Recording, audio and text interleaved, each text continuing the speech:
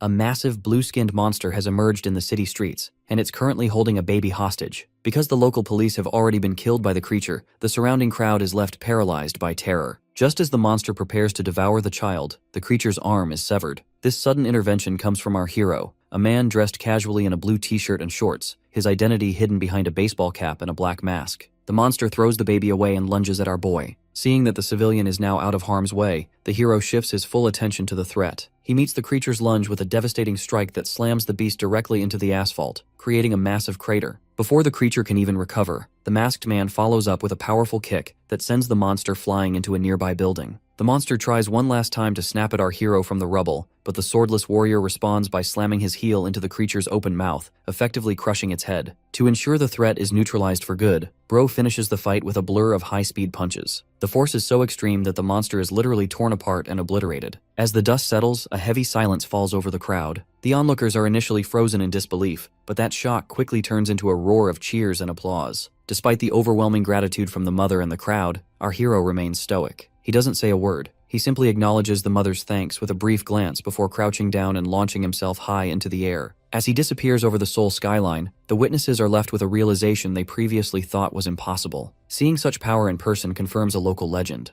Superhumans aren't just a myth, they really do exist. At Seoyan High School in Incheon, a typical school day is interrupted by an ethics lecture on the nature of natural disasters. The teacher explains that the term describes catastrophic events humans simply cannot stop. This academic definition feels all too real for the students, as the world is currently plagued by actual monsters that fit that description perfectly. In the back of the room, two students are distracted by a viral video on a smartphone. They are watching high-resolution footage of the white-cap superhuman from the recent Oryudong incident, the same hero who saved a child from a blue-skinned beast. The students are in awe of his power, noting how rare it is to see such clear footage since most people are too busy running for their lives to film. This digital distraction is cut short, however, when a static-filled emergency alert blares over the school's intercom system. The Inhumans Alert System announces that a potential threat has been spotted near Incheon Port. Because of the immediate danger, classes are cancelled, and students are ordered to head home straight away. While most students are excited about the unexpected break, one of the girl students feels a sense of dread. She notices that these attacks are becoming more frequent and dangerous. She glances at her classmate, Lim Kang, who is remarkably still fast asleep despite the chaos. Luckily, Lim Kang isn't actually as lazy as he looks. A hidden earpiece in his bag begins to vibrate, and he quickly snaps awake to answer a call. On the other end,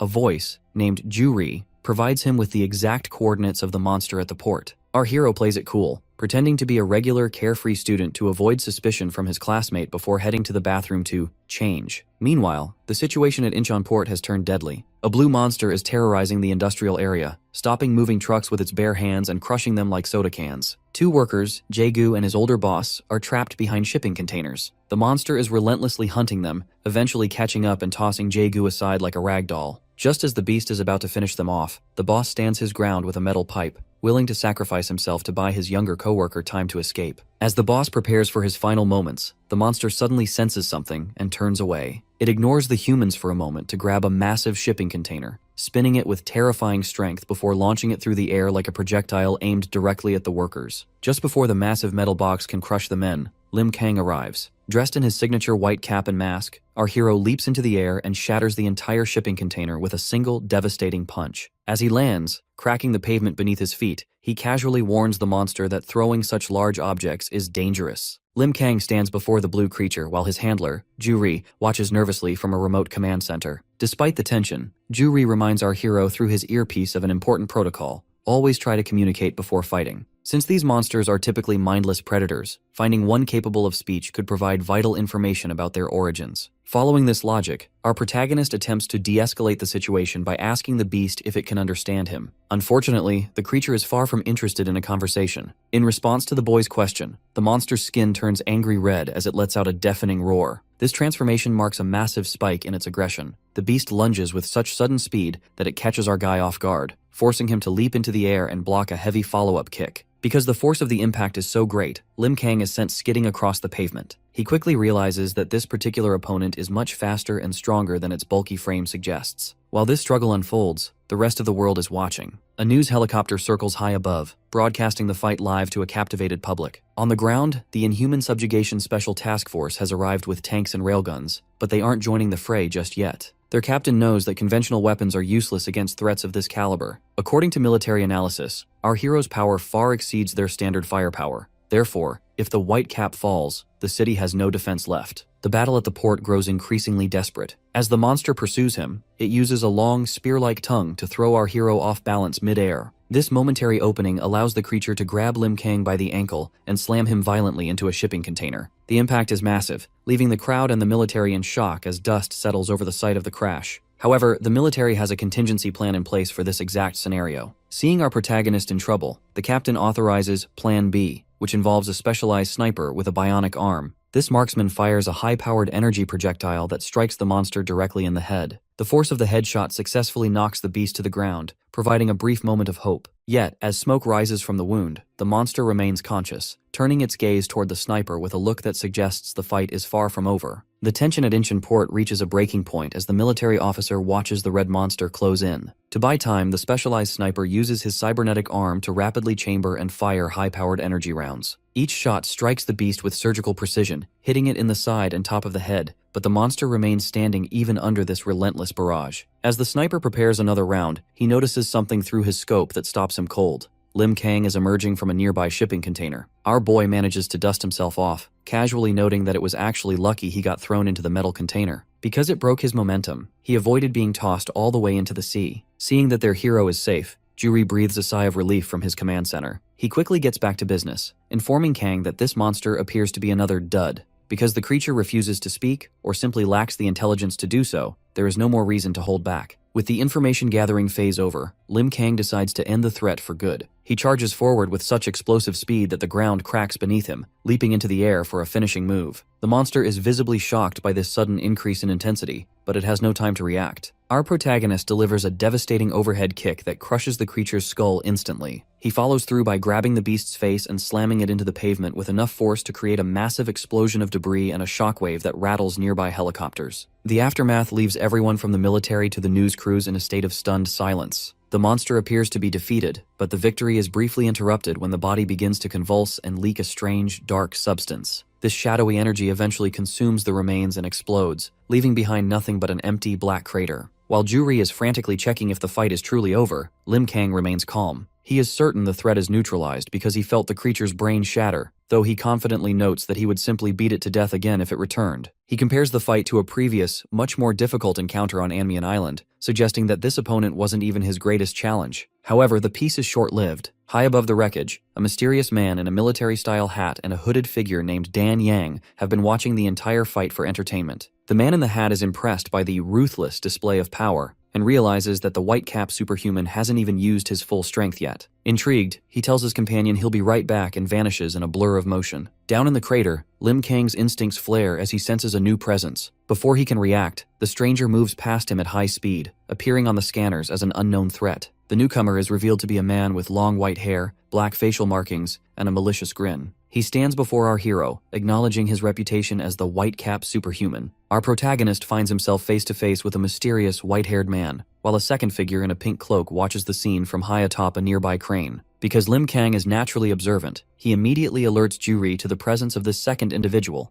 News helicopters broadcast the confrontation live, and while the public and the military watch with bated breath, no one can hear the conversation taking place. The military captain orders his men to stay back and maintain their guard, recognizing that they are completely powerless to intervene in a clash between beings of this level. The white-haired stranger begins the encounter by mockingly praising the hero's flashy fighting style, even comparing him to Ketchup Man, a famous TV superhero. Because Lim Kang is a massive fan of the show, he briefly loses his serious edge and becomes visibly flattered. This lapse in focus infuriates Juri, who screams through the earpiece for him to stop blushing and start interrogating the stranger about his identity and origins. When our hero tries to get back on track, the stranger laughs off the questioning. He reveals that he has been tracking the white-cap superhuman through social media and news broadcasts for a long time. However, he claims that he didn't come to the port specifically for Lim Kang, and insists he has no intention of fighting. Juri is immediately skeptical, reminding his partner of a past incident in Samchuk, where government agents acted friendly right before attacking him with tasers. Fearing another trap, Juri urges our hero to leave the area immediately. The conversation takes a dramatic turn when the stranger drops a bombshell. He identifies himself as a superhuman, just like Lim Kang. He claims there are others like them across the globe who possess power that defies logic. While Juri is aware of a few verified superhumans in America and Europe, the confirmation of another one in Korea, and the implication of an entire hidden community, changes everything. Wanting no part of this mysterious group, Lim Kang turns to walk away, but the stranger stops him with a terrifying piece of information. He reveals that he knows Lim Kang's secret identity as a high school student and, even more disturbingly, he knows about Ju Ri. The stranger describes how he once stood in the shadows of Ju Ri's own workshop, watching him build the hero's high-tech equipment. He even mockingly threatens to play with Ju Ri while Lim Kang is at school. Because Ju Ri is the only family he has, this threat sends our guy into a cold, dark rage. The playful atmosphere vanishes instantly as Lim Kang prepares to eliminate the threat to his friend's safety. He declares that he will ensure the stranger never gets near Ju Ri again. The white-haired man realizes his joke went too far and takes a fighting stance as the hero vanishes in a blur of blinding speed. Our hero lunges forward with a punch intended to end the confrontation, but the stranger manages to catch the blow with a single hand. The resulting shockwave is so violent it shatters the pavement beneath them. Despite the raw power of the strike, the stranger survives, mockingly noting that Lim Kang must have pulled his punch at the last second. The stranger mocks our hero for showing generosity in a fight, warning that if they actually trade serious blows, the entire surrounding area will be blown to smithereens. Because Nangi's eyes glow with a menacing red light, it becomes clear that he is a superhuman capable of total destruction. From a command center, Ju Ri frantically shouts into the earpiece for Kang to calm down. Ju Ri realizes that fighting an unknown superhuman who already knows their identities is a losing game, so he convinces our protagonist to retreat for the sake of strategy. Understanding the logic, Lim Kang lowers his guard, which prompts the stranger to laugh and prepare for his departure. Before he leaves, our guy demands a name to ensure he can find him later. The stranger identifies himself as Nangi before vanishing alongside his companion, Dan Yang. This anticlimactic ending leaves viewers around the world frustrated. In a private hall, a man named Ben grumbles about the lack of a spectacle, while in an upscale office, the hulking Bashilov and a blonde executive watch the broadcast in silence. The executive notes that the two probably backed off to avoid turning the city into a graveyard, though he remains suspicious of the white-cap hero's motives. Back at the port, the two workers Lim Kang saved attempt to show their gratitude by offering him a hot meal of asori stew. However, our hero remains stoic and launches himself into the air, leaving a massive shockwave in his wake. As the military begins the cleanup, the specialized sniper with the bionic arm expresses his bitterness to the captain. He argues that even their best armor-piercing rounds are just toys against these threats. Because human weapons are so ineffective, he fears they are all doomed to a meaningless death. The focus shifts to Commander Bayek O-Jin of the Inhuman Subjugation Special Task Force, who is coordinating the recovery of the creature's remains. He orders the captain to ignore national agencies and focus entirely on loading the monster's body onto a mysterious black craft labeled Transport Vehicle 101. Once the ramp closes, the craft departs for a restricted location known as the Falcon Area. Baek O-Jin then reports the incident to a high-ranking politician named Marcus Gerald. Despite the report mentioning 14 deaths, Marcus is completely indifferent to the casualties. He scolds the commander for wasting his time with useless crap and complains about having to speak to the public, whom he privately views as dirty ants. While the transport plane carries the inhuman corpse into the clouds, Marcus Gerald steps onto a brightly lit stage. Under a banner promising a new generation, he puts on a fake smile and introduces himself to a cheering crowd as the hope for a peaceful world. High above on a shipping container, Nangi and Dan Yang watch the aircraft disappear, confirming that the military and the government are moving the remains exactly where they expected. Far across the world in New York City, a violent confrontation unfolds between a monster and the famous American superhero, Ketchup Man. Dressed in his iconic red and yellow suit, the muscular hero brutally interrogates an elderly inhuman, demanding the location of a base belonging to a figure named Sherlock. Because the hero's grip is so tight, the creature can barely speak, yet Ketchup Man interprets this struggle as defiance. Showing no mercy, the American hero delivers a monstrous punch that sends the creature hurtling into the streets below like a meteor. The hero follows up with his signature Ketchup Smash, creating a massive shockwave that shatters the pavement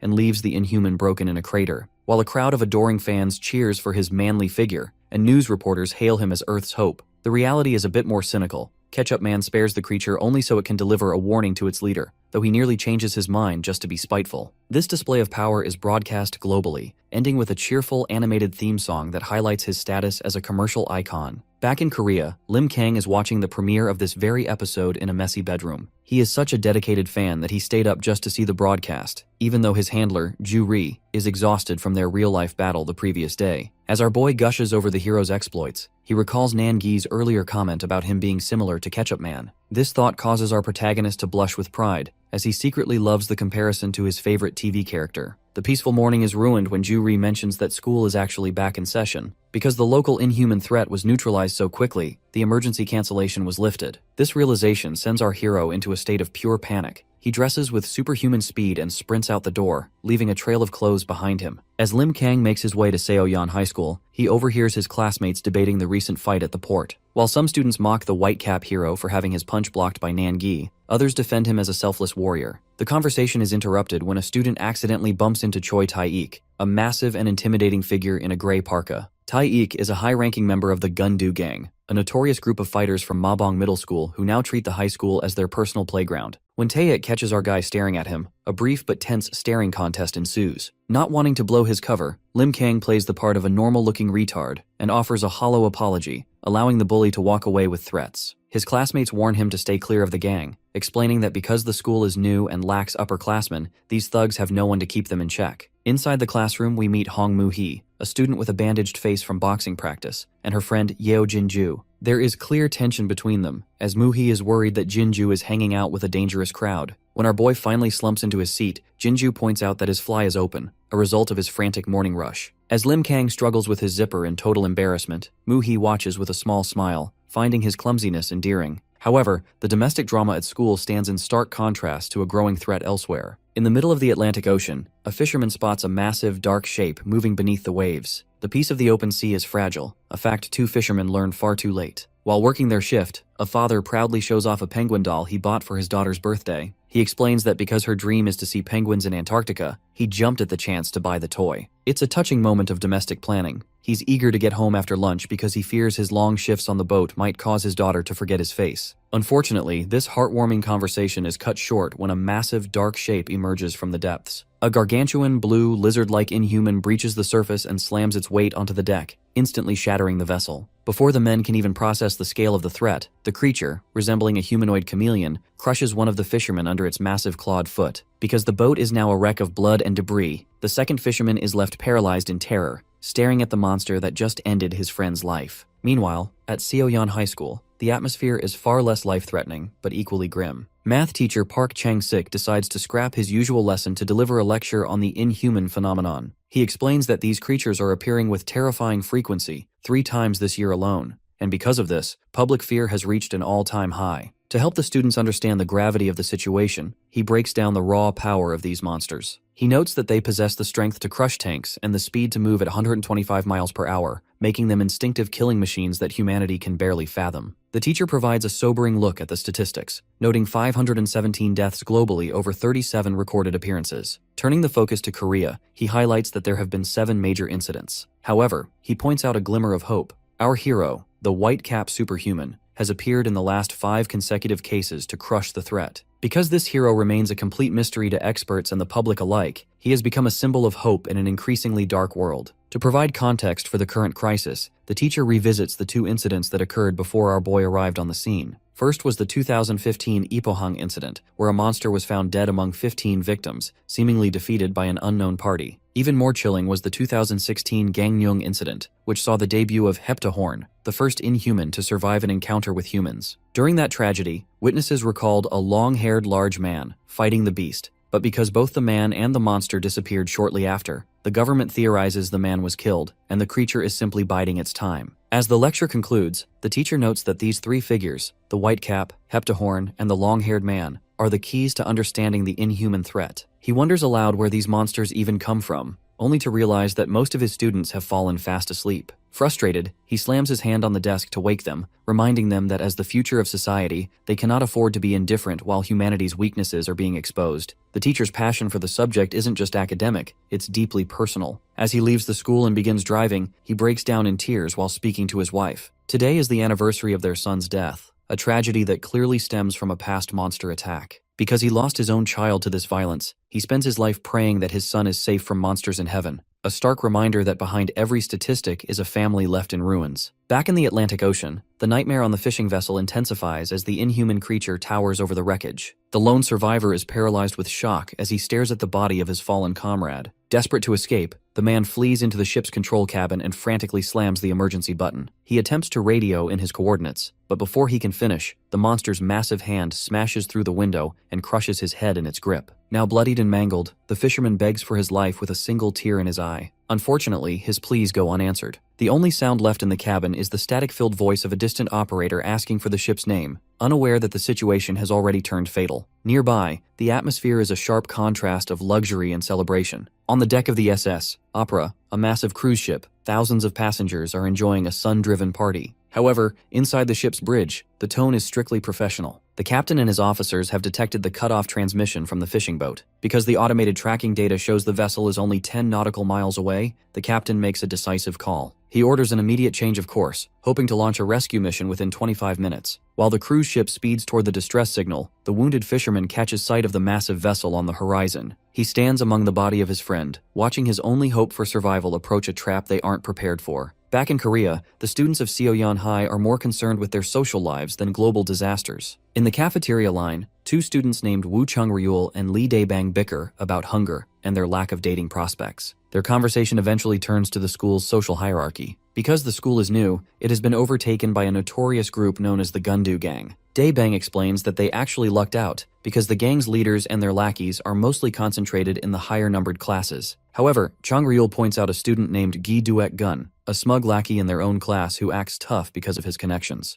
This leads them to wonder if their classmate, Kwon Chul, could handle the bullies. Although Kwon Chul is incredibly strong and once defeated a middle school bully who picked a fight with him, he is known for being quiet and finding conflict to be a hassle. While the lunchroom buzzes, our hero, Lim Kang, sits alone, stuffing his face with food to fuel his superhuman metabolism. He is surprised when Kwon Chul sits across from him. Because both of them are socially isolated, Kwon Chul suggests they eat together from now on. When Chul asks if Lim Kang does sports to maintain his physique, our guy innocently claims he is self-learning taekwondo, which Chul finds mildly amusing. The budding friendship is interrupted by a violent crash. Choi Tae-ik, a high-ranking member of the Gundu Gang, kicks a student across the room just for being too slow in his way. Tae-ik announces that he is having trouble managing his anger and decides to scout the room to beat up 5 people simply because he doesn't like their looks. As the other students cower in fear, Lim Kang and Kwon Chul watch the scene silently, their lunch interrupted by the brewing schoolyard violence. While schoolyard bullies cause trouble in Incheon, the United States government is facing a much larger catastrophe. In a dark meeting room in New York, the Secretary of Defense expresses his helplessness over the rising death tolls. The tension breaks when two powerful individuals arrive: St. Pearl, a blonde woman in blue armor, and Galen Withrow. James, a high-ranking official, informs them that they are facing an unbelievable worst-case scenario. He reveals that the SS Opera, currently carrying 3,000 civilians, is under active attack by an inhuman in the middle of the ocean. Since the ship is isolated in the middle of the Atlantic Ocean, the passengers are effectively trapped with no way to escape. Pearl, recognizing the urgency, cuts the briefing short so they can begin their journey immediately. As they head toward a waiting helicopter, the Secretary of Defense is left behind in a state of visible shock. He is so overwhelmed by the raw, intimidating presence of the superhumans that he is left trembling,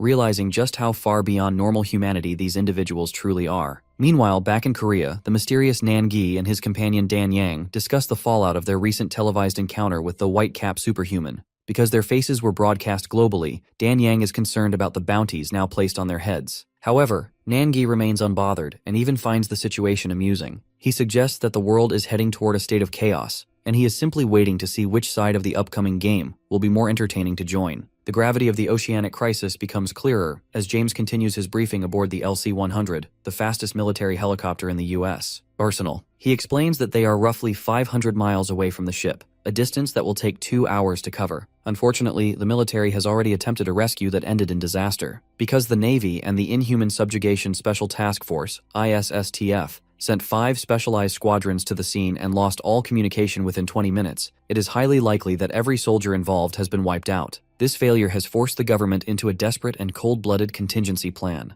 Because the SS Opera is currently on autopilot and heading directly toward the Florida coast, the authorities fear the Inhuman will reach the mainland and cause an even larger massacre. As a result, they have authorized fighter jets equipped with miniature nuclear missiles to sink the ship, and everyone on it, before it reaches land. Galen and Pearl are disgusted by this solution, but Pearl remains focused. She commands James to stop trembling, confidently declaring that the outcome will change now that she has arrived. The scene shifts from the global stage to the local tensions at Seoyeon High School in Incheon. The lunchroom has turned into a scene of intimidation, as the bully Choi Tae-ik begins a random hunt to beat up students simply to vent his frustration. He singles out one of a student, aggressively grabbing him by the hair for the minor offense of standing in his way. Just as the violence is about to escalate, Hong Moo-hee intervenes, fearlessly calling out the bullies to put an end to the harassment. This sudden defiance leaves the entire student body frozen in shock, as no one expected the girl with the bandaged jaw to stand up to the school's most feared bully. While the crowd panics, Lim Kang and his classmate Kwon Chul watch the exchange with unbothered, neutral expressions. Choi Tae-ik is initially stunned, but his shock quickly turns into a murderous rage. He towers over Moo-hee, mockingly claiming that the cafeteria food must have made her delusional. He makes it clear that he has no qualms about being violent toward girls, and winds up a massive backhand strike to silence her. However, before the blow can connect, Kwon Chul intervenes by catching the bully's wrist mid-air. With a bored expression, Kwon notes that he rumors about the gang being total scum were clearly true. He mockingly calls Tae-ik a giant freak, causing an immediate stir among the onlookers who recognize Kwon Chul as a formidable fighter from a rival middle school. The situation escalates instantly. Enraged by the interference, Tae-ik launches a powerful kick that sends Kwon Chul flying across the room and through several tables. While the bully's lackeys assume the fight is over,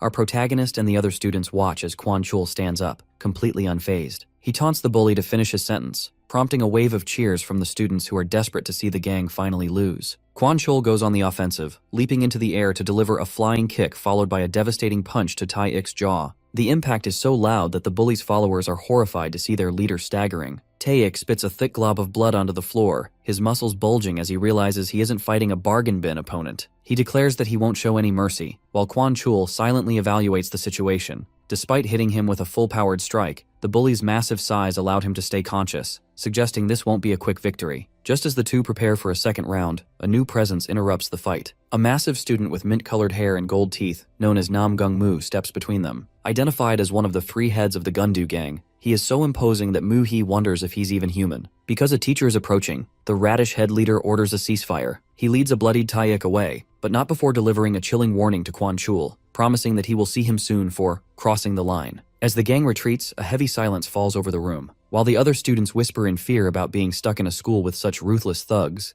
Lim Kang remains focused on his meal. He lets out a massive, room-shaking burp, casually complaining that these crazies think they own the place. The girls at the next table are left disgusted, completely unaware that the boy she is complaining about the noise is the most powerful superhuman on the planet. Meanwhile, the focus shifts to a stormy night over the Atlantic Ocean. James, the military liaison, informs St. Pearl and Galen Withrow that they have reached the SS Opera. Despite being 1,000 feet in the air, Pearl demands that the helicopter doors be opened. She equips a biometric earpiece to stay in contact with James, who will monitor their locations from the air. Before jumping, Pearl sends a defiant message to the US government. Since she has arrived, they can officially cancel the nuclear strike. The two superhumans dive into the lightning-filled sky, landing on the cruise ship's deck with an impact that shatters the surface. They find a scene of total carnage, with bodies scattered everywhere. On the rain-slicked deck of the SS Opera, St. Pearl and Galen Withrow prepare to move out. Pearl is certain the Inhuman is nearby because it has already brutally decimated the crew. Unbeknownst to the heroes, they are being watched.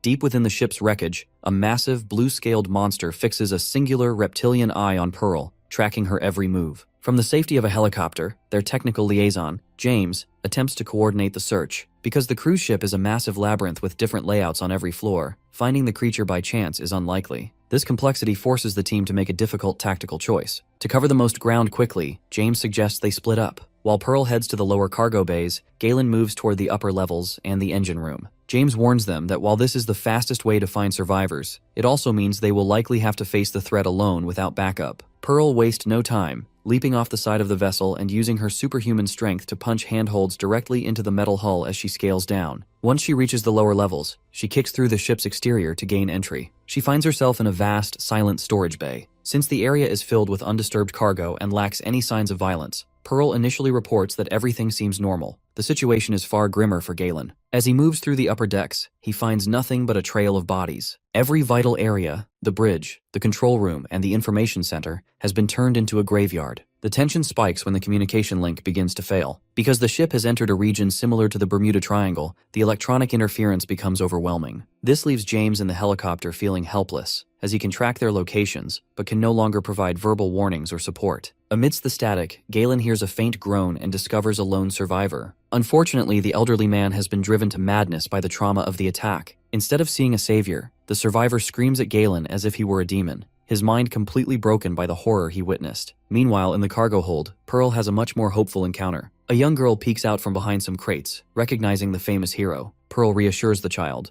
though she manages a small moment of levity by correcting the girl for calling her Mrs. As Galen continues his search, he enters the grand event hall, where the scent of blood is almost suffocating. He is startled to see a blonde woman standing in the distance who looks identical to St. Pearl. Confused by how his partner could have moved from the bottom of the ship to the top so quickly, Galen approaches her. This mistake proves nearly fatal. As the figure turns, it reveals a pale face and a red eye. Before Galen can react, the creature's torso splits open into a massive, toothy maw. This shape-shifting inhuman lunges forward, sinking its teeth deep into Galen's shoulder and side. Galen is thrown across the floor, bleeding and in total shock. Because the monster successfully mimicked his ally, Galen finds himself severely wounded and facing a terrifyingly deceptive enemy with no way to call for help. Because Galen let his guard down when he saw the likeness of his partner, St. Pearl, the inhuman was able to land a catastrophic opening blow. The situation is even more dire than it looks. As he stands in a pained crouch, he realizes that if his reflexes hadn't kicked in at the last microsecond, he would have lost his head. Unfortunately, the damage is already severe. Galen is missing his entire right arm. Despite the agony and the profuse sweating, he remains analytical. He watches as the creature's disguise slips, revealing a grotesque intermediate state where a mimicry of Pearl's head sits atop a massive blue-skinned neck. Because the monster can physically transform,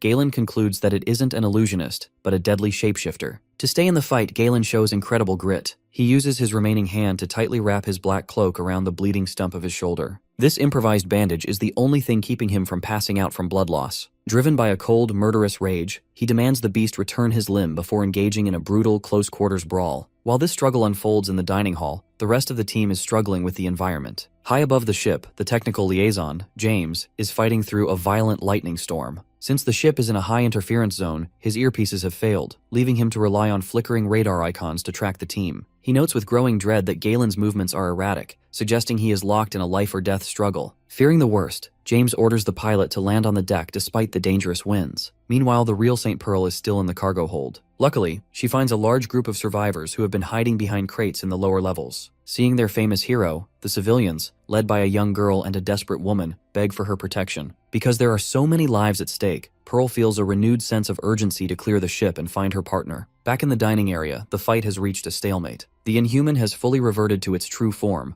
a hulking, blue-scaled beast that uses its superior size to corner Galen. Because he is missing an arm, Galen finds himself struggling to maintain his balance in a fistfight. After narrowly avoiding a lethal bite, he realizes that while the monster's shape-shifting is a great tool for deception, it doesn't actually add much to its combat power once the fight begins. Recognizing that he needs to end this immediately to survive, Galen decides to stop holding back. He takes a deep breath, and suddenly, his left eye begins to glow with an intense electric blue light. Since he is a superhuman with the power to manipulate energy and matter, he turns the environment itself into a weapon. He shatters a wooden barrel, but instead of the wine simply spilling, he freezes the liquid droplets in midair. These wine crystals turn into razor-sharp projectiles that pelt the monster, catching it completely off guard. To finish the job, Galen grabs a glass bottle and smashes it, creating a jagged edge. By pouring the remaining liquid over the glass, he uses his energy to forge a long blade of crystalline power. No longer in the mood for games, the one-armed warrior points his new weapon at the beast, ready to end the day's frustrations, once and for all. To understand how a man from East Harlem ended up in such a high-stakes position, one has to look back at his recruitment. In a secure monitoring room, the technical liaison James and a colleague named Ben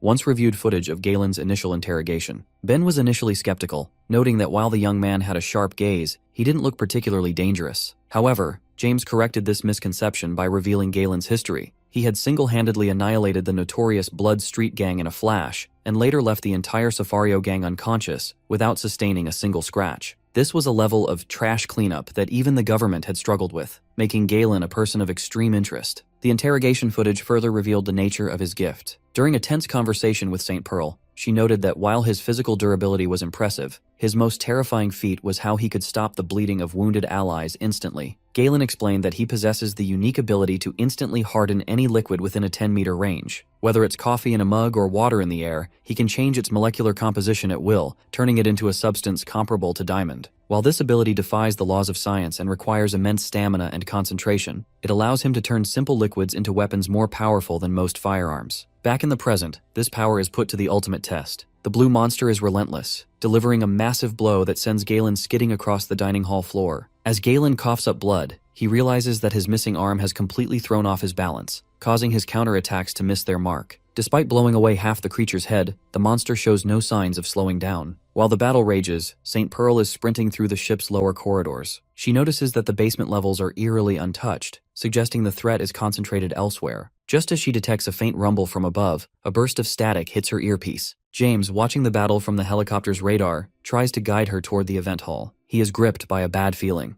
The fight is taking far too long, and he knows that Pearl needs to arrive immediately if Galen is to survive. Inside the dining hall, Galen's vision begins to blur as he reaches his physical limit. In a final, desperate tactical move, he notices the fire sprinklers on the ceiling. He leaps into the air and kicks his foot upward, forcing it to shatter the pipes. As water sprays violently over the room, Galen uses the last of his mental fortitude to activate his ability. The falling water instantly transforms into hundreds of diamond-hard needles, impaling the creature from every angle and encasing it in a massive block of hardened liquid. In the monitoring room, Ben and James discussed the potential limits of such a peculiar power. James questioned if the transformation was permanent, or if it had a scientific expiration. Galen's recorded response clarified that the ability is tied directly to his mental fortitude. Because of this connection, the effects vary based on his physical condition, though the hardened state typically lasts for at least an hour before returning to a liquid form. Believing the fight is won, Galen stands over his frozen opponent, contemplating how to finish the job. Unfortunately, his victory is short-lived. A sudden dark streak cuts through the air from the shadows. Before Galen can even register the new threat, a second, larger inhuman emerges and severs his head with a single brutal strike. As his body collapses and the world fades to black, the warrior's final thought is one of pure horror. There was a second monster hiding behind him the entire time. Meanwhile, the situation at the command center turns from hopeful to hysterical. James, working frantically on his laptop to coordinate the team's rendezvous, notices a sudden change on his radar. While St. Pearl's signal remains steady, the icon representing Galen, labeled W, suddenly vanishes from the screen. Because the earpieces are tied directly to the wearer's biometrics, James knows this isn't a technical glitch. The disappearance of the signal can only mean one thing: Galen Withrow is dead. The weight of this realization leaves James trembling in terror, clutching his head as he watches the lone remaining icon on his display. Back inside the ship, the silence of the dining hall is shattered as St. Pearl kicks through the heavy wooden doors. She arrives ready for a fight, but she is immediately paralyzed by the carnage before her. She finds herself staring at a grotesque tableau: the blue monster, the new white entity, and the remains of her partner. When she looks down and sees Galen's severed head lying in a pool of blood, her initial shock transforms into a cold, harrowing silence. This tragedy brings back a poignant memory of a conversation the two shared on a park bench. Pearl had once tried to give Galen a lecture on the importance of remaining rational and cool during combat. She warned him that inhumans are unpredictable, and that if one of them were to fall, the survivor must control their emotions and retreat if necessary to protect the world. At the time, Galen had mockingly dismissed her sentimentality, claiming he would leave her behind without a second thought if she ever died. To prove his point, he had used his powers to freeze a fountain into a sculpture for a crying child before walking away, leaving Pearl with a knowing smile. In the present, however, Pearl's own advice fails her. As she stands over the body of her friend, the nonsense she spouted about staying calm vanishes, replaced by a pure, murderous rage. Because the red-fleshed monster, the one responsible for the kill, dares to scream at her, Pearl finally snaps. She explodes forward with a sonic boom, shattering the floor beneath her feet as she lunges at the creature. She screams in fury, questioning what happened to her own resolve as she slams the monster's face into the floor with enough force to cause the ground to erupt. Pearl follows up with a devastating overhead kick to the beast's spine, but the fight is far from over. Despite her injuries, she momentarily pauses her assault to show a final act of respect. She turns back to Galen's remains and gently cradles his severed head, closing his eyes for the last time. Even when the red inhuman stands back up and tears into her shoulder, Pearl refuses to let go. This injury only serves to fuel her transformation. When she looks back at the monster, her eyes are no longer human.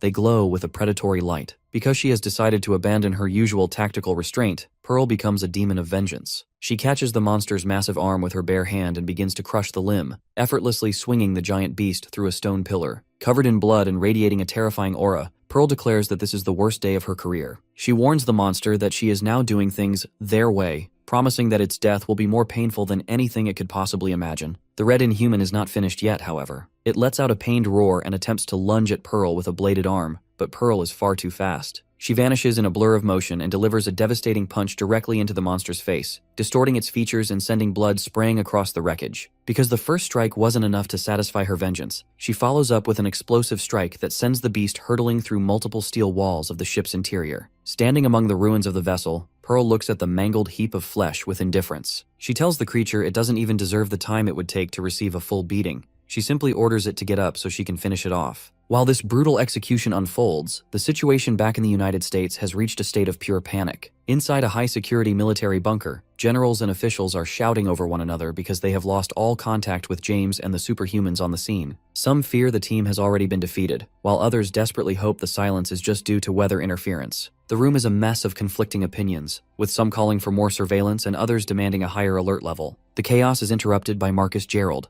a calculating politician who views the military's hesitation as a weakness. He mockingly scolds the room for their laid-back approach and reveals a chilling reality. The nuclear missile launch sequence is already prepared. Because the president has already cleared the biometric codes, fighter jets are currently airborne and simply waiting for the final order to strike. When the generals argue that Pearl and Withrow have never failed before, Marcus reminds them of the grim statistics. He points out that every other specialized unit sent to the ship was wiped out instantly, and since there is still no word from James, they cannot gamble on eternal peace. Marcus pressures the president further by highlighting the stakes. Since the SS Opera is only 90 minutes away from the Florida coast, any failure to act could lead to a massacre in Fort Lauderdale, putting 20 million lives at risk. This cold logic leaves the generals trembling in frustration, as they are forced to weigh the lives of the 3,000 people on the ship against the safety of the mainland. Despite the intense pressure from Marcus, the president eventually finds his resolve. Recalling a past moment where he thanked Pearl for her selfless service, he chooses to trust her one last time and officially cancels the strike order, much to the annoyance of Marcus. Back on the ship, the victory Pearl was seeking takes a strange and disgusting turn. Just as she prepares to finish the red monster, she is suddenly hit by a spray of sticky webs. To her shock, a new blue-skinned creature with a reptilian face crawls out from the stomach of the red Inhuman. Pearl quickly realizes that the red monster was actually serving as a host or a living prison for this second mutant. Because this new threat is the true culprit behind the day's horrors, Pearl's fury reaches its peak. She notes that her fallen partner, Withrow, probably wasn't headed for heaven anyway, so she tells the monster to beg for his forgiveness when they meet in the afterlife. With that, Pearl unleashes a massive, blinding beam of energy. The light is so powerful that it pierces through the ship and shoots high into the night sky, acting as a violent beacon of her power against the darkness of the storm. Inside the military helicopter parked on the helipad, the pressure wave causes the cabin to jerk violently. James is thrown against his seat, wide-eyed with terror as he screams to find out what happened. Because of the catastrophic damage visible from his window, he frantically signals the pilot to open the doors. Meanwhile, amidst the smoldering wreckage, St. Pearl stands alone.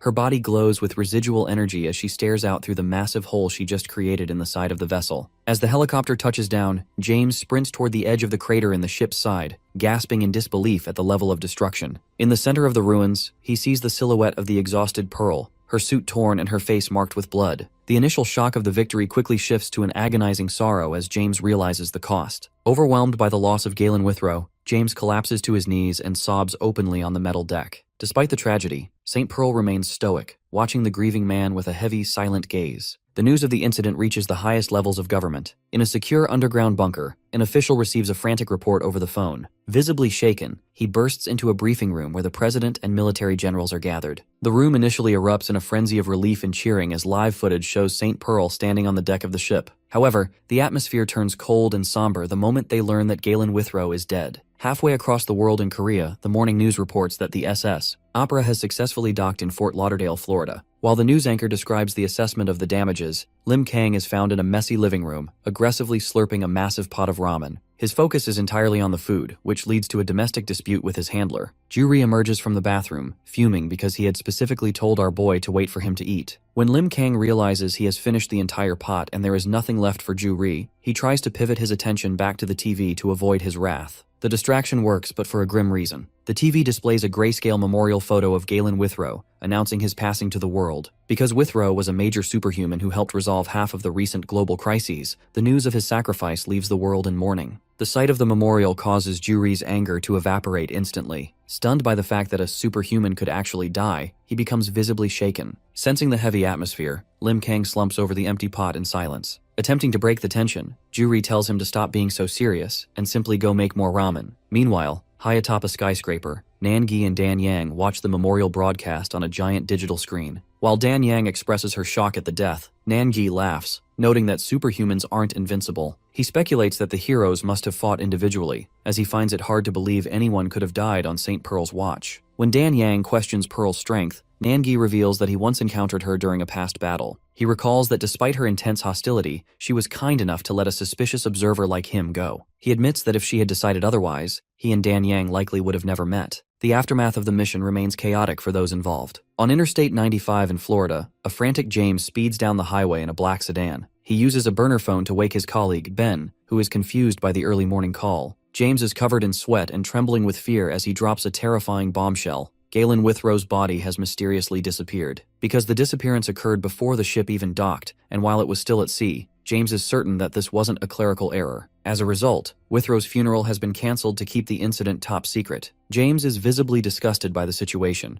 viewing the theft of a fallen warrior's remains as a vile act of desecration. He tasks Ben with investigating the cruise line's data while he prepares for a high-level briefing. Meanwhile, in Korea, Juri is facing a much more personal crisis. After recalling a dismissive message from his sister, a self-proclaimed genius working in America, Juri realizes he is completely out of money. He suspects that Lim Kang's massive appetite has drained their shared finances. Rather than remaining dependent on his sister's erratic monthly allowance, the 18-year-old resolves to earn his own living. Luckily, he spots a flyer for the Ali Cup arm wrestling tournament, offering a massive 8 million won prize. Seeing an opportunity to solve his financial woes, he immediately calls Lim Kang. Our boy is currently at school, being mobbed by his classmates during gym, but Juri manages to convince him to cancel their weekend plans so Kang can compete in the tournament for him. Back at the secure briefing in DC, James, St. Pearl, and Ben review the official records of the massacre. The casualty count is high, but James notes that the loss of life was mitigated because the Inhumans remained concentrated on the upper decks. This was largely due to the sacrifice of the military units who focused the monster's attention on the deck, allowing civilians to escape. St. Pearl provides her expert analysis of the two threats, identifying a spider-type monster with bladed tentacles and a chameleon type, capable of shapeshifting.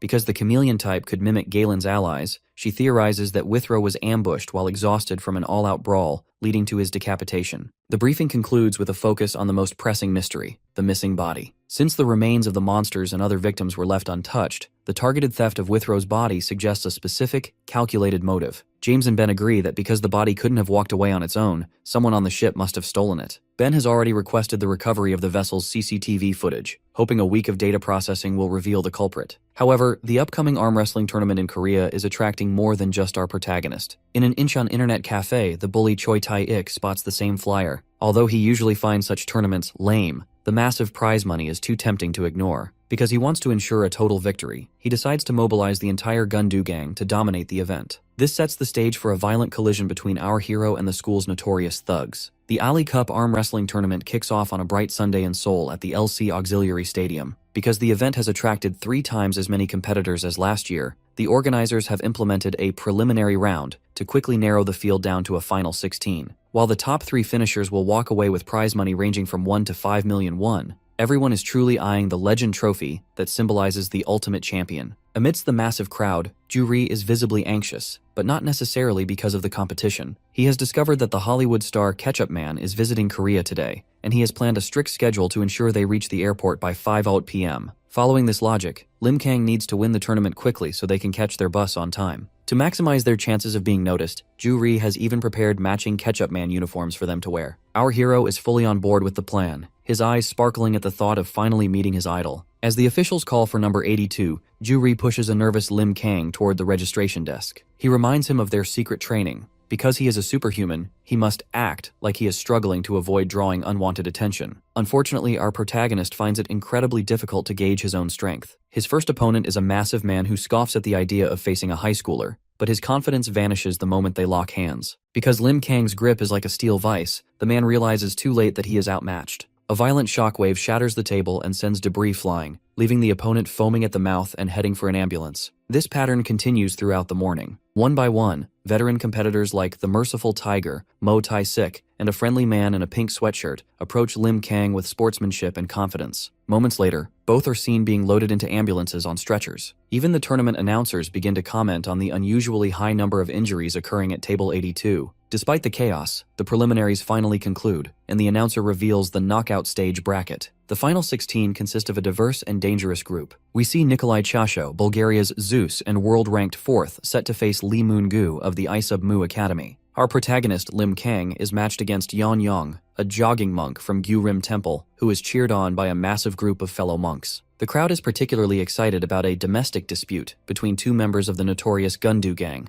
Nam Gung-mu and Choi Tae-ik. Because the bracket was selected randomly, these two allies are now forced to crush each other to advance. While the other finalists look intense and ready for war, high above the clouds, an actor named Matt Dion travels toward Korea in the first-class cabin of a commercial airliner. Although he is the lead star of the famous Ketchup Man drama, he is currently battling a persistent cold. To fulfill a specific promotional contract, his manager, Rose, insists that he wear his full superhero costume for his arrival. Matt finds the tight suit incredibly uncomfortable, but because he cares deeply about his influence and the fans waiting at the airport, he settles into his heroic persona before drifting back to sleep. Meanwhile, the arm wrestling tournament has reached a point of high-profile betrayal. Two members of the Gundu gang, Choi Tae-ik and Nam Gung-mu, face off in a match that was supposed to be rigged. Because Tae-ik wants to ensure their leader wins the top prize, he orders Gung-mu to throw the match. However, Gung-mu refuses to take orders, choosing instead to remove his glasses, a sign that he is entering a serious, life-or-death struggle. This act of defiance infuriates Tae-ik, leading to an explosive clash of strength. As that brawl unfolds, Lim Kang prepares to face a monk named Yan Yang. Since the monk is highly disciplined, he immediately senses a massive, whirlpool-like aura within our boy. He realizes he is facing someone with unimaginable power, and asks to catch a glimpse of that true strength. Before they can settle their match, the crowd is distracted by a shocking upset at a nearby table. A man named Lee Moon-gu has just defeated a world-ranked professional, causing his supporters to erupt in celebration. Because of this massive victory, Moon-gu secures his place as a crowd favorite for the finals. Back at the gang's table, the struggle between the two thugs finally concludes. After a grueling test of endurance, Choi Tae-ik manages to slam Gung-mu's hand down to secure the win. Simultaneously, Lim Kang finishes his own match. Despite the monk's best efforts, our protagonist remains completely unmovable. With a small grunt, our hero pins the monk's hand effortlessly, advancing to the next round while looking more relieved about the time than the victory. The tournament bracket is further thinned when the gang leader, Park Gun-do, wins his match by default because his subordinates kidnapped and tied up his opponent. However, instead of being pleased, Gun-do is disgusted by the pathetic behavior of his followers. He interrupts the event by brutally attacking his own teammates, knocking both Tae-ik and Gung-mu unconscious before walking away in a fit of rage. Because the leader forfeits his spot, the semifinals proceed with the remaining competitors. In the second semifinal, Lim Kang faces the battered Choi Tae-ik. The bully is in a foul mood and threatens to bury our protagonist at school if he uses even an ounce of strength. This threat causes our guy to overthink the situation. Because he is distracted by the intimidation, he accidentally applies too much pressure. This lapse in focus results in Lim Kang inadvertently crushing the bully's hand and slamming it into the table with massive force. As Tae-ik collapses in agony, the announcer declares our boy the winner, moving him into the final match against Lee Moon-gu. Just as the tournament reaches its climax, a far greater crisis emerges. At Incheon Airport, a violent shockwave shatters the runway pavement. A massive, pale-skinned inhuman with terrifying red markings has burst from the ground, signaling that the peaceful arrival of the world's favorite TV hero is about to be interrupted by a very real disaster. While the final round of the arm wrestling tournament begins, Ju-ri returns from the restroom to find our protagonist has successfully made it to the finals. He is incredibly proud of Lim Kang, though he finds the over-the-top cheering from the rival school's martial arts students to be a bit shameless and driven by greed. On the stage, our boy faces Lee Moon-gu, the intense head instructor of the Isub Mu Martial Academy. Moon-gu offers a respectful introduction, promising a match without regrets, while our hero offers a simple, awkward nod in return. As the two lock hands, the tension in the stadium becomes unbearable. Because the referee insists on a fair start, there is a moment of heavy silence before the signal to fight is given. The match erupts with an explosive burst of power, and while the crowd screams for their favorites, the local bullies from the Gundu gang watch from the sidelines, plotting to steal the prize money if our boy wins. Unfortunately for Lee Moon-gu, the match is over before it truly begins. Because Lim Kang possesses the strength of a superhuman, Moon-gu feels a level of pressure comparable to an elephant's foot crushing a human. Our hero lets out a staged shout of effort and slams Moon-gu's arm down. making the victory look as natural as possible to protect his secret. While Ju-ri celebrates their supposed financial windfall, the referee declares number 82 the official champion. The victory takes an unexpected turn when the announcer asks our protagonist how he plans to spend the prize money. When the announcer suggests that donating to disaster relief is a noble cause, Lim Kang is moved by the idea of helping the unfortunate. To Ju-ri's absolute horror and rage, our boy decides to donate the entire grand prize to charity on the spot. While the crowd cheers for his pure and generous character, Ju-ri is left fuming and trembling, realizing their financial problems are far from over. After the ceremony, our hero and his handler head toward the bus stop, both wearing matching Ketchup Man t-shirts for their trip to the airport. Along the way, they are intercepted by Choi Tae-ik and his gang. The bully, whose arm is still in a sling from their previous encounter, threatens to settle the score at school. Luckily, Lee Moon-gu and his master Oh Bang-won intervene to show their respect. Moon-gu is so impressed by the match that he offers Lim Kang a business card, inviting him to train at their academy. The atmosphere shifts instantly when the elderly master Oh Bang-won approaches. He casually takes the legend trophy from Ju-ri to admire it, but our protagonist's instincts immediately flare. Because he senses a powerful presence, he tells Ju-ri to stand back. In a blur of motion, the master moves several feet away, revealing that he knows Lim Kang is the white-cap superhuman hidden behind the mask. Identifying himself as the successor of the martial art Subak,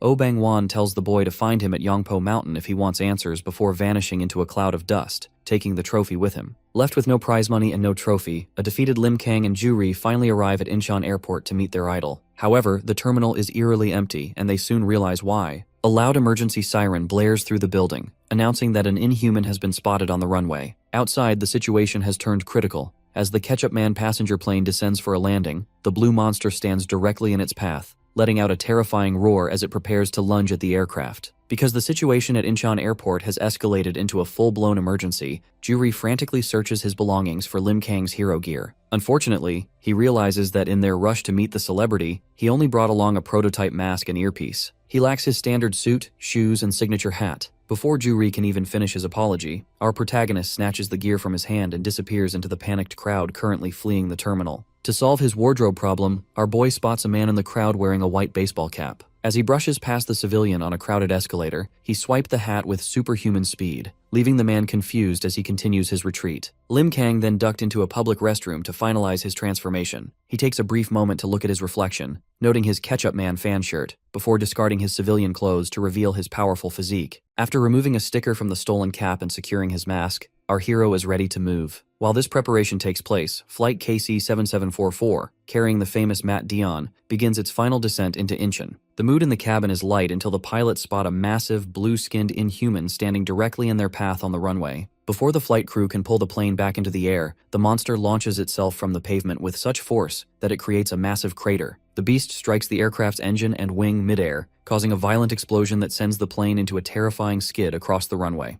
The crash leaves the passengers, including a wounded Matt Dion and his manager, trapped inside a smoke-filled cabin. Because the plane is now a stationary target, the inhuman approaches the wreckage to finish the job. It demonstrates its raw strength by easily crushing a nearby forklift before lifting the heavy machinery over its head to hurl it at the cockpit. Just as the metal projectile is about to crush the survivors, our protagonist intervenes. Leaping from the roof of the plane, Lim Kang delivers a high-speed kick that shatters the forklift into a cloud of debris. Our hero lands firmly on the asphalt, standing between the terrified passengers and the monster. The blue inhuman is left in a state of visible shock, realizing that its easy prey is now being protected by the white-cap superhuman. Lim Kang stands his ground on the Incheon Airport runway, his focused expression visible even behind his mask as the dust from the shattered forklift settles around him. Inside the mangled aircraft, a bloodied passenger watches in disbelief, instantly recognizing our hero as the famous white-cap superhuman. The blue-skinned monster lets out a deafening roar, but our protagonist remains unfazed. Because he needs a projectile to match the beast's aggression, he reaches out and grabs the forklift wreckage, casually lifting the massive machine with a single hand. Our boy heaves the forklift at the monster with incredible force. Although the beast is stunned by the flying machinery, it manages to leap into the air just as the forklift shatters against the pavement in a massive explosion of debris. As the monster descends through the smoke with red eyes, Lim Kang launches himself upward to meet it. He delivers a devastating knee strike to the creature's midsection, followed immediately by an overhead punch that slams the monster's head and sends it hurtling back down to the runway. The impact creates a massive crater in the concrete.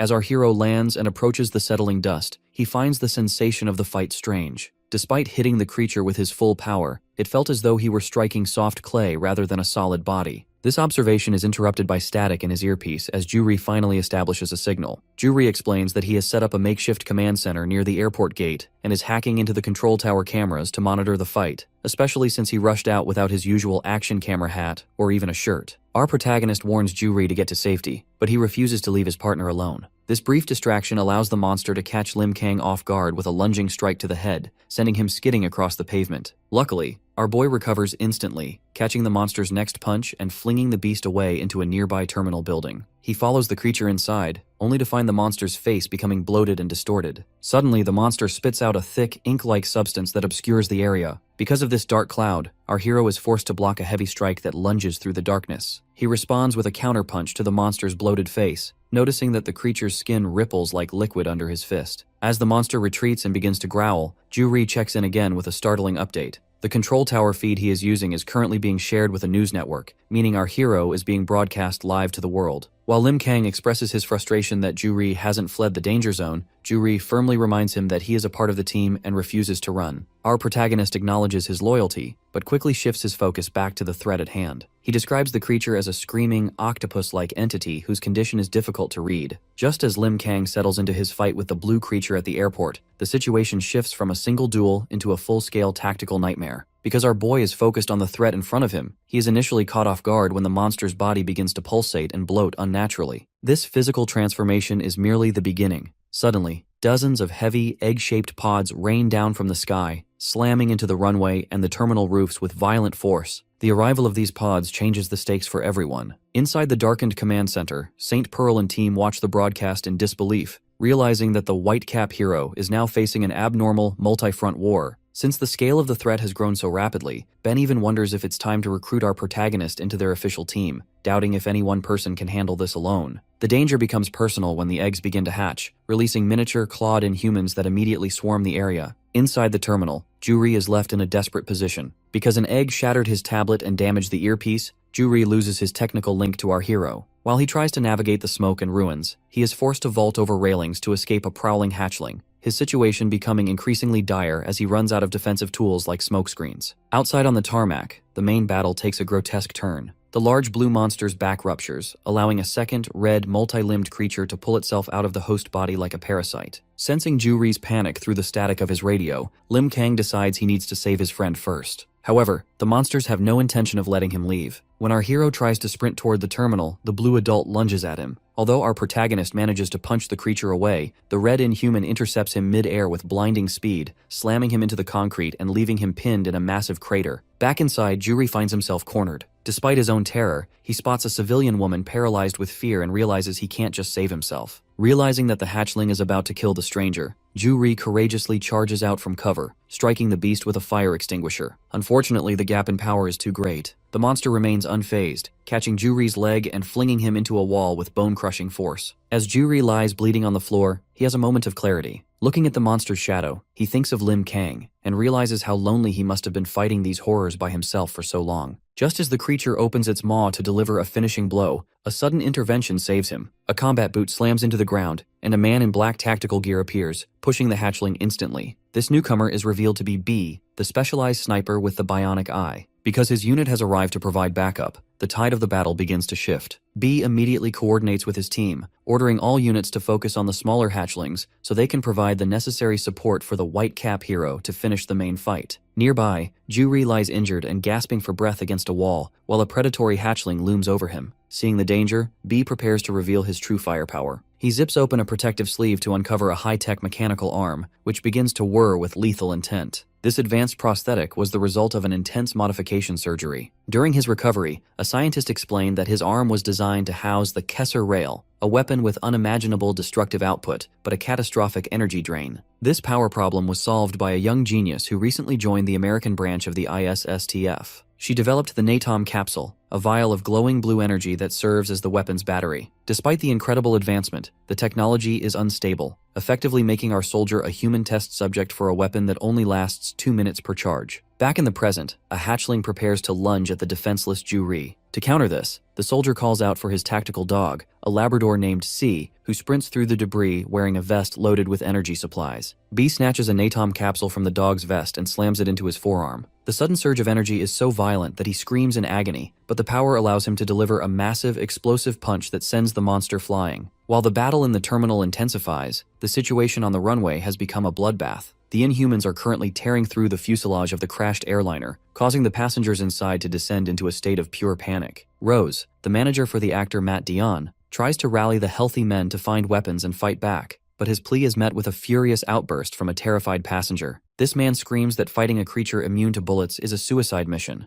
accusing the celebrities of being unable to distinguish their TV shows from a lethal reality. The argument is cut short when the airplane door is smashed inward and a monster enters the cabin. The terrified man immediately abandons his principles, shoving a woman aside as he tries to flee for his own life. In the terminal, B continues his desperate defense, using his bionic eye to track the swarming hatchlings. He fires a concentrated blast from the Kessler rail, but he quickly realizes that even this experimental weapon can't kill these creatures in a single hit. He concludes that he must aim for the same spot twice to be effective, meaning he has no chance of surviving an encounter with the adult entity. When his sensors detect even more monsters approaching, he checks his remaining supplies and realizes he only has one capsule left. Facing these overwhelming odds, the soldier begins to feel a sense of grim resignation, fearing that this mission will be his last. Inside the wreckage of the crashed airliner, the terrified silence is broken by a massive white fist punching through the metal hull. Because of the sheer force of the impact, the fuselage shatters, creating a jagged exit point for a dark silhouette standing within the smoke. This figure is revealed to be the actor Matt Dionne, dressed in his full ketchup man costume and radiating a menacing intensity that stuns the cowering passengers. Matt Dionne wasted no time ejecting a humanoid Inhuman from the plane with a strike so violent, it sends the creature hurtling into the airport runway. The crisis inside the cabin remains high as a female passenger hysterically points toward a second monster stalking through the aisle. Luckily, Matt Dionne looms over the creature before it can harm the civilians, mockingly noting that it's quite an ill-mannered animal for scaring a lady. Matt then grips the beast by the top of its head, his fingers digging into its scalp with bone-crushing strength. Seeing this display of power, the passengers are left in disbelief, wondering if their favorite TV star has actually been a superhuman all along. This revelation is particularly shocking for Matt's manager, Rose, who recalls a previous argument where a passenger mocked them for not knowing the difference between fiction and reality. Now, seeing the truth, Rose is reduced to tears. Matt Dionne looks back at his friend with a resolute expression, acknowledging that his career as an actor is likely over because he has finally exposed his secret identity. He delivers a heartfelt farewell, thanking Rose for their time together before officially firing him to ensure the manager isn't tied to the dangerous battle ahead.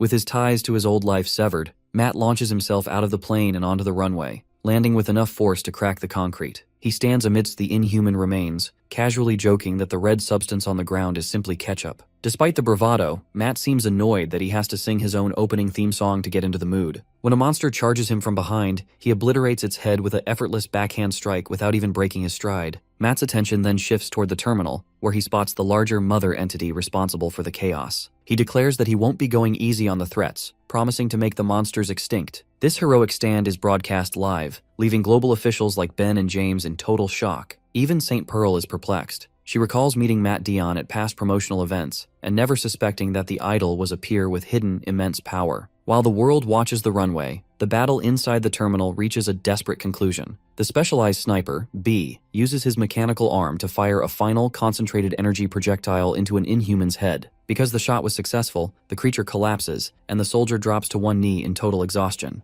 Unfortunately, the victory is short-lived when he realizes the monster is still moving. Lacking the energy for another railgun shot, B calls for his tactical dog, C, to bring him a toxic dagger. The specialized sniper B is pushed to his absolute physical and mental limit. Because the situation is so desperate, he resorts to a brutal, close-quarters assault, repeatedly stabbing a blue hatchling with his dagger despite coughing up blood from his own injuries. His rage and pain drive him to continue the attack until the creature is neutralized, at which point B finally collapses over the monster's remains in a state of total exhaustion. Nearby, his tactical dog C barks to alert the others, while the injured Ju-Ri lies paralyzed on the floor, witnessing the aftermath of the harrowing struggle. Outside on the runway, the focus shifts to a massive red, multi-limbed Inhuman standing amidst the rubble. Matt Dionne, still in his ketchup man costume, prepares to engage the beast, mockingly promising to turn the creature into octopus sashimi. However, Matt pauses when a massive impact site in the distance catches his eye. He realizes that Lim Kang must have taken a heavy blow earlier, but his concern is short-lived as a powerful figure begins to rise from the deep crater. Our protagonist emerges from the debris shirtless and his muscles tensed. looking more focused and intense than ever before. This sudden surge of power is felt far beyond the airport. In their hidden location, Nan Gi and Dan Yang watch the live broadcast with growing curiosity. Dan Yang is confused by the way the air seems to distort around the screen,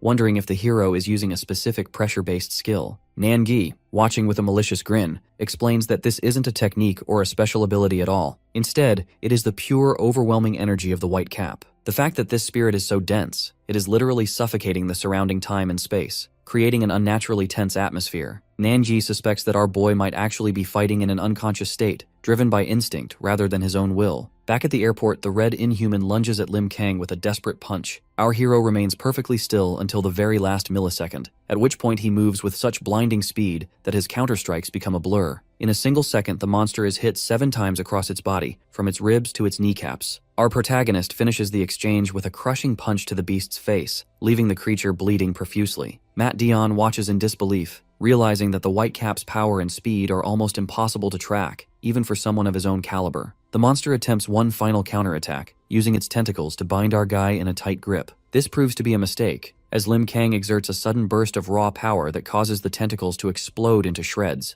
leaving the Inhuman mangled on the pavement. Seeing the massive difference in capability, Matt Dion concludes that the fight is over and begins to approach. However, the victory is interrupted by a new, chilling voice echoing across the runway. A pale, long-haired entity wearing a cloak appears, accompanied by a massive, blob-like Inhuman. This newcomer tells the heroes to let the monster go, making it clear that this isn't a request, but a demand. Matt Dion stands paralyzed with shock because the massive entity in the red cloak just spoke. This is a terrifying development because, while the creature is clearly an Inhuman, Matt can't sense its presence at all. As he struggles to understand what kind of monster he is facing, Lim Kang remains focused and ready behind his mask, even as the white-haired newcomer mocks their confusion. The Inhuman speaks with total disdain, lecturing the heroes on how arrogant humans are for fearing what they consider to be inferior beings. The power of this new threat is demonstrated instantly when he casually yanks the battered red monster through the air with an invisible force. Because of this display of telekinetic ability, our boy and Matt Dion are forced to watch as the speaker continues his lecture. High above at their vantage point, Dan Yang is overcome with terror. She realizes that this monster isn't just speaking,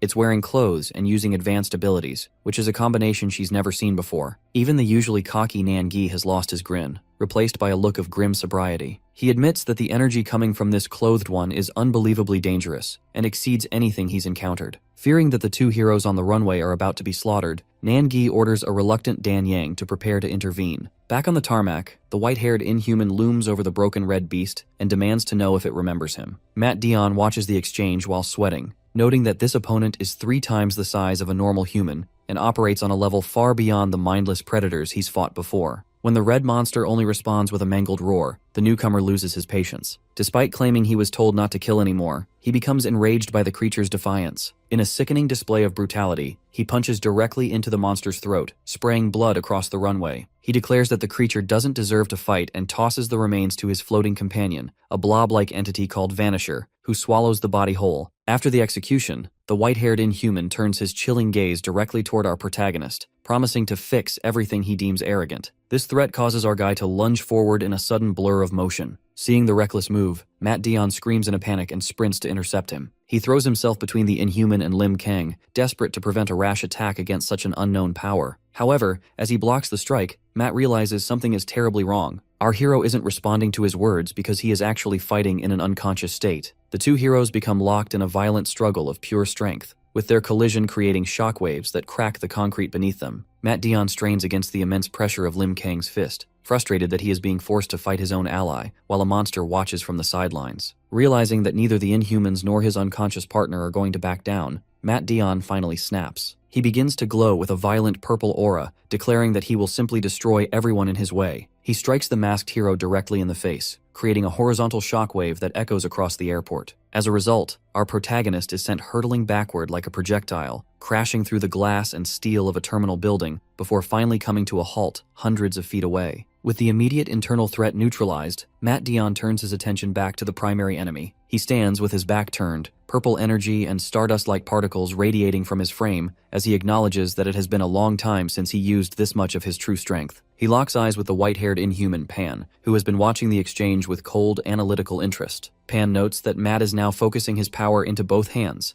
a level of focus that makes the monster curious, but also dismissive of Matt's cocky attitude. The tension between them causes a massive vertical explosion of energy that shatters the runway concrete, sending slabs of pavement into the air. However, before the two can trade blows, a mysterious voice calling the name Morel echoes from the shadows. This command causes Pan's expression to shift to one of immediate obedience. Seeing his targets preparing to retreat, Matt Dion launches himself forward in a blur of light to deliver a final strike. Unfortunately, a complex geometric magic circle suddenly appears beneath Pan's feet. Matt is forced to watch in confusion as a teleportation sequence begins. Pan's blob-like companion, Vanisher, begins to levitate and expands into a massive, translucent portal shaped like a jellyfish. As Pan floats upward into the center of the teal energy, he offers a chilling, toothy grin to the mat below. He admits that he had been trying to kill them, but realizes now that he underestimated their strength. Before disappearing completely from the Inshan skyline, Pan leaves them with a final, malicious promise. The next time they meet, everyone will die. The portal collapses into a single point of light, leaving the ruined airport in a heavy silence. The narrative then shifts away from the present chaos, diving deep into the dark, murky depths of the ocean, where white-haired Pan drifts unconsciously through the water. The story transitions to October 2, 2012. High-tech lights pierce the gloom as a submersible vehicle named the Drew Hill MKT-2 begins a vertical descent into the abyss. Inside the cockpit, the crew casually discusses the premiere of the very Ketchup Man drama Matt Dion was starring in, unaware of the historical discovery they are about to make. As they pass the 340-meter mark, the chief engineer reflects on the nature of exploration, arguing that the true meaning lies in the process and the perspective rather than just the result. The philosophical mood is shattered when a red alert blips on the radar. The assistant reports a reflective wave coming from the ocean depths, indicating they are approaching the ground. Because the sonar is behaving strangely, the chief engineer orders the light output to be raised to the maximum. The resulting floodlights reveal a terrifying graveyard of sunken airplanes, warships, and modern debris littering the seafloor. Strangely, the technician notes that the sonar retrieval value is substantially low, only 1/9 of what it should be. This leads the chief engineer to a startling realization.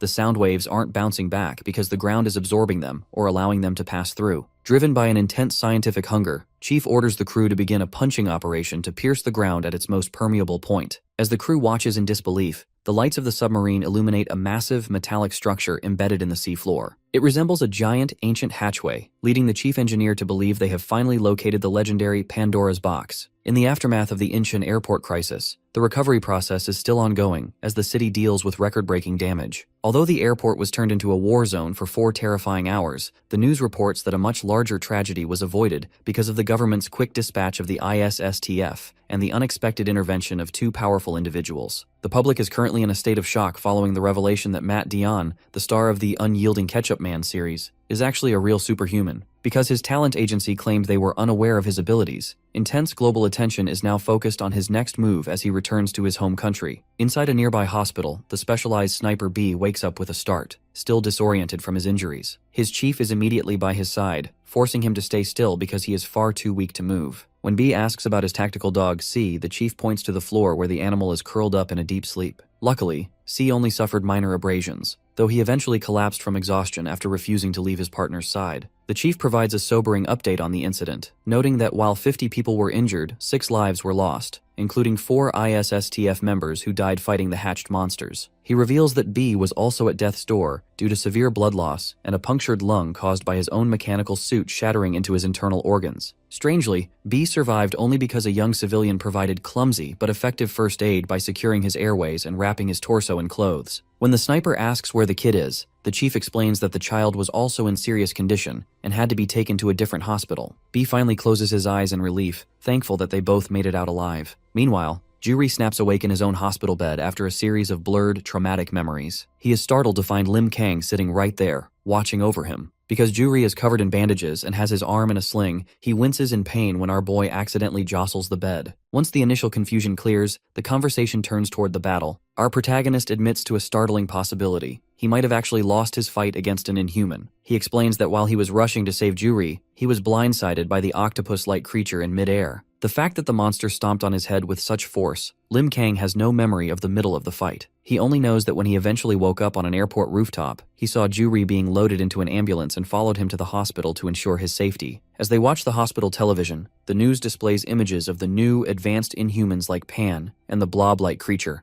Experts are now warning that these clothed and speaking entities are far more dangerous than anything humanity has seen before, reviving global fears of a second or third wave of monsters that cannot be easily eradicated. Lim Kang watches solemnly, noting that it was Ketchup Man who ultimately drove these new threats away. For our boy, seeing his idol reveal himself as a true superhuman is a moment of profound realization. The focus then shifts to a government facility in America, where a chaotic official conference is taking place. Various agencies are shouting at one another, fighting for control over the interrogation of the famous actor. The tension is broken when St. Pearl ignores the bickering men and walks straight into the interrogation room. She greets Matt Dion with a serious, intense gaze, acknowledging their past acquaintance. Since the situation is so unprecedented, even the usually confident Matt Dion finds the meeting awkward, as he wasn't expecting a peer of her caliber to lead the inquiry. In a secure interrogation room, St. Pearl bypasses official protocols to confront the famous actor Matt Dion. Because she is aware of his true power, she makes it clear that she isn't interested in why he hid his identity, but she is curious about the gentle idol image he has portrayed. Ketchup Man's actor persona has been replaced by a rugged, ill-tempered reality. He crossly tells her he isn't in the mood for nonsense and demands to know her business. This interaction is watched closely by government officials behind a one-way glass. While some are annoyed by Pearl's rogue behavior, James defends her actions. He explains that since Matt Dion is a superhuman, only another superhuman like Pearl can truly understand and communicate with him. The conversation takes a sobering turn when Matt admits he has never felt guilty about hiding his identity or felt a personal responsibility to save the world. This honesty shocks the listening officials, and Pearl realizes she had a wrong impression of him. As she prepares to leave, feeling the meeting has reached a dead end, Matt stops her by mentioning her fallen associate, Withrow. This comment causes a violent surge of energy to radiate from Pearl, shattering the calm of the room and causing a nearby glass of water to shake. She warns him to choose his next words carefully, but Matt remains steady. He reveals that during the airport battle, he spoke with the giant Inhuman, Pan, and discovered that the creature possessed a high level of intelligence and a massive ego. Matt explains that while he has fought Inhumans before, these new threats are on an entirely different level. Because the Whitecap hero was fighting in an irrational state, and the Inhumans eventually retreated, the situation ended, but not before a chilling message was delivered. Matt informs Pearl that the Inhumans didn't just issue a warning, they spoke as if the death of all superhumans was a guaranteed fact. James and the other observers are horrified by this revelation. Matt points out that while monsters used to appear indiscriminately, the presence of an intelligent leader suggests they are now moving systematically. If these coordinated Inhumans successfully destroy the world's scattered superhumans, it will mean the inevitable end of Earth. Despite understanding the stakes, Matt maintains his independence. When Pearl asks if he still refuses to fight, he clarifies that he will fight, but he has no intention of joining a team or following a government schedule. He towers over her, declaring that he prefers to work alone and tells her not to look for him again. This isolation is interrupted when Ben peeks into the room, jokingly suggesting that being an official superhuman is a daunting task that requires a manager. To Matt's absolute shock, Ben introduces a familiar face. Rose, the manager Matt had previously fired to protect him, walks into the room. While the heroes in America attempt to organize, the focus shifts to a snow-covered cathedral in Russia. Kirillov guides the hulking Maxim Basilov through the frozen wasteland. Bashilov is in a foul mood, cursing the monster they are tracking for making him wander through the snow on an empty stomach. As they approach the cathedral, they find a massive inhuman footprint embedded in the ice. Driven by hunger and rage, the Russian powerhouse stomps toward the building, promising to end the creature the moment he finds it. While stuck in heavy nighttime traffic, Matt Dion reflects on the long history he shares with his manager, Rose. He recalls a nostalgic flashback to a time they shared drinks and celebrated their friendship, promising to stay connected no matter what. However, in the present, the actor's tone is much more severe. He makes it clear to Rose that their time for sentimental play is over, as the global situation has become too critical for idle distractions. When Rose asks if they are officially joining the team led by St. Pearl and James, Matt remains cautious. He explains that it isn't a matter of taking sides. He simply values his independence too much to be bound by bureaucracy. Despite this, he admits that because Inhumans are beginning to reveal themselves while humanity is still unprepared, superhumans must eventually stick together to win the upcoming war. Meanwhile, the investigation in Russia leads Kirillov and Maxim Basilov to a massive, snow-covered cathedral. They find it strange that the front doors are perfectly intact despite being the site of an Inhuman's trail, as most monsters would have simply smashed through them. Once Basilov pushes the heavy doors open, the two men enter a dark, silent hall that reeks of blood. Kirillov notes that something feels off because the energy of an Inhuman seems to saturate the entire four-story building, rather than originating from a single spot. The tension breaks when they realize the pews are filled with pale-skinned entities with red eyes. As these creatures lunge at them with a scream, Kirillov observes that they aren't traditional Inhumans. Although they move 3 or 4 times faster than a normal person, they are significantly slower than the monsters the heroes are used to fighting. While Kirillov leaps onto a stone pillar to analyze the threat, Basilov takes a more direct approach. He catches one of the entities by the throat, realizing that the creature is single-mindedly focused on biting his neck. When Kirillov tries to warn him that these creatures might still be human, Basilov shuts him down with a brutal punch that obliterates the attacker. He argues that they shouldn't be foolish or hesitant because these beings no longer smell like humans and are already dead. Seeing the logic in his partner's ruthlessness, Kirillov apologizes and joins the fight. They move through the cathedral to send the remaining innocent souls to heaven, certain that a true inhuman culprit is hiding nearby and pulling the strings. In a hospital back in Korea, Juri wakes up to find Lim Kang fast asleep and leaning heavily against his bed. As Juri watches the news, he sees reports of massive death tolls and disappearances in northeastern Russia, which military officials are attributing to inhuman activity. Because the world feels like it is crumbling bit by bit, Juri is overcome by a sense of dread, fearing that an uncontrollable wave of destruction is heading their way. Back at the Russian cathedral, the struggle comes to a head. Basilov stands over the mangled remains of the pale entities, frustrated by the nature of the fight. He looks up and spots a tall, cloaked figure hanging upside down from a wooden beam high in the ceiling. Recognizing this as the mastermind who forced them to kill the transformed humans, Basilov demands that the creature crawl down or face a beating. The figure silently releases its grip and drops to the floor, landing with predatory grace. As it stands to face the two heroes, it reveals a terrifying red-armored face adorned with horns and white spikes, marking the beginning of a much more dangerous confrontation.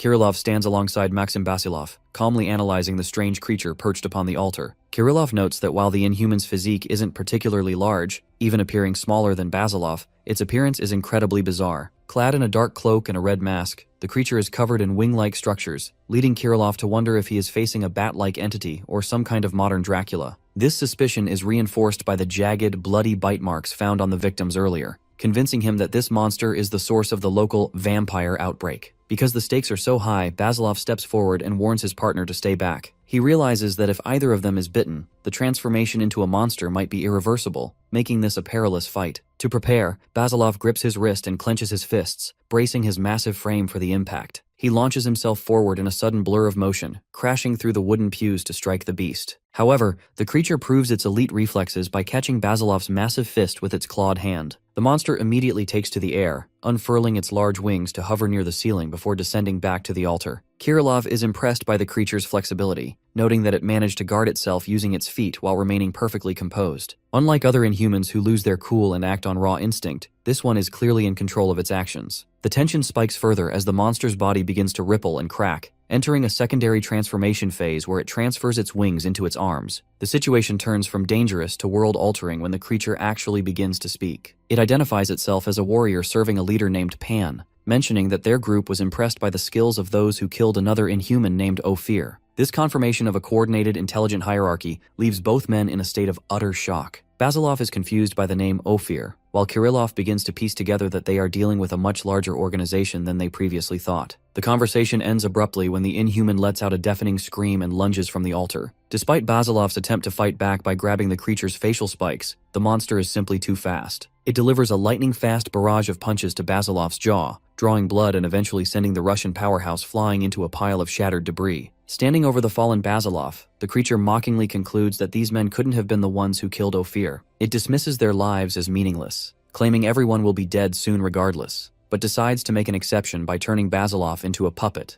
Just as the monster prepares to deliver this final indignity, a sudden arc of brilliant energy slashes through the air. Luckily, Kirillov intervenes just in time. He unleashes a concentrated blast that strikes the creature across the chest and shoulder, forcing it to retreat. While he regrets missing the monster's head, Kirillov stands with lightning-like energy crackling around his fingertips. Because the beast attempted to desecrate his partner, Kirillov declares that he will be the one playing with the monster now, signaling the start of a serious counterattack. Kirillov stands over his unconscious partner, Basilov, while facing down the masked Inhuman. The creature is visibly shaken, staring at a fresh, bleeding gash on its chest that it never saw coming. Since Kirillov's attack was so fast and undetectable until the moment of impact, the monster realizes it is dealing with a power that defies normal logic. However, the momentum shifts when the Inhuman's wound begins to seal. Thick, red tendrils of flesh weave together to close the opening, forcing Kirillov to realize that his opponent possesses a rapid regeneration ability. The fact that he has never encountered a creature with this level of biological resilience, Kirillov decides to stop holding back. He throws aside his brown cloak, revealing a ready stance and a cold determination. He casually mentions his deep hatred for dirty animals like bats, signaling his intent to finish the fight immediately. The Inhuman responds by lunging forward as a dark blur, but Kirillov stands his ground. As the creature swings its claws, Kirillov fires crescent-shaped energy blades. To the monster's shock, Kirillov begins materializing solid objects out of thin air to defend himself. A translucent sword appears to parry a strike, followed by a bombardment of floating, translucent fists that strike the Inhuman from multiple angles. This sequence culminates in a massive spectral fist slamming the creature into the stone floor, creating an explosion of dust and debris. As the dust settles, Kirilov's mind drifts back to his first meeting with Basilov. In a snowy clearing years ago, he had saved the powerhouse by perfectly slicing a blue-skinned monster in half from the shadows. When the confused Basilov demanded to know who he was, Kirilov simply introduced himself as a wandering painter and a superhuman. Back in the present, the inhuman stands back up, bloodied but still dangerous. It acknowledges Kirilov's strength, noting that while it has killed superhumans before, it never expected to find one this capable. The creature disappears again, striking Kirilov with a powerful kick that sends him skidding backward. Luckily, Kirilov recovers instantly, using a translucent blue shield emblazoned with a fleur-de-lis to block the next blow. As the two warriors lock eyes through the glowing shield, the secret of Kirilov's power is revealed through a past conversation with Basilov. Kirilov explains that he doesn't just fight, he paints on the air. By using his imagination to materialize the things he draws, he can create axes, swords, or shields at will. Because his thoughts become reality, the wandering painter stands as one of the most unpredictable and versatile threats the inhuman hierarchy has ever faced. In a past conversation, Basilov recalls seeing a monster sliced apart by a thrown object and realizes that Kirilov was the one responsible. Kirilov confirms this, explaining that he had manifested and thrown a spectral axe. He notes that the greatest strength of his ability is the sheer speed of his projectiles, which makes them nearly impossible for the human eye to track. Since he can increase the velocity of these objects through intense mental focus, they become incredibly difficult for any opponent to avoid. However, this power comes with a heavy price. Kirilov reveals that every time he uses his ability, he gradually loses his vision. While he hasn't gone completely blind yet, the risk of permanent darkness looms over every battle he enters. Back in the present struggle at the cathedral, a blue shield hovers between the combatants. Seeking to end the fight, the painter focuses his energy to draw a new weapon, materializing a giant, spectral spiked mace. He hurls the Morning Star with devastating force, catching the inhuman off guard. The spiked ball slams into the creature, sending it flying across the hall through rows of wooden pews and into a stone pillar. Although the impact is enough to crumble the masonry and leave the monster coughing up blood,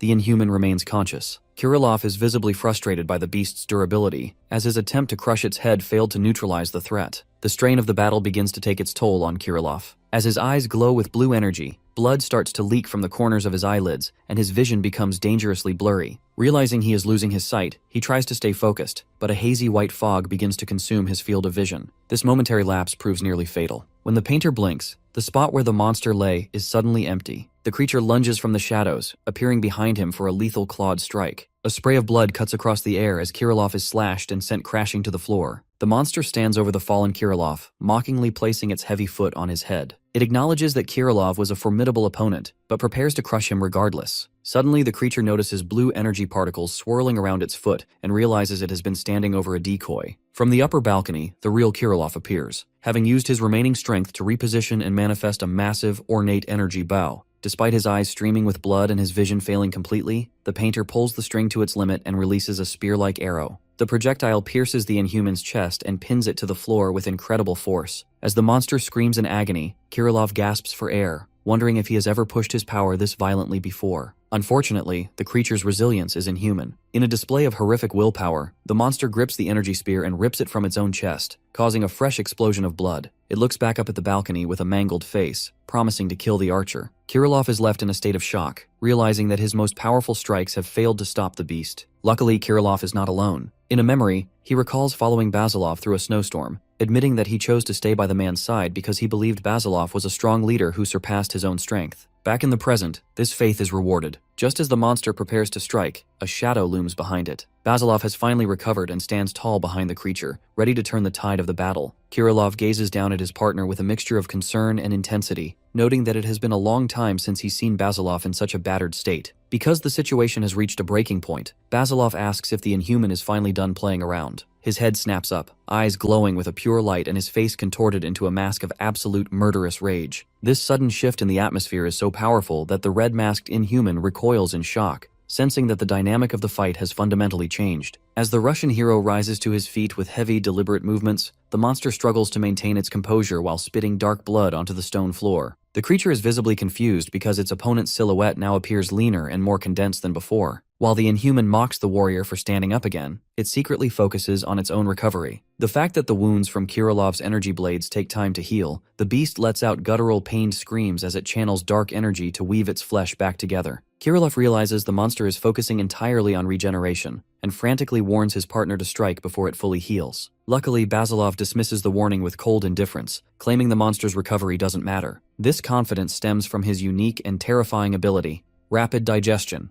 In a past memory, the two friends discussed how this power allows Basilov to dramatically increase his body strength, dynamic vision, and muscular speed as his body burns through fat. Because this ability cannot be manifested by choice, it requires a challenging opponent to act as a catalyst. This means the man only becomes stronger by being overpowered or pushed to his physical limits. Until today, no one had ever pushed him far enough to reach his maximum combat efficiency. Back in the present, the Inhuman feels its strength returning and lunges at Basilov with explosive, zigzagging speed. However, the monster's increased velocity is useless against the now condensed warrior. Basilov effortlessly tracks the movement and catches the creature by its head horn, mockingly congratulating the beast for being the first opponent to push his digestion this far. Basilov looms over the monster, his body steaming with heat and his muscles expanded to their absolute breaking point. Basilov delivers a punch of such unimaginable force that the resulting shockwave pulverizes everything in the hall, leaving the Inhuman crumpled against a stone pillar. Terrified and bleeding profusely, the creature realizes it will die if it continues to fight on the ground. Desperate to escape, the monster erupts two massive leathery wings from its shoulders and smashes through the cathedral's high windows, soaring into the stormy night sky. Kirilov watches in shock as the beast attempts to fly away, but the chase is short-lived. Basilov launches himself from the floor with a force, shattering the stone beneath his feet to soar after the retreating monster. In a blur of motion, the Russian hero catches up to the creature in mid-air. Towering over the terrified beast, he delivers a final crushing strike to the Inhuman's skull, declaring his hatred for the dirty creatures as the impact radiates through the building. Luckily, Kirilov is able to shield himself from the resulting shockwave, though the pressure nearly blows him off his feet. As Basilov delivers a devastating overhead blow,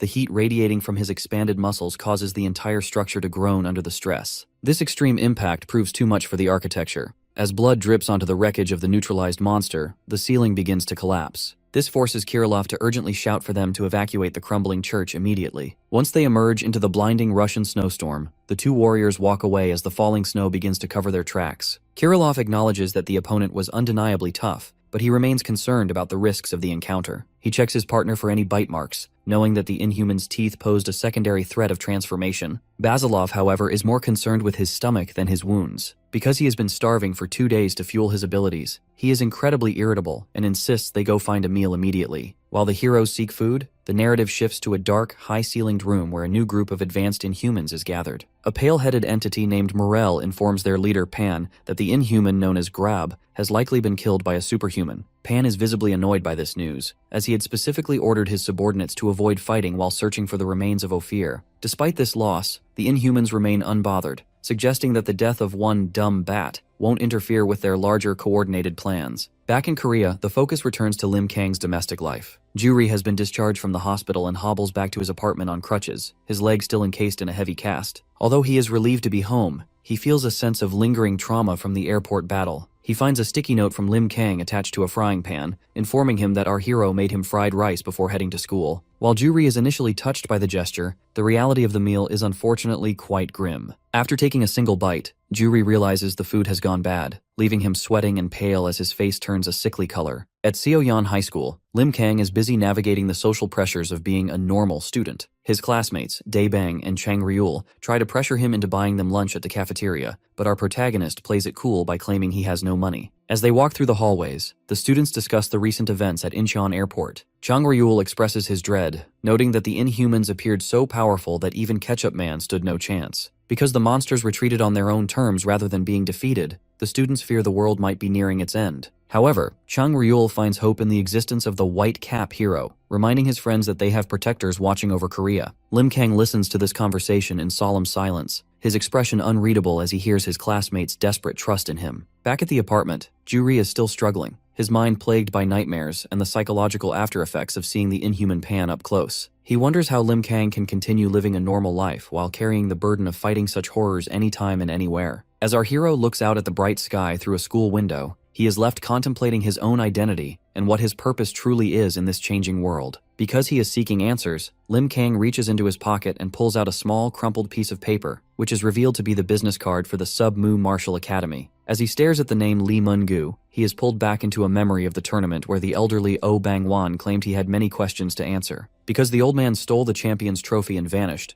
our boy recalls the cryptic instruction to seek him out at Mount Yangpo. This internal reflection is cut short when his classmates, Daebang and Chang Ryul, approach him. To avoid suspicion, the protagonist quickly hides the card and joins them, playing off his distraction as nothing more than a passing thought. Later that evening, the scene shifts to the apartment where Juri is recovering from his injuries. While the two eat pizza together, our guy mentions his plan to visit the dojo. This decision is driven by a need for answers, especially since Lim Kang has realized that the thief grandpa is actually a superhuman. When his handler asks how he can be so sure, our protagonist explains that it's an instinctual feeling, the same unsettling sensation he gets from inhumans, like the mysterious Black Hat Man he encountered at the port. Their conversation is interrupted by a special news broadcast featuring a superhuman analyzer named Chief Kim Hyun-jung. Since inhuman attacks are becoming more frequent, the public is desperate for information. The analyst clarifies that while the world only knows of 3 official heroes, St. Pearl, Matt Dion, and the late Galen Withrow, there must be many more hidden protectors. He uses the sheer number of defeated inhuman corpses found in places like Russia as evidence. However, he warns that not all superhumans are on humanity's side. He points to Black Hat and his companion in the red cloak as potential enemies, labeling them as a dangerous opposition to the world's safety. The broadcast takes a shocking turn when Chief Kim reveals that a new superhuman has officially come forward to cooperate with the government. This newcomer is Jane Sonata, a woman from Scotland who claims to have single-handedly defended the United Kingdom and is already acquainted with St. Pearl. While Juri reacts with visible shock and trembling to the appearance of another powerhouse, the interviewer pivots to the identity of Korea's own White Cap.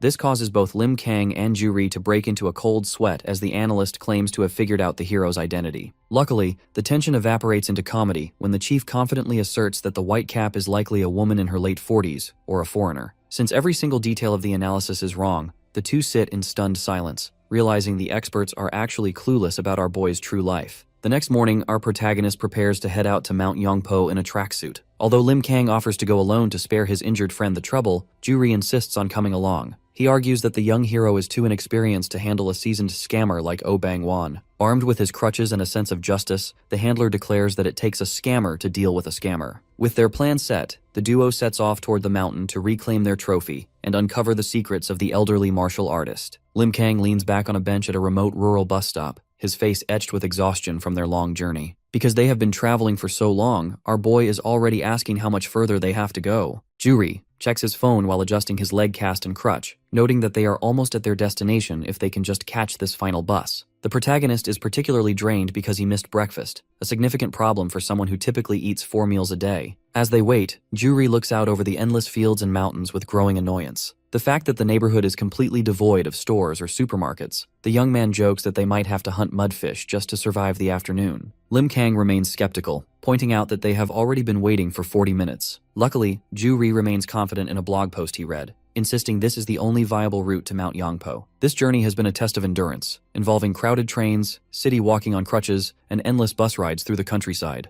The silence of the farmland is eventually broken by a distant mechanical hum. To Juri's relief, a bus finally appears through the road. Once they board, the friendly driver confirms they are heading toward Mount Yangpo. He promises to alert them when they reach the final stop, allowing the two travelers to settle in for the last leg of the trip. As the bus rattles past rice fields and tractors, the conversation turns serious. Juri reminds Lim Kang that they are heading toward a potentially dangerous individual. Since they suspect the old man is a superhuman and already know he is a thief, Juri warns our hero to stay on guard. However, the protagonist is surprisingly calm. He admits that even though the grandpa is a stranger, he has an instinctive feeling that the old man isn't actually a bad person. While they talk, a news report on the bus TV catches their attention. The broadcast features Jane Sonata, who has issued a stern warning to the paparazzi. Because she is officially cooperating with the government, she threatens to destroy any surveillance equipment used to harass her. Shortly after, the driver announces their arrival at the mountain, and the duo hops off to begin the final climb. They quickly locate a wooden signpost nestled in the trees that points the way forward. The scene shifts far away to America, where the nighttime city skyline remains bustling. Inside a dark bedroom, St. Pearl is jolted awake by a vibrating smartphone. It is an urgent call from James, who is calling from the laboratory. Although he apologizes for waking her, James reveals a major breakthrough. They have finally obtained the restored CCTV data from the Opera cruise ship. Because the technicians have narrowed the footage down to the exact location of the fight with the Inhumans, Pearl refuses to wait until morning. She throws off her covers and prepares to leave immediately, determined to analyze the footage alongside the team. She knows that every second counts in understanding the tragedy that occurred at sea. Back in Korea, the trek up the mountain becomes increasingly difficult. Juri has begun keeping a journal, following his sister's habit of recording everything. He notes that the path to the Submu Martial Academy feels more like a trail for animals than humans, describing the mountain as the worst terrain he has ever encountered. The journey involves crossing shallow streams and navigating precarious suspension bridges. Because of his injury, Juri feels like a burden, but he admits in his notes that he couldn't let our boy go alone. He has started to feel a deep sense of unease whenever Lim Kang is out of his sight, plagued by terrible thoughts of what might happen. After navigating a dark cave that looks like it belongs in a ghost story, their persistence finally pays off. The traditional gates of the academy loom before them, signaling that they have reached their destination. Meanwhile, in the American ISSTF lab, the doors slide open as St. Pearl arrives. James and Ben look up from their monitors with grim expressions. James informs her that while she was on her way, they successfully located 2 camera angles that captured the sight of Galen Withrow's body. However, he warns her that the footage contains something that seems very wrong, hinting at a disturbing discovery within the digital records. St. Pearl watches with a shocked expression as James urgently orders Ben to bring the recovered data onto the main screen. Because Pearl has finally arrived, Ben provides a brief rundown while his hands fly across the keyboard. He pulls up the CCTV footage from the Opera cruise ship's banquet hall, where the brutal battle against the Inhumans took place. The screen displays 6 different angles, but Ben narrows the focus down to angles 2 and 5, which are the only ones that captured the fallen figure of Galen Withrow. James adjusts his sunglasses as sweat drips down his face, visibly anxious about what they are about to see. Since the quality of the second angle is poor, the team focuses on the 5th camera. Ben notes that the flickering in the video isn't a technical glitch. Rather, it's a physical phenomenon caused by the intense energy of Pearl's own battle nearby. He directs their attention to the digital timestamp at the bottom of the screen. As the clock hits 01:17:48, the corpse of Galen Withrow suddenly vanishes from the floor. The 3 analysts stare at the empty monitors in utter disbelief. Pearl narrows her eyes, realizing that this wasn't just a simple disappearance. The footage feels hazy. To get a better look, she orders Ben to play the video back at the slowest possible speed. At 0.1x speed, the mystery begins to unravel. As the timestamp passes 47 seconds, a faint, blurry afterimage appears to dash over the corpse. Pearl spots the anomaly immediately and orders a pause. Ben zooms in as far as the resolution allows, revealing a distorted, fast-moving figure standing over the body. James points out a distinctive bucket hat, while Ben notes what appears to be bright-colored long hair and a long coat. Pearl realizes with grim certainty that this is the individual responsible for stealing their fallen partner. She is left shaken by the thief's unbelievable speed, recognizing that someone moved fast enough to nearly bypass high-speed surveillance. James immediately pivots the investigation, ordering a check of all boarding and disembarking footage to find anyone matching these specific features. Meanwhile, back in Korea, the scene shifts to the quiet slopes of Mount Yongpo. Lim Kang and a recovering Ju-ri, who is still navigating on crutches, arrive at a traditional house. Our boy wonders if anyone is even home, but Ju-ri's sharp ears pick up a distant sound. Suddenly, they run into Lee Moon-gu, the instructor from the tournament. Luckily, the greeting is friendly, as Moon-gu assumes our protagonist has finally decided to join the academy to study martial arts. However, the duo quickly clarifies that they are only there to retrieve the stolen Alley Cup trophy. Just then, the elderly Oh Bang-won appears, casually carrying the trophy. He offers it back to them without a fight, much to the boys' surprise. While Juri is frustrated and scolds the old man for making them suffer through a mountain trek just to reclaim their property,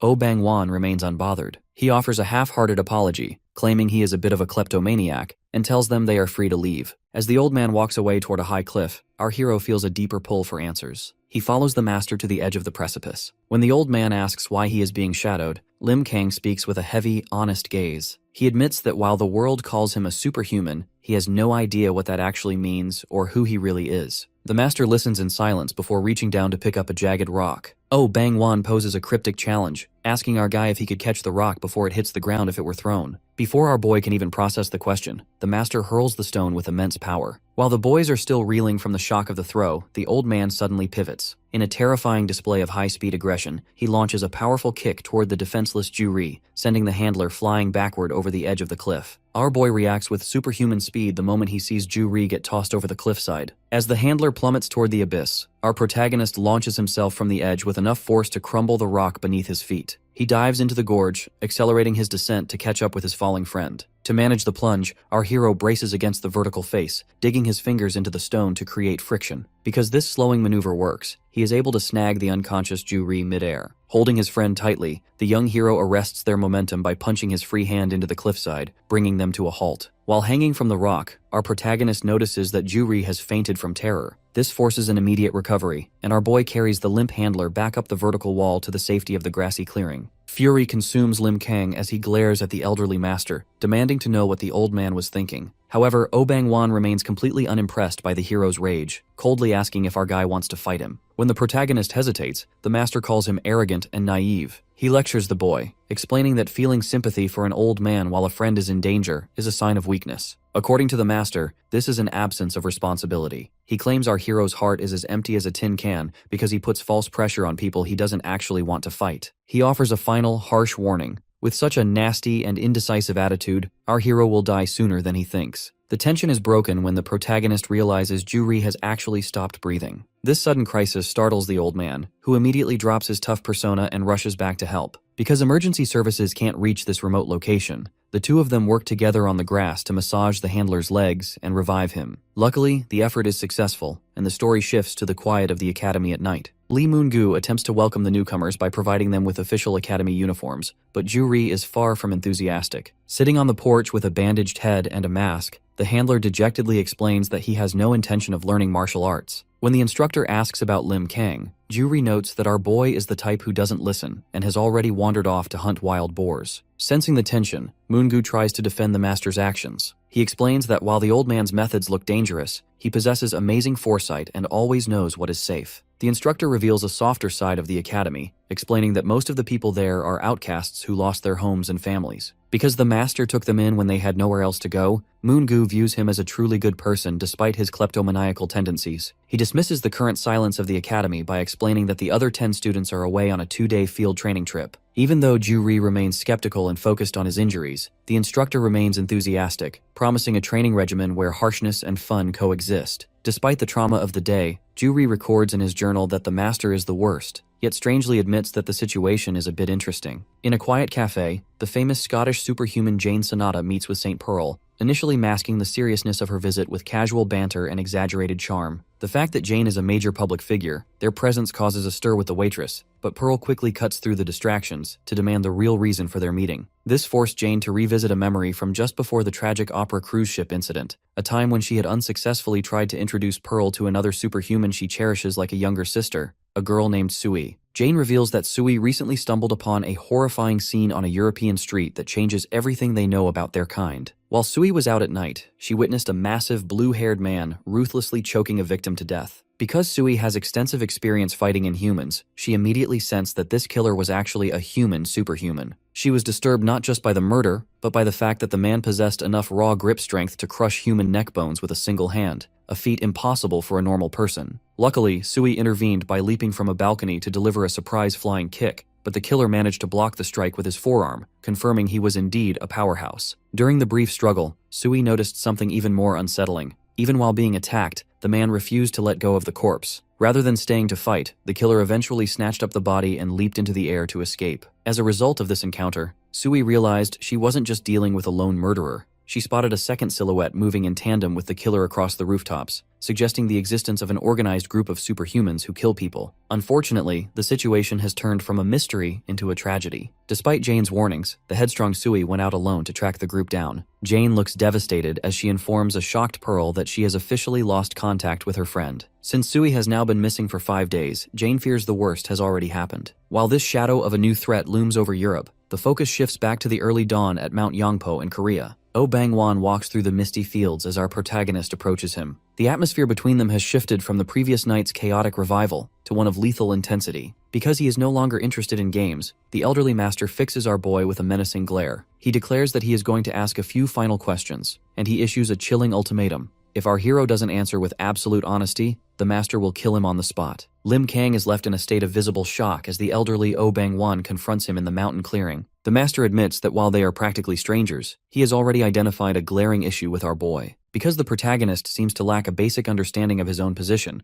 the old man can't decide if the youth is simply an idiot, has a death wish, or is truly fearless. Rather than continuing a useless conversation, the master decides he needs to see the truth for himself. the area is suddenly blurred by an explosion of motion as Oh Bang-won vanishes and reappears instantly in front of our hero. This forced the young man to endure a blindingly fast upward kick directly under his chin, followed by a massive, straight punch to the center of his face. The sheer force of the blow sends Lim Kang hurtling backward until he crashes violently into a pile of large rocks. Despite being asked repeatedly if the strikes hurt, our guy pushes himself up from the rubble with a grim expression and calmly states that they did not. This resilience leaves the master in genuine surprise. As he stares at the protagonist, he realizes that even after such a brutal assault, there isn't a single scratch on the boy's face or hands. This anomaly prompts the old man to ask if our boy has ever shed blood or even felt a lack of stamina during a fight. Looking back on his previous battles as the White Cap, our hero admits he has never bled or felt exhausted. Even when posed with a hypothetical scenario of fighting non-stop for an entire year, our protagonist blankly agrees to do it, revealing that the very concept of physical limits doesn't exist in his mind. Because of this realization, the master's tone becomes more serious as he begins an ethics lecture on the nature of their gifts. He explains that every superhuman possesses an essential power known as incensed. No matter what name people give it, this energy is the reason why knives snap and bullets flatten against a superhuman's skin. Because this energy permeates their bones and muscles, it creates a gap in power that varies from person to person. While other heroes like St. Pearl and Basiloff have bloomed and awakened their own unique specificities, the master points out that something is fundamentally wrong with our protagonist. The elderly man delivers a final piercing verdict while pointing directly at our hero's chest. He explains that while every superhuman eventually opens their eyes to their own specific power, Lim Kang is currently an outlier. Since his incensed has failed to bloom, the boy is effectively a vessel of infinite energy that hasn't yet found its true expression. Master Oh Bang-won reflects on the brutal strikes he delivered to Lim Kang, admitting that the bout led to a surprising and ironic conclusion. He observes that while other heroes fight with incredible physical strength that nears infinity, they do so without the presence of incense.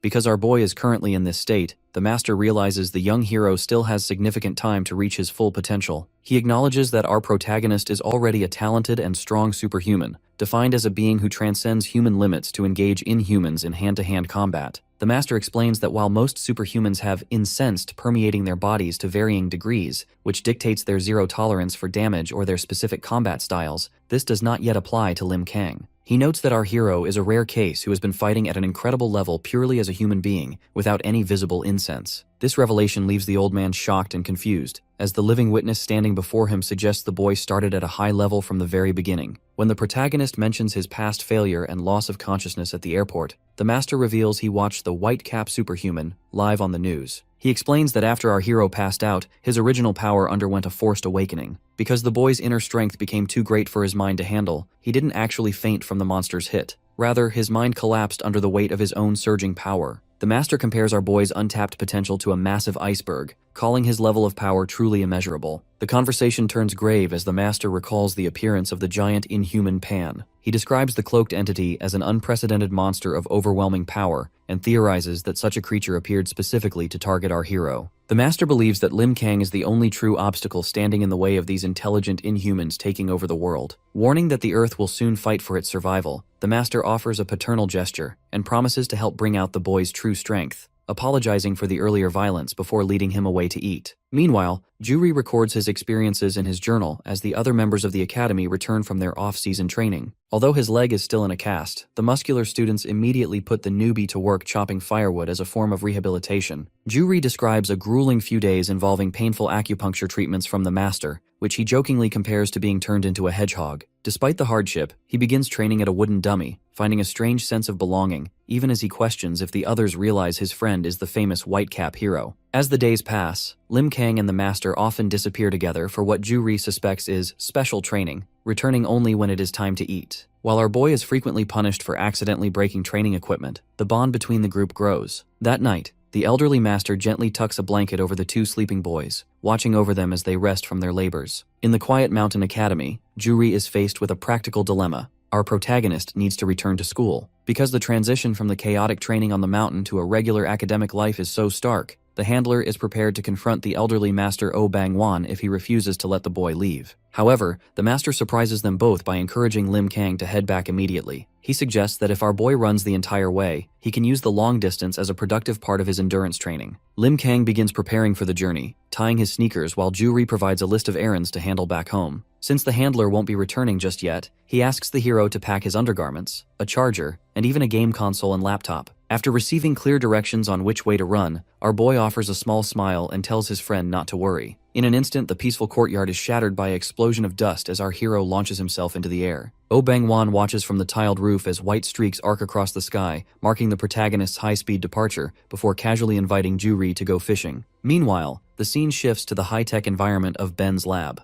Ben is meticulously analyzing security footage from an X-ray checkpoint that all passengers on the Opera cruise ship had to pass through. He is focusing on the distorted figure in the bucket hat, trying to find a matching clue that connects to the thief who stole Galen Withrow's remains. Because identifying the culprit is essential for the honor of the fallen hero, James encourages Ben to push the technology to its limits to reveal the thief's face. James suspects the individual may not have boarded the ship through normal means, making the digital investigation even more critical. The intensity of the lab work is interrupted by a call from St. Pearl, who reveals she is currently in Northern Ireland. James is shocked by her sudden relocation, but Pearl explains that she has teamed up with Jane Sonata to find Jane's sister, a superhuman named Sui. Unfortunately, Sui went missing after witnessing a series of rapid murders and disappearances that Pearl believes were caused by other superhumans. This leads to a chilling realization. There is a potential connection between these European crimes and the theft of Withrow's body. Pearl acknowledges the danger of facing hostile superhumans, but insists on resolving the case to save Sui. The fact that she knows the investigation might take several days, she instructs James to maintain a high level of vigilance. In the event of a new inhuman warning while she is away, Pearl tells James to contact Matt Dionne. Since the famous actor is currently in the United States, he is the only powerhouse available to defend the region in her absence. James is relieved to know that Jane Sonata is backing Pearl, even as he admits that an unprecedented mission to hunt down rogue superhumans feels incredibly ominous. As the conversation ends, Pearl's eyes glow with a fierce intensity, signaling her absolute resolve to see the mission through. Observing the exchange, Jane Sonata notes that Pearl is fortunate to have such dedicated colleagues, even as they prepare to step into the heart of a very dangerous conflict. In a ruined stone courtyard,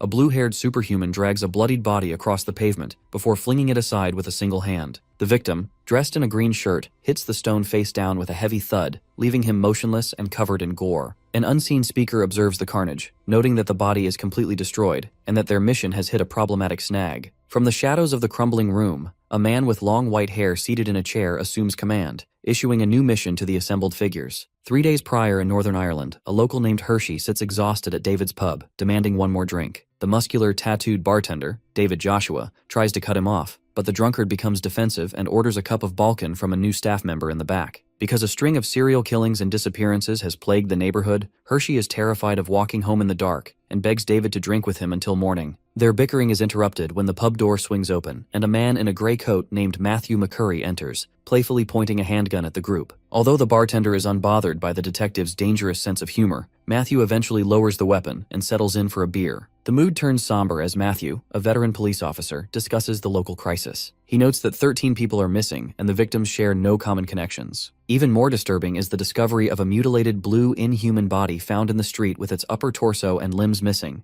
A death so strange and surgical that Matthew doubts a typical superhuman was responsible. During the briefing, the new bartender, Pebo, suggests that the killings and the inhuman murder might all be the work of the same person. As the night winds down, David orders his staff, Evan and Gasvidal, to begin closing the shop. Gasvidal carries the now unconscious Hershey out the door. Matthew realizes it is time to leave and promises the staff he will reclaim their neighborhood from the criminals, though he humorously avoids giving them a tip by claiming he left his wallet in the car. As the detective walks away from the pub, Evan watches him with respect, believing that an honorable legend like Matthew is the city's best hope for justice. The following day at dawn, the peaceful atmosphere at the pub is shattered when Matthew McCurry returns, but this time his intensity is real. He kicks the door open and points his handgun at the patrons, including a blonde woman and the staff. Because a horrific new crime has been discovered, the detective is no longer joking. He flashes his police badge and orders everyone to raise their hands so he can verify their alibis. A shocked David Joshua tries to calm him down, but Matthew reveals the grim reason for his aggression. Last night, the drunkard Hershey was found dead, his body so badly crushed that the detective now views everyone in the vicinity as a potential suspect. In the tense atmosphere of David's pub, Matthew the detective maintains a grave expression while holding his gun steady. He delivers a chilling update on the local crisis, explaining that the body found in the woods was missing its head and torso, leaving only the limbs behind. Since the remains were so badly dismembered, David Joshua initially hopes the victim might not be Hershey. However, Matthew is certain of the identity because he recognizes an expensive Fastek Philippe watch on the corpse, the same one he saw Hershey wearing during his drunken outburst the previous night. This identification is further supported by a call to Hershey's wife, who confirmed he never made it home.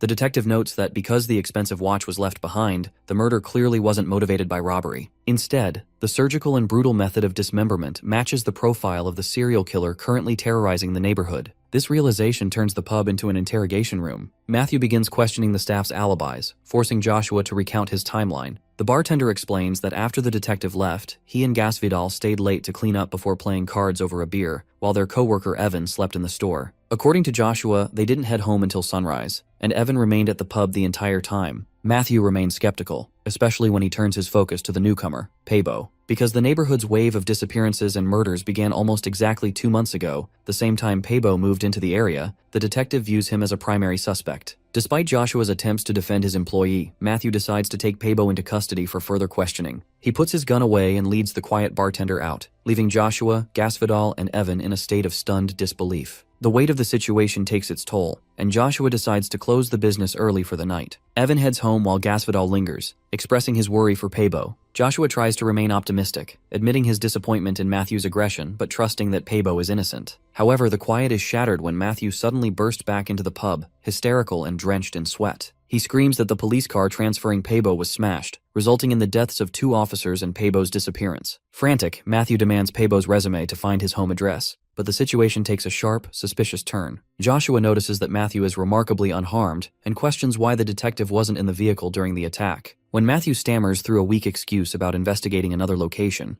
Joshua's suspicion turns into open doubt. This causes the detective to snap. His eyes turn bloodshot as he draws his revolver and points it at his friends, accusing the entire group of conspiring against him. The standoff reaches a breaking point as Matthew becomes visibly unhinged. When he notices Joshua hiding a hand behind his back, he fears a counterattack and pulls the trigger. A deafening gunshot rings out, and blood splatters across the floor. Amidst the carnage, a figure in a white bucket hat calmly walks through the gore, noting with amusement that the group managed to tear itself apart without much outside help. The intruder looks down at a bloodied, barely conscious Joshua. As the man looks up, he is horrified to realize that the figure is not the Evan he knew. The man reveals himself to be Jamal Evan, a malicious superhuman who has been hiding in plain sight. As he crouches over the dying bartender while casually holding a severed head, Jamal Evan offers a chilling promise. He will share one final, funny story about their time together before he finishes the job. David Joshua sits slumped against a wall, his body mangled beyond recovery. Jamal Evan, the rogue superhuman, crouches before him while casually holding the severed head of their former co-worker. Because he is staring at a monster he once trusted, Joshua wheezes out a question, asking if Jamal was also responsible for the death of the drunkard Hershey. Evan remains calm, admitting he killed Hershey, though he claims it wasn't his original intention. He explains through a flashback that the night began with Hershey stumbling into a dark stairway where 2 massive, superhuman silhouettes blocked his path. The fact that Hershey was intoxicated and obnoxious, he took out his anger on Jamal. This lack of respect forced the killer to end the man's life simply because he found Hershey's attitude ridiculous. When Joshua asks about the rest of the staff, Jamal offers a mocking smile. He reveals that while he still considers himself part of a team, most of the people Joshua knew are now just corpses on the floor. He looks down at the body of Gasvidal with feigned sentiment, calling him a good friend before lifting the severed head of Pabo. Jamal admits he was particularly curious about Pabo, the handsome new bartender who had been introduced to the staff only months prior. Jamal recounts the moment he intercepted the police cruiser that was transferring Pabo. After smashing the vehicle and killing the officers, Jamal confronted Pabo in a pool of blood. Since Pabo had a strangely calm and bland personality, even in the face of death, Jamal was desperate to know his true identity. He suspected the bartender was either a hidden powerhouse or a fellow maniac killer. To test this, Jamal offered a sinister deal. He promised to spare Pabo and Joshua if the bartender would simply beg for his life with both hands. Unfortunately, the test ended in a way that disgusted the killer. Pabo looked up with a manic, terrified grin, revealing that one of his hands had already been severed. Because he couldn't technically beg with both hands, Pabo pathetically pleaded for mercy anyway. This unexpected cowardice ruined Jamal's interest. Feeling the display was pathetic, he violently grabbed the man by his hair and executed him, finding the entire interaction repulsive. Back in the present, Joshua shouts in defiance, accusing Jamal of having a devil's talent and questioning why he kills so indiscriminately. Evan remains thoughtful, listing boredom, revenge, and curiosity as his primary motivators. However, he insists he isn't a horrible person.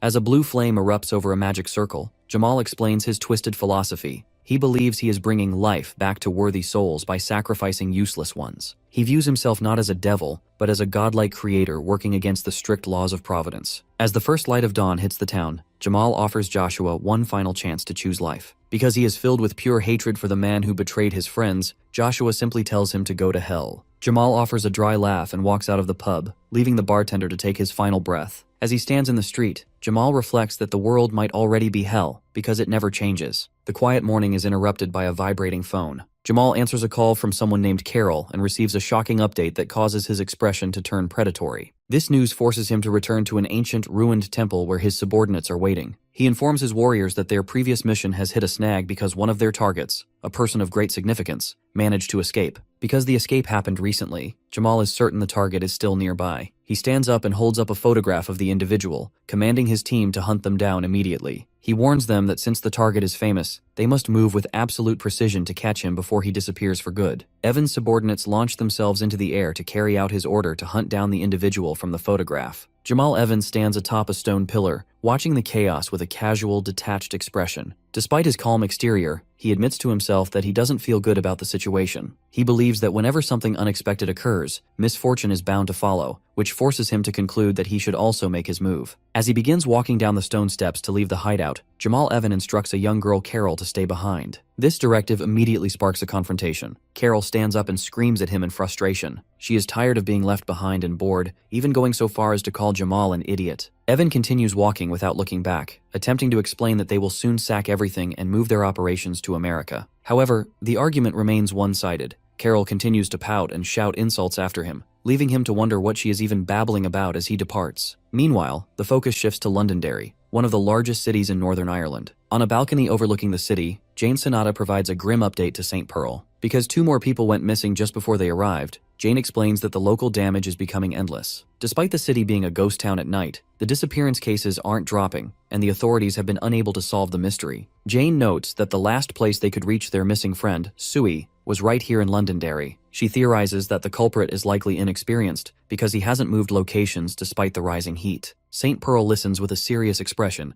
realizing that if the killer runs away once the government officially announces an investigation, they will lose their chance to find him. Just as the 2 superhumans begin to coordinate an ambush, an emergency notification flashes across their phones. Hali Injong Alert, the term for an inhuman threat, has been triggered in Campsie, the village right next to theirs. The alert reports numerous deaths on the route from the Derry airport. This sudden crisis forces St. Pearl to change the plan immediately. She realizes that once an inhuman is caught, their presence in the area will be exposed to their enemies. Looking toward the horizon, Pearl declares that she cannot ignore an inhuman threat, whether it's in America or here, and the 2 prepare for immediate action. This news of the rising death toll and the discovery of an inhuman corpse in Northern Ireland spreads globally via television broadcasts. In a quiet room, the Russian heroes Maxim Basilov and Kirillov watch the report while maintaining their training. Elsewhere, Nan Gi and Dan Yang monitor the situation from their hideout, hearing that England is sending an elite counter-terrorism team to handle the homicide cases. Even at the Mountain Academy in Korea, Master Oh Bang-won and his students, including Ju-ri, watch the broadcast in solemn silence. Back in Europe, white streaks of light arc across the sky as St. Pearl leaps through the air over the rooftops. Pearl lands violently in the street, shocking the local civilians, and sprints toward the center of the road. However, she suddenly stops in her tracks, her eyes widening in absolute horror. Standing in the center of the street is a red-haired superhuman with a scarred neck. To Pearl's disbelief, it is the man she thought was dead, Galen Withrow. He is standing over the remains of a blue-skinned inhuman that has been partially encased in a strange, golden substance. Seeing him triggers a painful memory for Pearl. She recalls James sitting with his head in his hands, sobbing over Withrow's death. James had shared how much he respected the man's hidden kindness, and how he had finally succeeded in making the blunt warrior smile. In the present, St. Pearl is consumed by a mixture of misery, sadness, and pure, cold fury. She calls out the beginning of his name, and the red-haired figure turns around to face her. The man who looks like Withrow stares back at Pearl with wide eyes for a brief, silent moment before he suddenly launches himself toward the sky with a ground-shaking shockwave. But he is immediately intercepted by a massive, gray-skinned figure. This brute blocks the attack and delivers a devastating counterpunch that sends the red-haired warrior reeling through the air. St. Pearl watches in alarm as the force of the strike creates a massive shockwave, launching red-haired across the skyline and through several stone buildings. Because of the extreme impact, debris rains down on the streets, forcing terrified civilians to scramble for cover. As the dust settles, Pearl stands her ground, staring at the gray-skinned intruder with a look of intense scrutiny. She demands to know what kind of creature he is, but the massive man only responds with a cold, inhuman gaze. Luckily, Jane Sonata arrives to back up her partner, her eyes beginning to glow with a menacing light. Jane is visibly pale and confused by the sight of the kneeling, scarred man on the ground. but she quickly shifts into a combat stance. She warns the intruders that she wants immediate answers regarding who they are and why they are causing such chaos. The tension breaks when a blue-haired man with a scarred face finally speaks. He claims that he and the Grey Brute only exist to serve a leader named Evan. This statement shocks both superhumans, especially when the man explains that they are simply taking back the red-haired warrior because he originally belonged to Evan. St. Pearl is finished listening to what she considers nonsense. She radiates a powerful aura and declares that she is taking her friend back regardless of their claims. The standoff is interrupted by a new, detached voice echoing from a nearby bridge. Jamal Evan, wearing his signature white bucket hat, sits perched on a stone railing, looking down at the scene with curiosity. He admits he never imagined running into the world's strongest superhumans here, noting that he hasn't heard any updates from his subordinate Carol. Despite the high stakes, Evan remains relaxed and even offers a mocking compliment to Pearl's appearance now that she isn't wearing her hero suit. This disrespect only fuels Pearl's rage, and she threatens to kill everyone on the spot if she doesn't get a straightforward answer about Evan's involvement. Evan leans forward, attempting to de-escalate the situation by suggesting they talk instead of fight. He acknowledges that facing both St. Pearl and Jane Sonata at once could cost him nearly 80% of his power,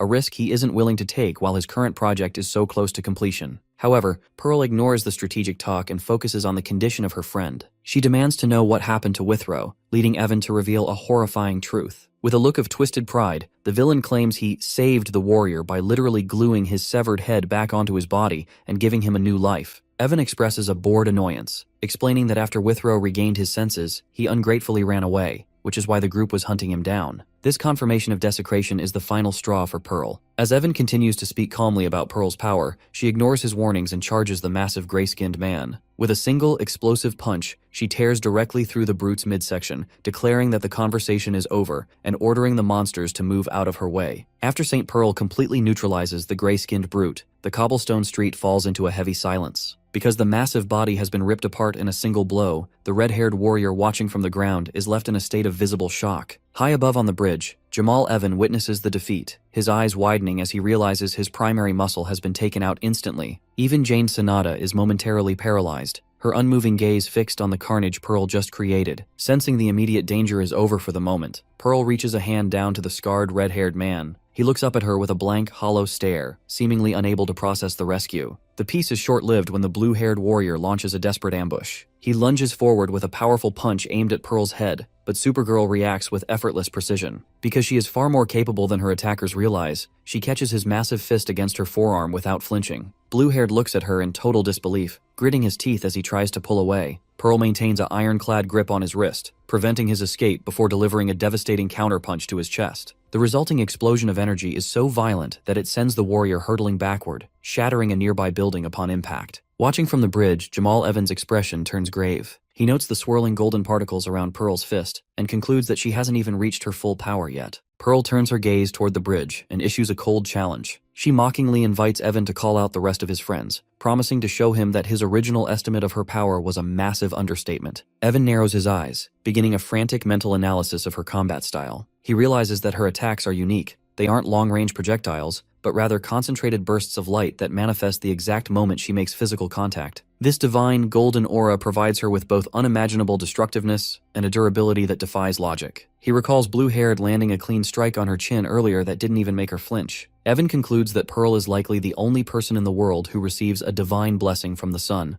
evidenced by the fact that the temperature of the entire area has risen just by her presence. Rather than being intimidated, Jamal Evan lets out a mocking laugh, praising her endless charm. However, the battlefield takes a grotesque turn behind them. The defeated blue-haired struggles to rise, coughing up thick globs of blood as his body begins to mutate unnaturally. He lets out a bone-shaking scream while his muscles bulge and tear through his clothing. To St. Pearl's horror, a scorpion tail erupts from the warrior's back. This new form is faster and more lethal. The mutated blue-haired lashes out with his tail, striking the ground with such force that the pavement shatters. Pearl is forced to leap back, noticing a dark poison dripping from the tip of the stinger. She quickly realizes this transformation is disturbingly similar to the Inhumans they usually fight. Blue-haired begins a synchronized barrage of fists and tail strikes, forcing Pearl to maneuver through a blur of high-speed attacks that turn the street into a wasteland of dust and rubble. Seeing that his subordinate has chosen to fight to the death, Jamal Evan decides to depart. He turns away and begins walking across the bridge, tipping his hat as a final gesture of respect for Blue-Haired's determination. Unfortunately for the villain, his exit is interrupted by a shadow. A giant boulder hurtles from the sky, slamming into the bridge with a deafening roar. Evan vanishes in a blur to avoid being crushed, reappearing on the street below just as the stone structure shatters. Before he can recover, a second massive rock slams into the cobblestones near him. Through the settling dust, Jane Sonata appears, floating in the air while surrounded by a dozen levitating boulders. Since Evan attempted to ignore her presence and walk away, Jane fixes him with a cold, judgmental glare, declaring that he needs to be disciplined for treating her as if she didn't exist. As the confrontation in Londonderry intensifies, Jamal Evan observes Jane Sonata with a calculating gaze, recognizing her presence with a sinister familiarity. Because he has targeted her allies in the past, Jane is consumed by a cold determination, demanding that the villain leave her friends alone. She expresses a sharp disdain for the enemy group, finding it hard to believe that such dangerous individuals are led by a leader she considers trash.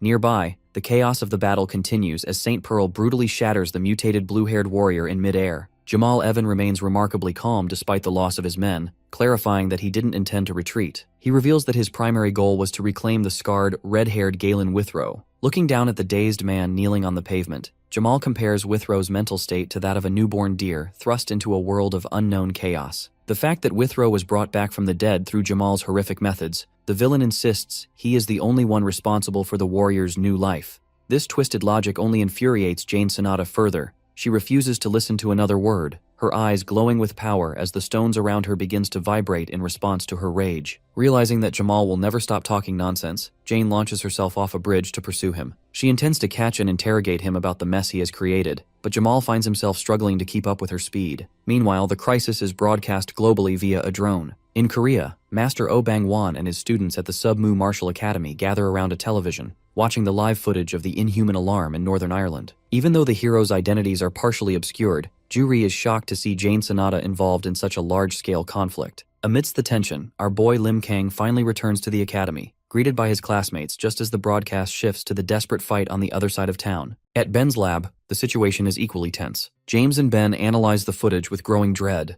quickly identifying both Jane Sonata and St. Pearl. However, James freezes when he spots the distinctive white bucket hat worn by Jamal Evan. Because this matches the figure from the cruise ship's security data, James realizes they have finally located the individual who desecrated Withrow's remains. While Ben frantically tries to understand why the mission to find their friend Sui turned into a war zone, the battle in Ireland reaches a new level of intensity. Jamal Evan sprints through the streets of Londonderry, forced into a defensive struggle as slabs of rock rain down on him. He quickly realizes that these are not ordinary projectiles. Realizing that the stones move with a strange organic fluidity, he concludes that they possess their own free will. He notes with growing alarm that there are no visible triggers or movements from Jane to manipulate them. She simply watches him, and the stones hunt him like predators. This unknown form of attack makes even approaching her nearly impossible, forcing the villain to admit that Jane is far more terrifying than he anticipated. Despite his high-speed maneuvering, Jamal is eventually cornered. He leaps into the air to avoid one rock, only to be caught off guard when a second stone stops dead in midair. Before he can react, Jane Sonata appears directly in front of him. Calling him a rat, she delivers a devastating punch to the villain's face. The impact is so violent that it sends Jamal Evan hurtling through several stone buildings in a spray of blood.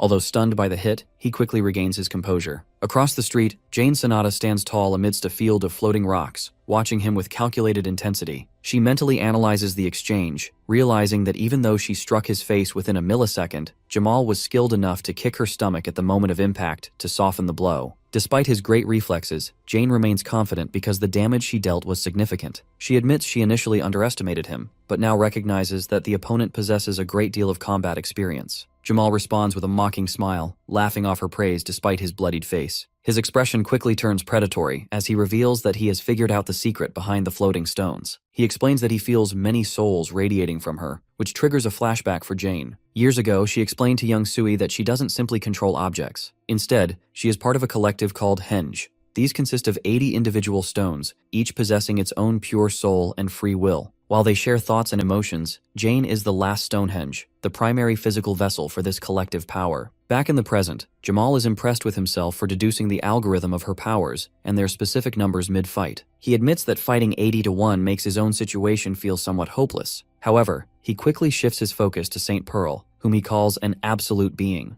The stress of the encounter causes Jamal to laugh hysterically as his hair begins to turn white from the strain of being pushed to the brink of death. Jamal mockingly asks Pearl if she is alright, pointing out the wounds on her face caused by his subordinate, Costa. He reveals that Costa was a chimera created using parts from an emperor scorpion, which is why the creature possessed such lethal poison. Pearl notices that she has indeed been poisoned, but luckily, her golden aura causes the toxins to evaporate from her skin almost instantly. Seeing this, Jamal is forced to acknowledge her incredible healing capabilities. Jane Sonata steps forward to join Pearl, disgusted by how Jamal plays with the corpses of humans and animals to create his minions. She demands to know the whereabouts of her sister Sui, but Jamal remains indifferent to the suffering he has caused. He mockingly claims he might have killed her, noting that he has a bad memory for the people he executes. This cold dismissal sends Jane into a dark rage, and she tells Pearl to stay back so she can unleash a powerful technique called Foundation. Just as the battle is about to escalate, the confrontation is interrupted by sudden streaks of white light blasting through the air. These energy streaks narrowly miss Jamal, who stands frozen as the dust settles. A group of new figures emerges from the shadows. Recognizing the newcomers, Jamal notes that his reinforcements have finally arrived, shifting the balance of the conflict once again. The group is a diverse and menacing collection of elites, including a man in a checkered visor, a red-skinned horned creature, and a blonde woman who appears exhausted from a previous struggle. This sudden arrival catches Jane Sonata off guard, while St. Pearl remains stoic, calmly asking if the entire enemy roster has finally gathered in one place. Jamal Evan, observing from behind, mockingly tells Pearl that her confidence might be her undoing now that his full team is present. Because of the massive scale of this clash, the battle is being broadcast globally,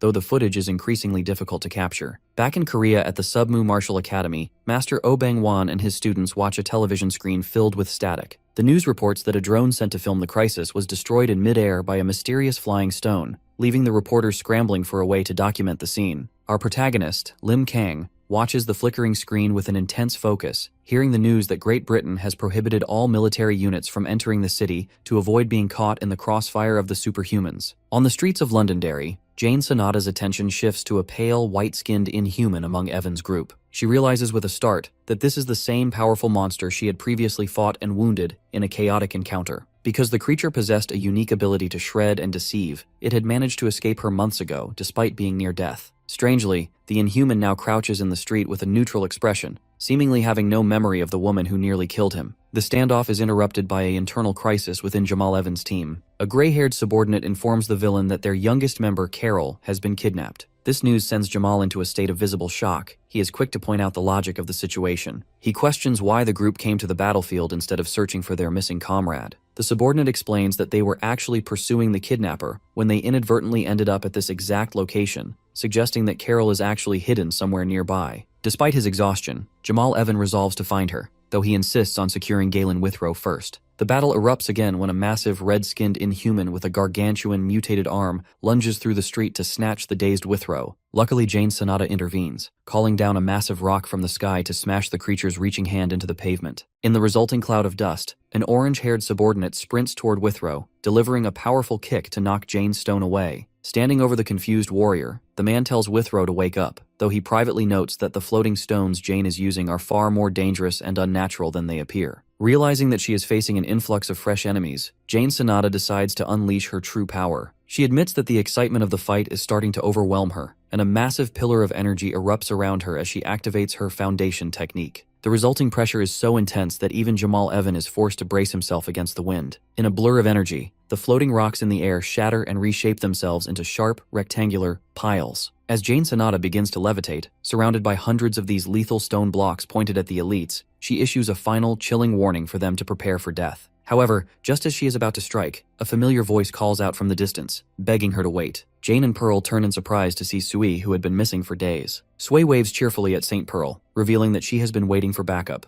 To everyone's shock, Sui is safely carrying the small child Carol in her arms, effectively holding the enemy's missing piece. This reunion brings a momentary sigh of relief to the heroes, as Jane Sonata pulls Sui into a fierce embrace while St. Pearl catches the young Carol. However, because Pearl is naturally observant, she immediately notices something unsettling. The child has dazed, swirly eyes, suggesting she is in an abnormal mental state. This discovery catches the attention of Jamal Evan, who watches the exchange with a mixture of shock and predatory interest. Realized that Sui was the one who managed to track him undetected. The piece is shattered when the red-skinned inhuman known as Del Opir stomps onto the pavement, shattering the stone beneath his weight. This monster is far more dangerous than a mindless beast because he possesses the ability to speak and strategize. Del Opir suggests a violent resolution, offering to slaughter the superhumans to reclaim the child. but Jamal Evan remains cautious. Because he recognizes that Pearl and Jane are monsters in their own right, he decides that a direct confrontation is too risky. Instead, he prepares to retreat with the Alexander Kalin and the rest of his subordinates, prioritizing Carol's safety over a bloodbath. Sui, despite her exhausted state, takes control of the negotiation. She points a finger at the villains and issues a cold ultimatum. If anyone moves, she will kill the child. This threat forces Jamal and his team to freeze, as they realize Sui understands exactly how important Carol is to their plans. Jamal Evan is genuinely impressed, questioning if Sui was also the one responsible for setting the resurrected Galen Withrow free. Although Sui denies any involvement in Withrow's escape, Jamal finds the mystery intriguing rather than frustrating. He shifts his focus back to the trade, warning Pearl that his patience has reached its limit and that he is prepared for an all-out war if they don't hand Carol over. Sui quietly urges St. Pearl and Jane to accept the trade and stop the fight immediately. Since she has spent time observing the enemy group, she warns her allies that the villains possess hidden depths of power that haven't been revealed yet. She argues that a full-scale battle would cause a level of destruction that nothing in the world could currently compare to. Recognizing the logic in Sui's warning, Pearl turns her attention to the nature of Jamal's powers. She asks if the souls he brings back to life are permanently bound to his will, seeking to understand the true state of her fallen friend. Jamal Evan provides a chilling explanation of his creation process. He explains that his resurrected subjects are typically bound by an unbreakable oath, acting as newborns with no memory of their past lives while following his commands. However, he admits that Withrow is a unique failure. For reasons even Jamal doesn't understand, Withrow managed to shatter his shackles and regain a form of independent consciousness, which is why he ran away in the first place. Because Pearl realizes that Withrow is currently catatonic and in a fragile state, she agrees to the exchange. She offers the child in return for the red-haired warrior, and Jamal Evan accepts the deal without objection. The trade is executed with clinical precision as Alexander Kalin hurls Galen Withrow toward the heroes, while Pearl tosses Carol back to the villains. Once the exchange is complete, Jamal is disturbed to find Carol unconscious and demands to know what the heroes did to her. Sui maintains her innocence, claiming the girl simply passed out from the stress of being caught. Before the villains depart, Jane Sonata delivers a final, stern warning. She tells Jamal that despite his unimaginable gifts, he must stop risking innocent lives, or she will eventually be forced to hunt him down. Jamal Evan offers a casual farewell before his group launches into the air with burst of speed. High in the clouds, 5 figures, including Del Opier, retreat from the scene. St. Pearl is left standing in the ruined street, her gaze fixed on the Kalin who remains behind for a brief moment. This individual, Alexander Kalin, stares back at Pearl with red eyes. Before she can act, he vanishes into the sky to join his team. After the threat has passed, Sui is visibly rattled, wondering if they should send someone to monitor the brat who just escaped. However, St. Pearl, who is now cradling the catatonic Galen Withrow in her arms, decides that the priority has shifted. She tells her companions that it is time to head back, leaving the ruined city walls behind. One day later, the narrative shifts to the aftermath of what the media is calling the Camp City riot. The English government has dispatched specialized units to resolve the situation, but because the superhumans moved so quickly, the soldiers find nothing but the traces of a large-scale battle. Despite the lack of physical evidence, the incident becomes a global sensation. News broadcasts across the world show images of Jane Sonata and St. Pearl, but the real shock comes from eyewitness testimonies. Several elderly citizens excitedly report seeing a man with long red hair and dark skin, the legendary Galen Withrow. Because Withrow was officially declared dead months ago, this news causes a wave of confusion and hope. In Korea, our protagonist's handler, Juri, watches the report in disbelief, while the mysterious Nan-gi contemplates the impossibility of someone returning from the dead. The public pressure mounts, forcing the American government and St. Pearl's spokesperson, James De Niro, to address the rumors of Withrow's reincarnation. Even the famous actor Matt Dillon is seen watching the news with a serious expression, noting that despite the intensity of the fight, casualties were miraculously limited to a single death. James and Ben review the data at their headquarters, acknowledging that Jane Sonata's megalith power likely protected the citizens from the crossfire. The doors to the lab slide open, and St. Pearl finally arrives with Jane and Sui. Because they have been gone so long, the reunion is a mix of relief and awkwardness. Ben is so flustered by the energetic Sui that he accidentally blurts out his internal thoughts about her being pretty, much to his own embarrassment. Meanwhile, James shakes hands with Jane Sonata, feeling a breathtaking sense of force emanating from her that reminds him of Pearl's own presence. The professional atmosphere returns when Ben asks the question on everyone's mind.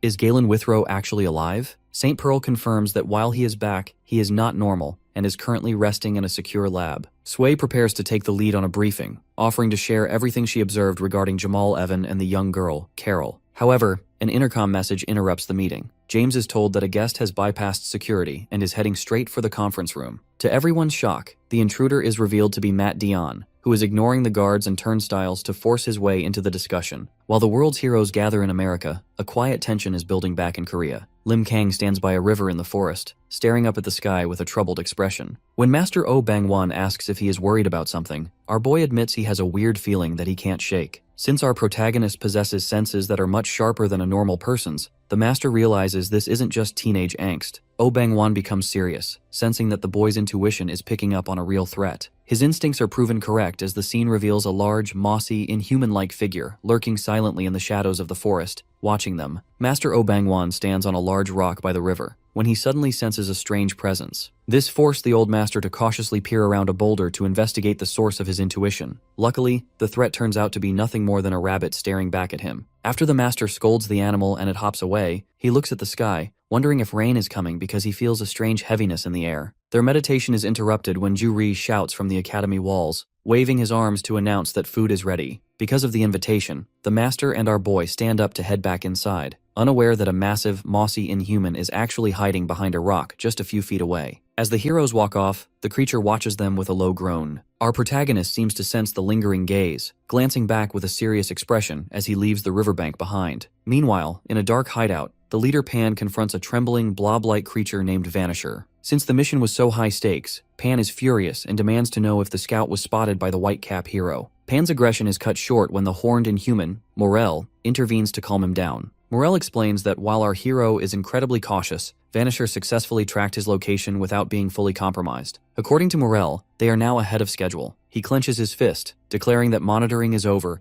and it's finally time to strike from the front. He orders Vanisher to call in Venomous and the rest of their elites, officially beginning the hunt to kill the Whitecap superhuman. Across the ocean in America, the atmosphere in the ISSTF conference room is tense as Matt Dion pushes open the doors. He walks in with a casual attitude, noting that the harsh expressions on the faces of James and team make him feel like an unwelcome guest. Jane Sonata is particularly annoyed, questioning how the actor managed to bypass high-level security just because he was bored. Luckily, the young Sui breaks the tension by suggesting that Ketchup Man simply couldn't handle being left out of the loop. The conversation turns serious when Matt reveals his true reason for coming. He has a specific question about the man in the bucket hat, Jamal Evan, whom he encountered years ago during a crisis in the Netherlands. Matt explains that while he was secretly handling a monster incident near a film set, Evan appeared and immediately identified him behind his mask. Because the villain laughed off the secret and vanished into the night, Matt has felt uneasy ever since. St. Pearl listens intently, confirming that the man Dion met is almost certainly the same Evan they faced in Ireland. Recognizing that the threat is now global and personal for everyone in the room, Pearl looks at the actor and his manager. Due to the shared history and the rising danger, she officially invites Matt and Rose to join their coalition. In the high-tech, sterile environment of Dr. Oldman's laboratory, a pink-haired woman named Ju-hee stands alone, scanning the room with a look of frantic confusion. She is searching for someone, but her eyes eventually settle on a vertical medical tank filled with glowing cyan liquid. Submerged inside is the scarred, red-haired Galen Withrow. Despite her rebellious attitude,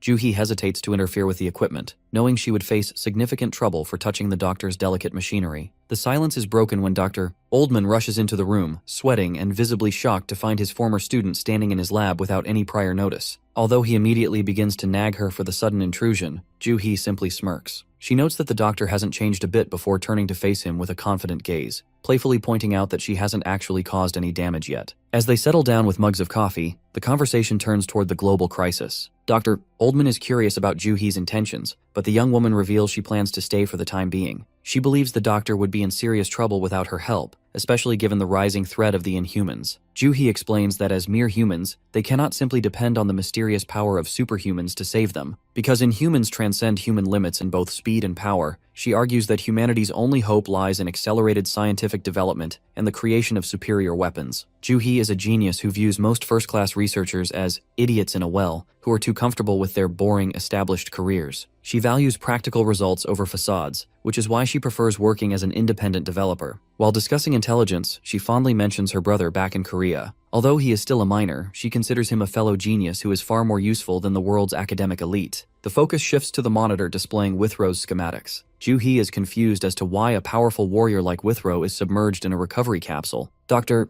Oldman explains that St. Pearl brought him here after the conflict in Northern Ireland, but the situation is grim. Due to the horrific experiments performed by Jamal Evan, Withrow is in a terrible mental state and cannot remember his own identity. Dr. Oldman reveals a disturbing truth. Withrow actually died, and Evan somehow brought him back to life as a newborn, without a past. This revelation leaves Joo-hee stunned, as the idea of a single man possessing the power to resurrect the dead defies all scientific logic. Meanwhile, at the ISSTF headquarters, a different kind of shock ripples through the team. James is left trembling when Sui suddenly vanishes into thin air right in front of him. Luckily, she reappears instantly, explaining that she isn't invisible, but is using a unique ability called Secret Hidden Room. By drawing a mark on the ground with her own blood, Sui can create a fold in space that completely hides anyone inside the barrier. Because the barrier works both ways, it is the perfect tool for spying, though it can be compromised if a third party accidentally steps into the hidden area. Sui uses a whiteboard to brief the team on Jamal Evans' operations. She drops a bombshell by stating that Evans' hideout doesn't actually exist in a physical sense. While she tracked them to a remote location in Northern Ireland, she found no buildings. Instead, there was only a black portal that the group used for travel. St. Pearl theorizes that one of Evans' subordinates must possess spatial abilities, meaning their base moves wherever Evan goes. Even more chillingly, Sui reports seeing human bodies being carried into the portal. Jane Sonata concludes that Evans' ability to stitch the dead back to life likely requires a constant supply of fresh corpses, explaining his recent string of random killings. Sui then highlights a second crucial detail: a young girl named Carol who seems to be protected by the gang. While Carol appears to be a normal, grumbling child, Sui overheard an exchange that suggests she is the group's most valuable asset. Carol predicted a massive fight in Korea where many people, and potentially the Whitecap hero, might die. St. Pearl realizes this isn't a coincidence.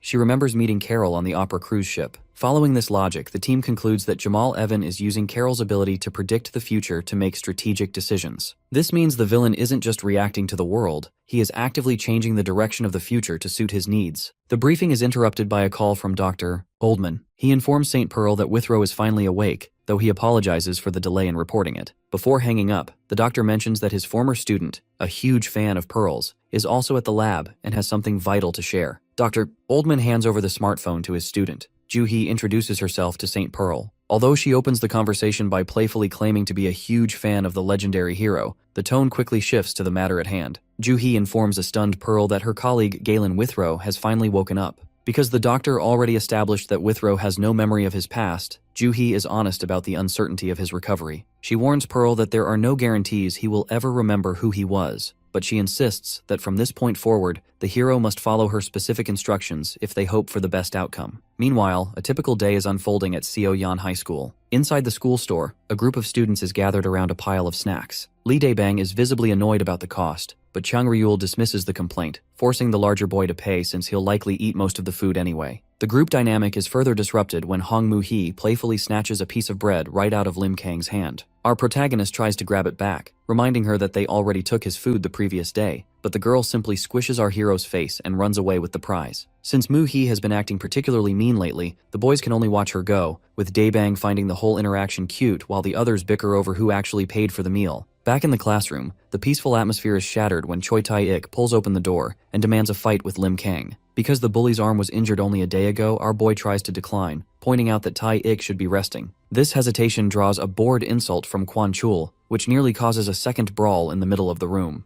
As the bullies and students argue, the classroom chaos is interrupted by a girl who informs our protagonist that the faculty office has called for him. Someone is at the school looking for him, and the urgency of the message forces him to hurry. Inside the faculty office, a teacher is discussing Lim Kang's irregular attendance and poor grades with a visitor. Master Oh Bang-won, looking sharp in a black suit and white cap, bows deeply to the teacher. The fact that he feels responsible for our hero's lack of guidance, the master takes the full blame for the boy's behavior. The teacher is quick to reassure him, noting that while our hero is often late or absent, he is clearly a good-natured kid who gets along well with everyone. The conversation is cut short by a knock at the door, and Lim Kang stands in the doorway, completely stunned to see Grandpa in a formal suit. As the teacher promises to pay more attention to the boy's academic future, the master leads our hero out of the office and onto the school grounds. Since he usually sees the old man in rags, our protagonist is impressed by the new look. Oh Bang-won explains that Ju-ri helped him dress this morning, having insisted that the old man should wear something respectable if he's going to be out in public. As they walk, the master checks in on the boy,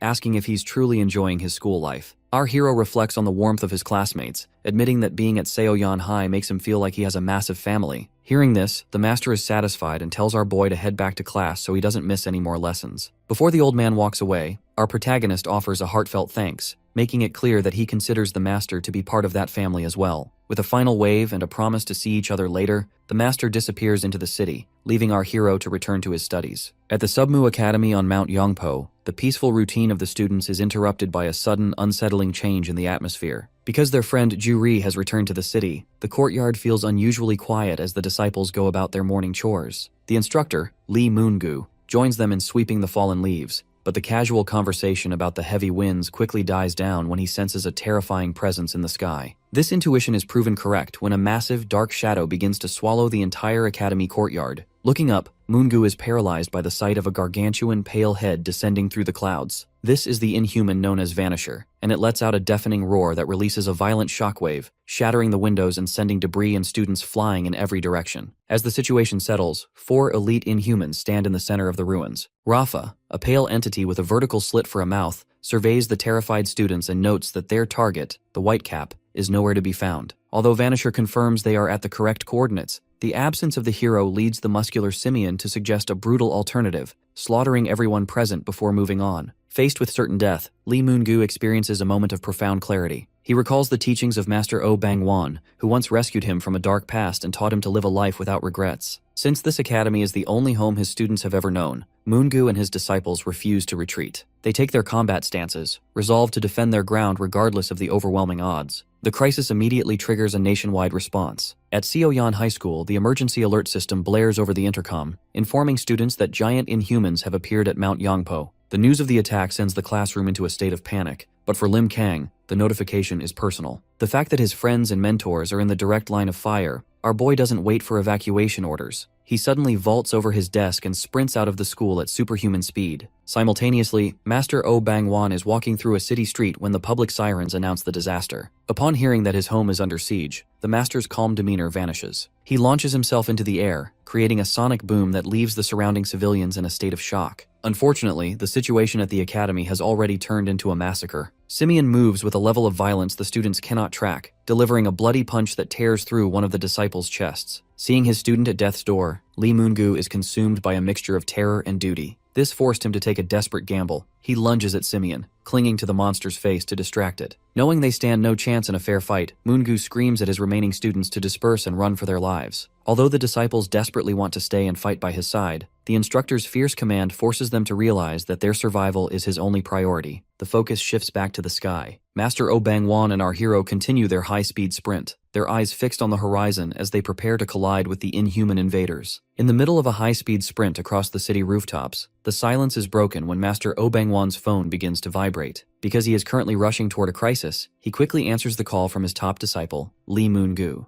Unfortunately, the news from the other end is devastating. A bloodied and gasping Moon-gu begs his master not to come to the academy, explaining that the site is already a smoldering ruin. Despite the old man's desperate protests, Moon-gu insists that staying away is the only option because the threat is far beyond what they anticipated. As the connection crackles with the sound of destruction, Lee Moon-gu provides a sobering report of the massacre. He reveals that several disciples have already been killed on the spot, while others have been scattered into the surrounding forests. Luckily, some students managed to escape the initial slaughter by hiding near the river during a laundry shift. Recognizing that his own time is running out, Moon-gu uses his final moments to deliver a vital piece of intelligence. He informs the master that the inhuman invaders already know Lim Kang is the White-Cap superhuman. Because our hero wasn't at the academy, the monsters have officially shifted their target to the high school to flush him out. The conversation takes a heartbreaking turn as Moon-gu prepares for his end. He offers a tearful farewell, thanking the master for a life lived without regrets, and calling him father for the first time. As a memory of their snowy past and shared love for their family flashes through the master's mind, an explosion erupts on the other end of the line. Since the signal goes dead and the phone is crushed in his trembling hand, Master Oh Bang-won is consumed by a cold, murderous resolve. He turns to Lim Kang and commands our hero to head to the school at maximum speed, his own eyes burning with the weight of his loss. Back at Seoyan High School, a typical afternoon is instantly transformed into a nightmare. Students like Dae-bang and Chang Ryul are interrupted while packing their bags by the sight of the gargantuan pale head of the inhuman Vanisher appearing through the clouds. Because the creature lets out a deafening, bone-shaking roar, the school is thrown into an immediate panic. The situation escalates further when 4 inhuman pods slam into the schoolyard with violent force, releasing the elite invaders directly onto the campus. One of the monsters, a blue creature named Pyongoid,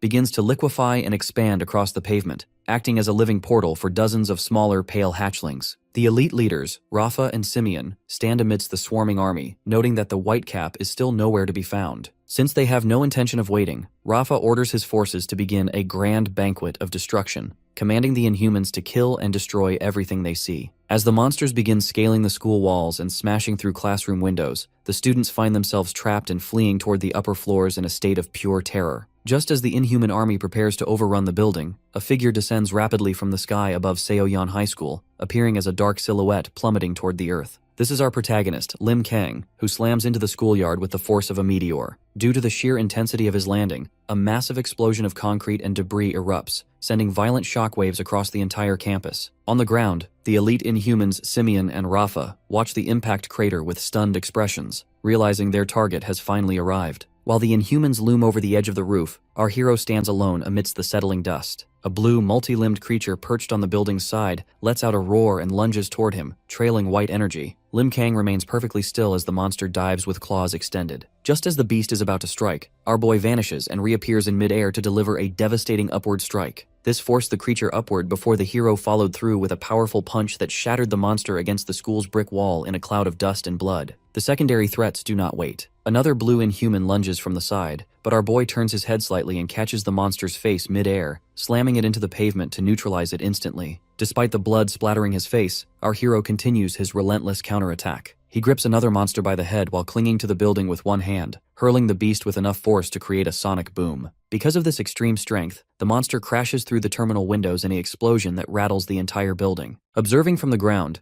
Simeon and Rafa realize that every segment of their subordinate's body is being systematically crushed. Rafa finally confirms the hero's identity, noting that even without his signature hat, the warrior is undoubtedly the White Cap. While the elites coordinate outside, the terror spreads into the school hallways. A blue Inhuman corners a girl named Sohee, prompting a group of students, including Daebang and Chang Ryul, to rush toward the scene in a state of pure panic. They find themselves trapped between monsters coming from the staircase and the one threatening their classmate. Just as the Inhuman opens its massive maw to devour Sohee, a sudden blur of motion streaks through the hall. Lim Kang appears instantly, delivering a powerful kick that sends the monster flying through a brick wall. Our protagonist stands in the wreckage, his white shirt stained with blood and his face shadowed by debris. His classmates stare at him in total shock and confusion, barely able to recognize their quiet friend in this blood-soaked warrior. Unfortunately, the elite Inhuman Rafa decides to shift the nature of the battle. His body begins to pulsate with violent red energy, and he lets out a deafening roar that releases a massive red shockwave. This energy washes over the entire school and city skyline, acting as a mental intrusion. As a result, every student, including Lim Kang and the approaching Master Oh Bang Wan, is hit by the wave. The students remain frozen in a trance-like state, their expressions becoming glazed and blank. Because of this mental assault, Lim Kang experiences a horrifying hallucination. He looks down at his hands as the atmosphere changes, only to see a vision of his classmates being brutally slaughtered. In this nightmare, Daebang is gripped by the throat, and a clawed limb pierces Muhi's chest. Our hero stares at the bloodied bodies of his friends with a hollow, dark expression,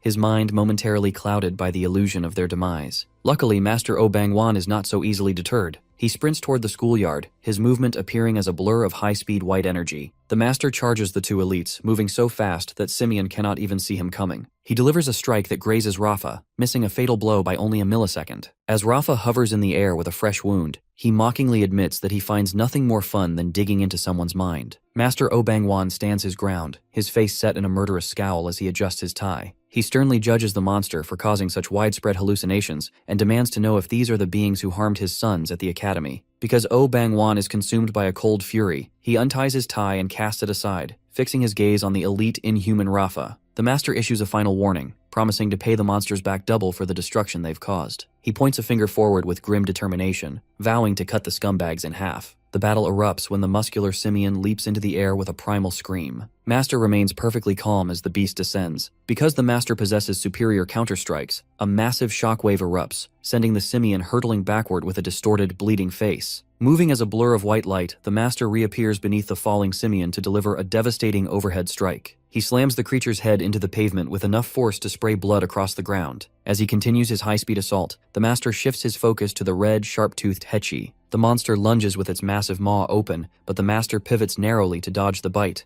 Despite a moment of high-speed uncertainty, where the Hechi nearly catches him off balance, the master responds with a lethal physical strike from his foot, tearing the monster apart in a spray of blood. Simeon lunges again, but our hero blocks the punch with his bare hands, his expression dark with rage. Inside the school hallway, the horrific hallucination of slaughter finally vanishes. Lim Kang is shown shouting for his classmate, Hong Muhi, who is leaning against a wall waking from her trance. Our protagonist reaches out to her, urging her to look at him. Since she is disoriented and covered in sweat, Moo-hee struggles to realize that the visions of her classmates being killed were not real. Their classmates, Wu Chang-ryul and Lee Dae-bang, look on in total shock. They realize that our boy just moved as a white blur to save the class president, leading them to ask the question they previously thought impossible. Are you a superhuman? Lim Kang remains serious and shadowed as he prepares to put on his signature white cap. A scream echoes through the hall as students report that the upper floors are being overrun. Because the situation is critical, Lim Kang speaks with a quiet authority, telling his friends he doesn't have time to sit around. He puts on his cap and prepares to head back into the battle. He tells his crying classmates he is glad they regained their senses and urges them to stay put. With a resolute face,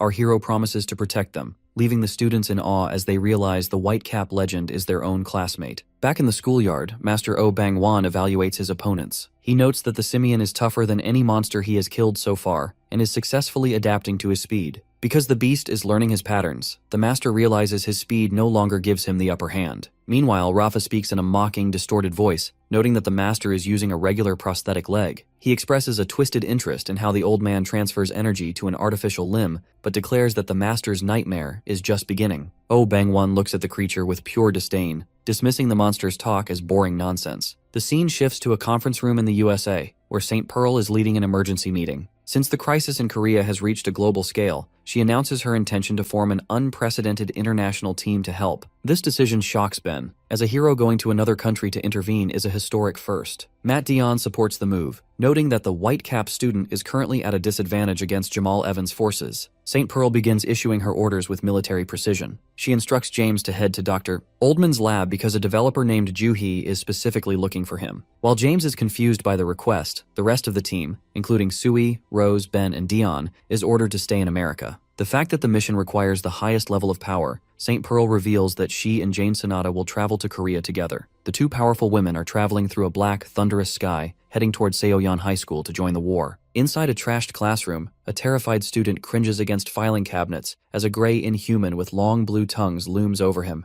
Just as the creature opens its mouth to strike, a powerful punch suddenly slams into the side of its head, causing a spray of blood. The force of the fist is so extreme that it crushes the monster's skull instantly, neutralizing the threat before it can harm the boy. The savior is revealed to be Lim Kang, standing over the fallen beast with his white cap pulled low. Since he just witnessed his schoolmate's unbelievable power, the student is left in a state of total shock, eventually falling to his knees as he realizes that the white cap legend and the quiet boy from his school are the same person. Our hero doesn't waste any time on conversation and immediately races out of the room. As he moves through the school hallways in a white blur, he evaluates the gravity of the situation. Since he can sense the heat map signatures of 30 to 40 Inhumans attacking from multiple directions, he realizes the building is being systematically overrun. He determines that his only choice is to head toward the area with the most concentrated trouble, leading him to focus his attention on the school basketball court. Inside the court, the atmosphere is pure chaos. A teacher frantically tries to gather students at the back of the room, while several blue Inhumans prowl among the fallen bodies. Because the emergency exits are blocked by more monsters outside, the students feel trapped and hopeless. The terror reaches a peak when the smaller Inhumans begin to merge into a single, pulsing mass of flesh. This fusion results in the emergence of a massive, multi-limbed creature known as Pyongoid, which features grotesque mushrooms growing from its back. The monster opens a central maw and erupts dozens of long blue tentacles that lash across the gym, forcing everyone to dive for cover. Just before a tentacle can snag a student, Lim Kang crashes through the high windows in a shower of glass. He lands firmly on the court floor and catches the monster's reaching appendages with his bare hands. Fueled by a sense of personal responsibility, our protagonist swings the tentacles with enough strength to pull the massive Pyongoid off its feet. He follows up with a devastating, energy-infused punch directly into the creature's face, caving in its head. The force of the strike creates a violent shockwave that blasts the Pyongoid through the building wall and out onto the school grounds, leaving the monster obliterated. As the dust settles, a heavy silence falls over the witnesses. One student, recognizing the boy in the white cap, is moved to tears by the realization of who has been protecting them. Lim Kang remains standing in the smoking crater, his shirt stained with blood. When he turns his glowing gaze toward the remaining smaller Inhumans, the creatures are so overwhelmed by his murderous intent that they actually begin to back away in fear. Our protagonist has no intention of showing mercy. He moves with a sudden burst of speed, systematically dismantling the remaining monsters with a series of brutal kicks and punches. After slamming two Inhumans' heads together, he stands tall as blood rains down around him. He issues a chilling promise to the cowering beasts, declaring that none of them will escape because he intends to kill every single one of them today. While the massacre continues at the school, Jamal Evan arrives at a deserted Incheon airport. Dressed in his white bucket hat, he casually notes that the weather is far too nice for such violent fighting before deciding that South Korea is actually a pleasant place. On the third floor of Seoyeon High School, horrific scene continues. A blue-skinned inhuman has pinned Park Chang-sik against a window, impaling the teacher through the shoulder with its prehensile tongue. While students watch in frozen terror, the teacher ignores his own agony to prioritize their safety. Because he views his students as his own children, he uses his remaining strength to grip the monster's face, desperately shouting for the teenagers to flee while he holds the line. In what he believes are his final moments, he urges the young generation to take responsibility for the future, offering a tearful apology for any harshness he showed them in the past. Just as the creature prepares to deliver a finishing blow, Park Gun-do streaks through the hallway with explosive speed. Using his blue gym shirt to blind the monster, our protagonist's schoolmate delivers a powerful flying kick that forces the inhuman to drop the wounded teacher. Gun-do is immediately joined by Choi Tae-ik, and the two gang leaders combine their strength to tackle the beast toward a window. Since the monster is as solid as an unmoving tree, the boys struggle to gain ground, prompting Gun-do to scream at the onlookers to stop watching and start pushing. Rallied by this command, a group of students lunges forward to join the fray. The collective force finally shatters the glass, sending the inhuman plummeting toward the schoolyard. Unfortunately, the victory comes with a terrifying cost. As one of the monster falls, another one snags Gun-do's hand with its tongue, dragging the boy into the corridor. In mid-air, the creature wraps its suffocating tentacles around Gun-do, crushing his ribs and leaving his classmates to watch in horror. Facing the reality of his own death, the young fighter's mind drifts back to a sunset long ago. He recalls a childhood with his father, a man who encouraged him to be honest about his feelings instead of hiding behind a stoic mask. The tragedy of Gun-do's life is rooted in the loss of that father, a brave firefighter who died running into a burning building to save others. Because of this trauma, Gun-do grew up as a cynical, welfare kid, despising the very concept of heroes because of the void his father's heroism left behind. He remembers a quiet moment on the school roof just before the current crisis, where he had ignored an emergency alert only to find Lim Kang standing there as a superhuman. At the time, he had questioned the use of being a hero, but as the inhuman's grip tightens around his neck in the present, his only remaining thought is how much he misses his dad. Luckily, the cycle of sacrifice is interrupted before Gun-do is lost. As the boy's eyes go blank, a sudden arc of energy cuts through the air, severing the monster's hold and allowing the student to fall safely on the ground. The specialized Sniper B has arrived on the scene, delivering a devastating kick that shatters the air around the inhuman. With his cybernetic eye and his mechanical limb fully charged, the soldier orders the surrounding students to cover their ears. As the shockwave of the impact radiates through the schoolyard, Gun-do watches the intervention in a daze. After a lifetime of resentment, the word hero finally carries weight as he realizes he has been saved. Inside a shattered classroom, the tension is thick with falling glass and the heavy breathing of students. Choi Tae-ik and Nam Gung-moo crouch in terror, their eyes wide as they witness a blood-stained mechanical arm punctuating the air. Before them stands the specialized Sniper B, who has just neutralized a lethal inhuman threat. While some students erupt in relief at the sight of a protector, Park Gun-do lies battered on the floor, his body pushed to its absolute limit. The arrival of a tactical unit brings a sense of order to the chaos. Soldiers move up the stairwell with precision, prioritizing student evacuation while B remains the primary line of defense. Because the situation is still volatile, the sniper orders the students to stay put. However, Gun-do, fueled by a desperate need to prove his worth, reaches out to grab the soldier's leg. Despite his crushed torso and severe internal injuries, he pleads to join the fight, finally admitting that he has always wanted to be a hero like the ones he once resented. B offers only a cold medical reality. If the boy moves now, he may never stand again. In another wing of the school, the mystery of the white cap is finally unraveled for the students. Lim Kang stands amidst the wreckage of a classroom, his hand dripping with inhuman blood. His classmates, including Kwon Chul, watch in stunned silence as they realize the quiet, unassuming boy they know is actually the legendary superhuman. Our hero doesn't stay for the cheers. He focuses his mind on the remaining threats, sensing 10 more monsters lurking around the campus and downtown. The battle in the schoolyard between Master Oh Bang-won and the elite Inhumans has reached a stalemate. The red-skinned Hechi unleashes a barrage of high-speed spikes, forcing the Master to maneuver with surgical precision. Although he manages to dodge most of the projectiles, he is forced to pull a jagged spike from his own shoulder, realizing that Hechi acts as a long-range deterrent, while the muscular Simeon handles the close-quarters brawling. The fact that Simeon's durability is so immense, the Master's counterattacks aren't accumulating enough damage to end the fight. Master Oh Bang-won senses a tingly purple energy in the air, recognizing it as a spell cast by the shell-dwelling Rafa. To counter the monster's ability to track him, our protagonist's mentor begins to move in a pattern that leaves no displacement in the air, appearing as a blur that defies Rafa's visual sensors. This unusual movement unnerves the elite Inhuman, who decides to drop the games and go full power.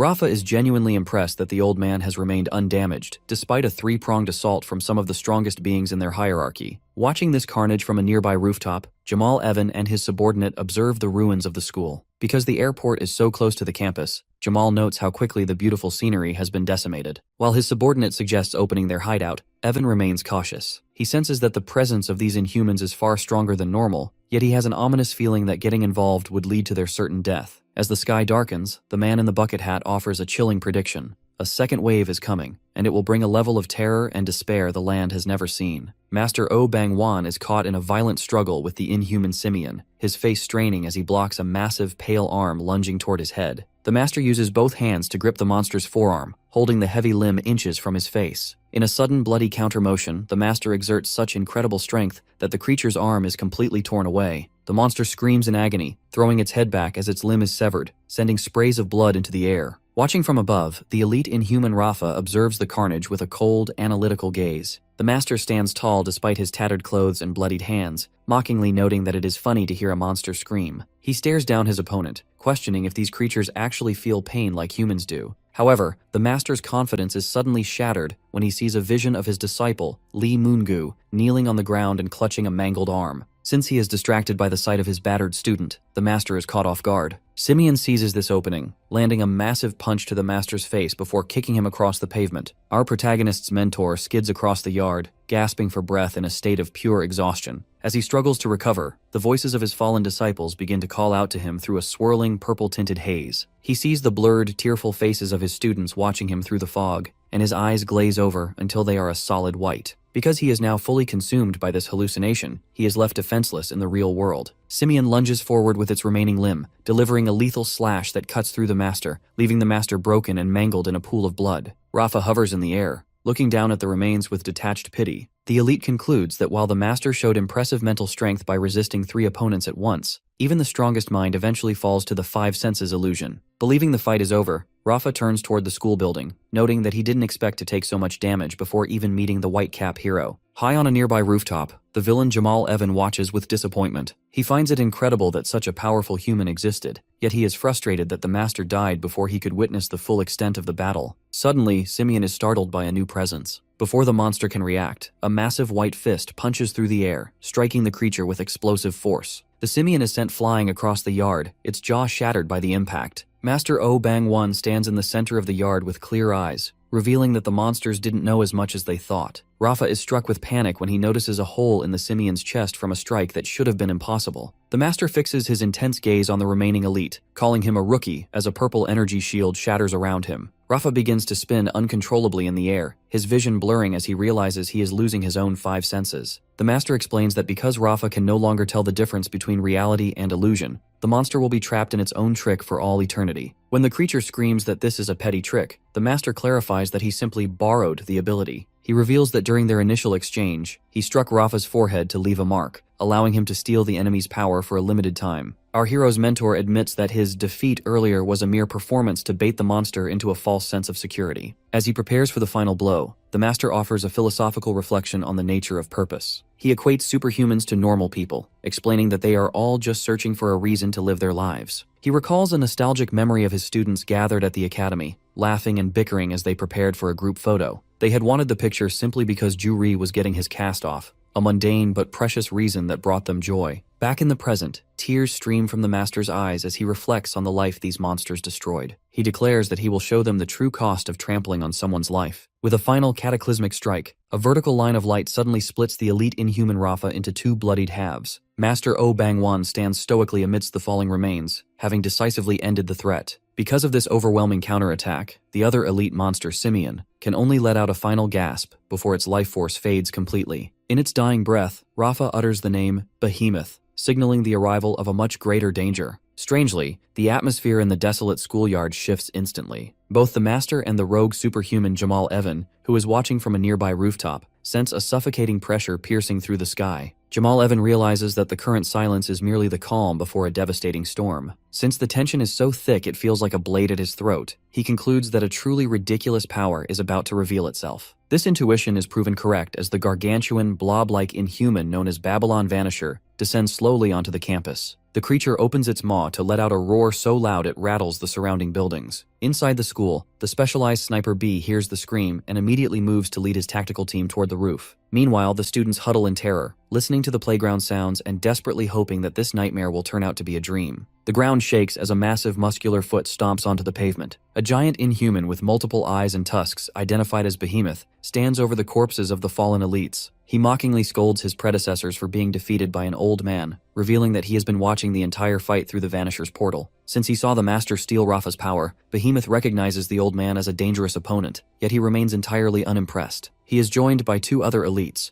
the three-faced Harper and the horned Galtaran, who have all arrived with the singular mission of eliminating the White Cap. Master O Bangwan narrows his eyes, feeling an overwhelming weight he hasn't experienced in years. Because he realizes these new arrivals are prepared for a lethal struggle, he prepares his body for the impact. Behemoth lunges with incredible speed, mockingly noting that the Master seems absent-minded. Although the old man attempts a high-speed kick, Behemoth catches his foot with a single palm. The monster acknowledges the Master's skill in defeating the previous elites, but dismisses him as a secondary obstacle. With a powerful strike, Behemoth blasts the Master toward the school building, leaving him bloodied and gasping for air. Behemoth declares that while they are only interested in the White Cap, they have no choice but to kill anyone else who stands in their way. Luckily, a high-speed white blur streaks toward the school roof at that exact moment. Lim Kang lands and looks down at his fallen mentor, his expression turning to one of pure rage. Seeing his target has finally appeared, Behemoth prepares for the main event. As the Master lies on the pavement staring at the sky, he reflects on his aging body and his inability to continue the fight. He offers a silent apology to our boy,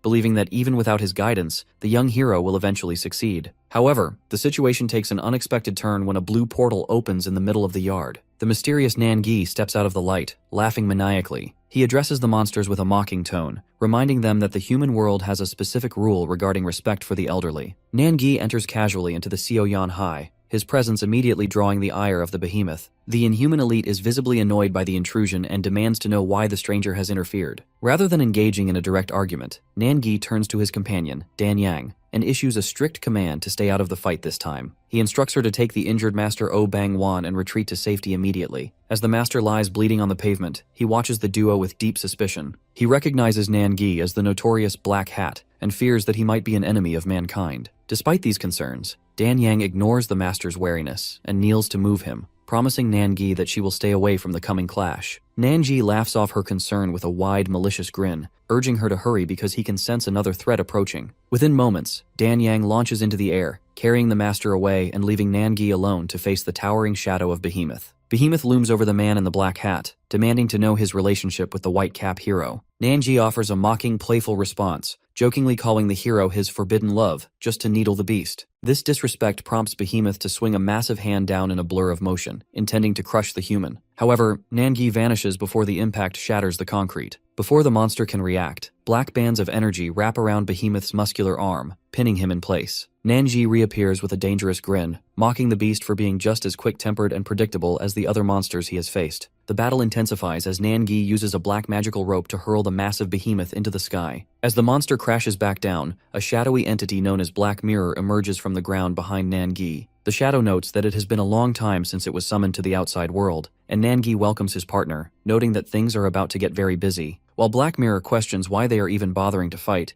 Nangi warns the shadow to stay focused. He describes Behemoth as a monster among monsters, explaining that even a single mistake against such a creature would lead to instant death. Behemoth regains his footing, his multiple eyes fixed on his new opponent. He arrogantly declares his plan to slaughter every superhuman on Earth once he finishes with the White Cap. He finds it almost amusing that a crazy guy like Nangi wants to fight him and asks for a reason. Nangi's eyes glow with a fierce red light as he laughs back. He states that because he is a superhuman and his opponent is an inhuman, he needs no other justification to kill him. In a safe location away from the front lines, Master O Bangwan reflects on the overwhelming power he just encountered. He realizes that the single punch Behemoth landed on his chin was so intense that the shockwave traveled through his entire face, and the subsequent strike to his ribs caused unprecedented damage. He looks at Dan Yang with a mix of suspicion and curiosity, demanding to know why she saved him and if her group truly fights for humanity. Dan Yang finally removes her cloak, revealing her blue hair and face. She admits that she is unsure how she feels about exposing herself after so long, but she formally introduces herself to the master, confirming that she is indeed acting for the sake of mankind. Far across the ocean, St. Pearl and Jane Sonata are racing toward Korea atop floating stones. Jane calculates that they are still about 2 hours away, despite the hinges moving at maximum speed. As Pearl looks toward the horizon with a grave expression,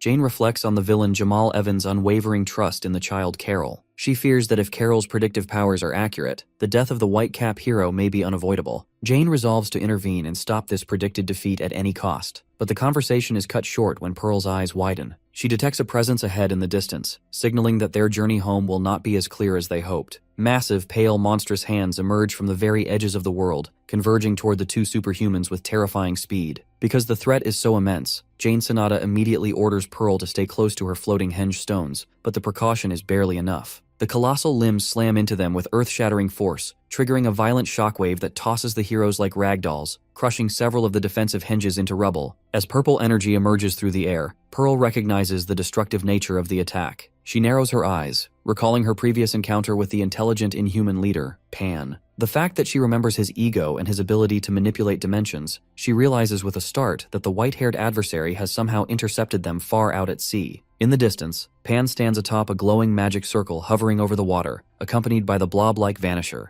The inhuman leader praises his scout before unfolding a celestial array of magic circles across the sky. He issues a command for Vanisher to return to a figure named Morel before dissolving the creature into a streak of white energy. Within an instant, Pan uses his own incredible speed to appear directly in front of Pearl and Jane. Pan looms over the two heroes. He mockingly asks why they are in such a hurry. Before they can respond to his sudden appearance, Pan lunges forward with a brutal greeting. He delivers a powerful kick that strikes both women simultaneously. Because the force is so extreme, St. Pearl is sent hurtling downward, crashing into the ocean and sinking deep beneath the waves. Jane Sonata screams out in horror as her partner disappears into the deep blue. Underwater, Pearl struggles to regain her senses amidst the sinking debris. She notices that even though the henge stones are broken, the fragments are reacting to her presence, clinging tightly to her joints. Using this unexpected support, St. Pearl erupts back onto the surface with a massive explosion of water. Pan watches her ascent with a mocking grin, commenting on her lack of talent for flying. To counter this disadvantage, Jane Sonata resolves to help her partner by forcing the remaining henges to become one with Pearl's body. This strategic move allows the blonde hero to maintain her footing in the sky, readying her for a serious battle. Pan observes the stones with detached curiosity, noting that they seem to move forever unless the one controlling them is killed. Jane Sonata scowls, identifying Pan as the inhuman who previously fought Matt Dion at Incheon Airport. Pan merely laughs, claiming that the encounter was just for fun.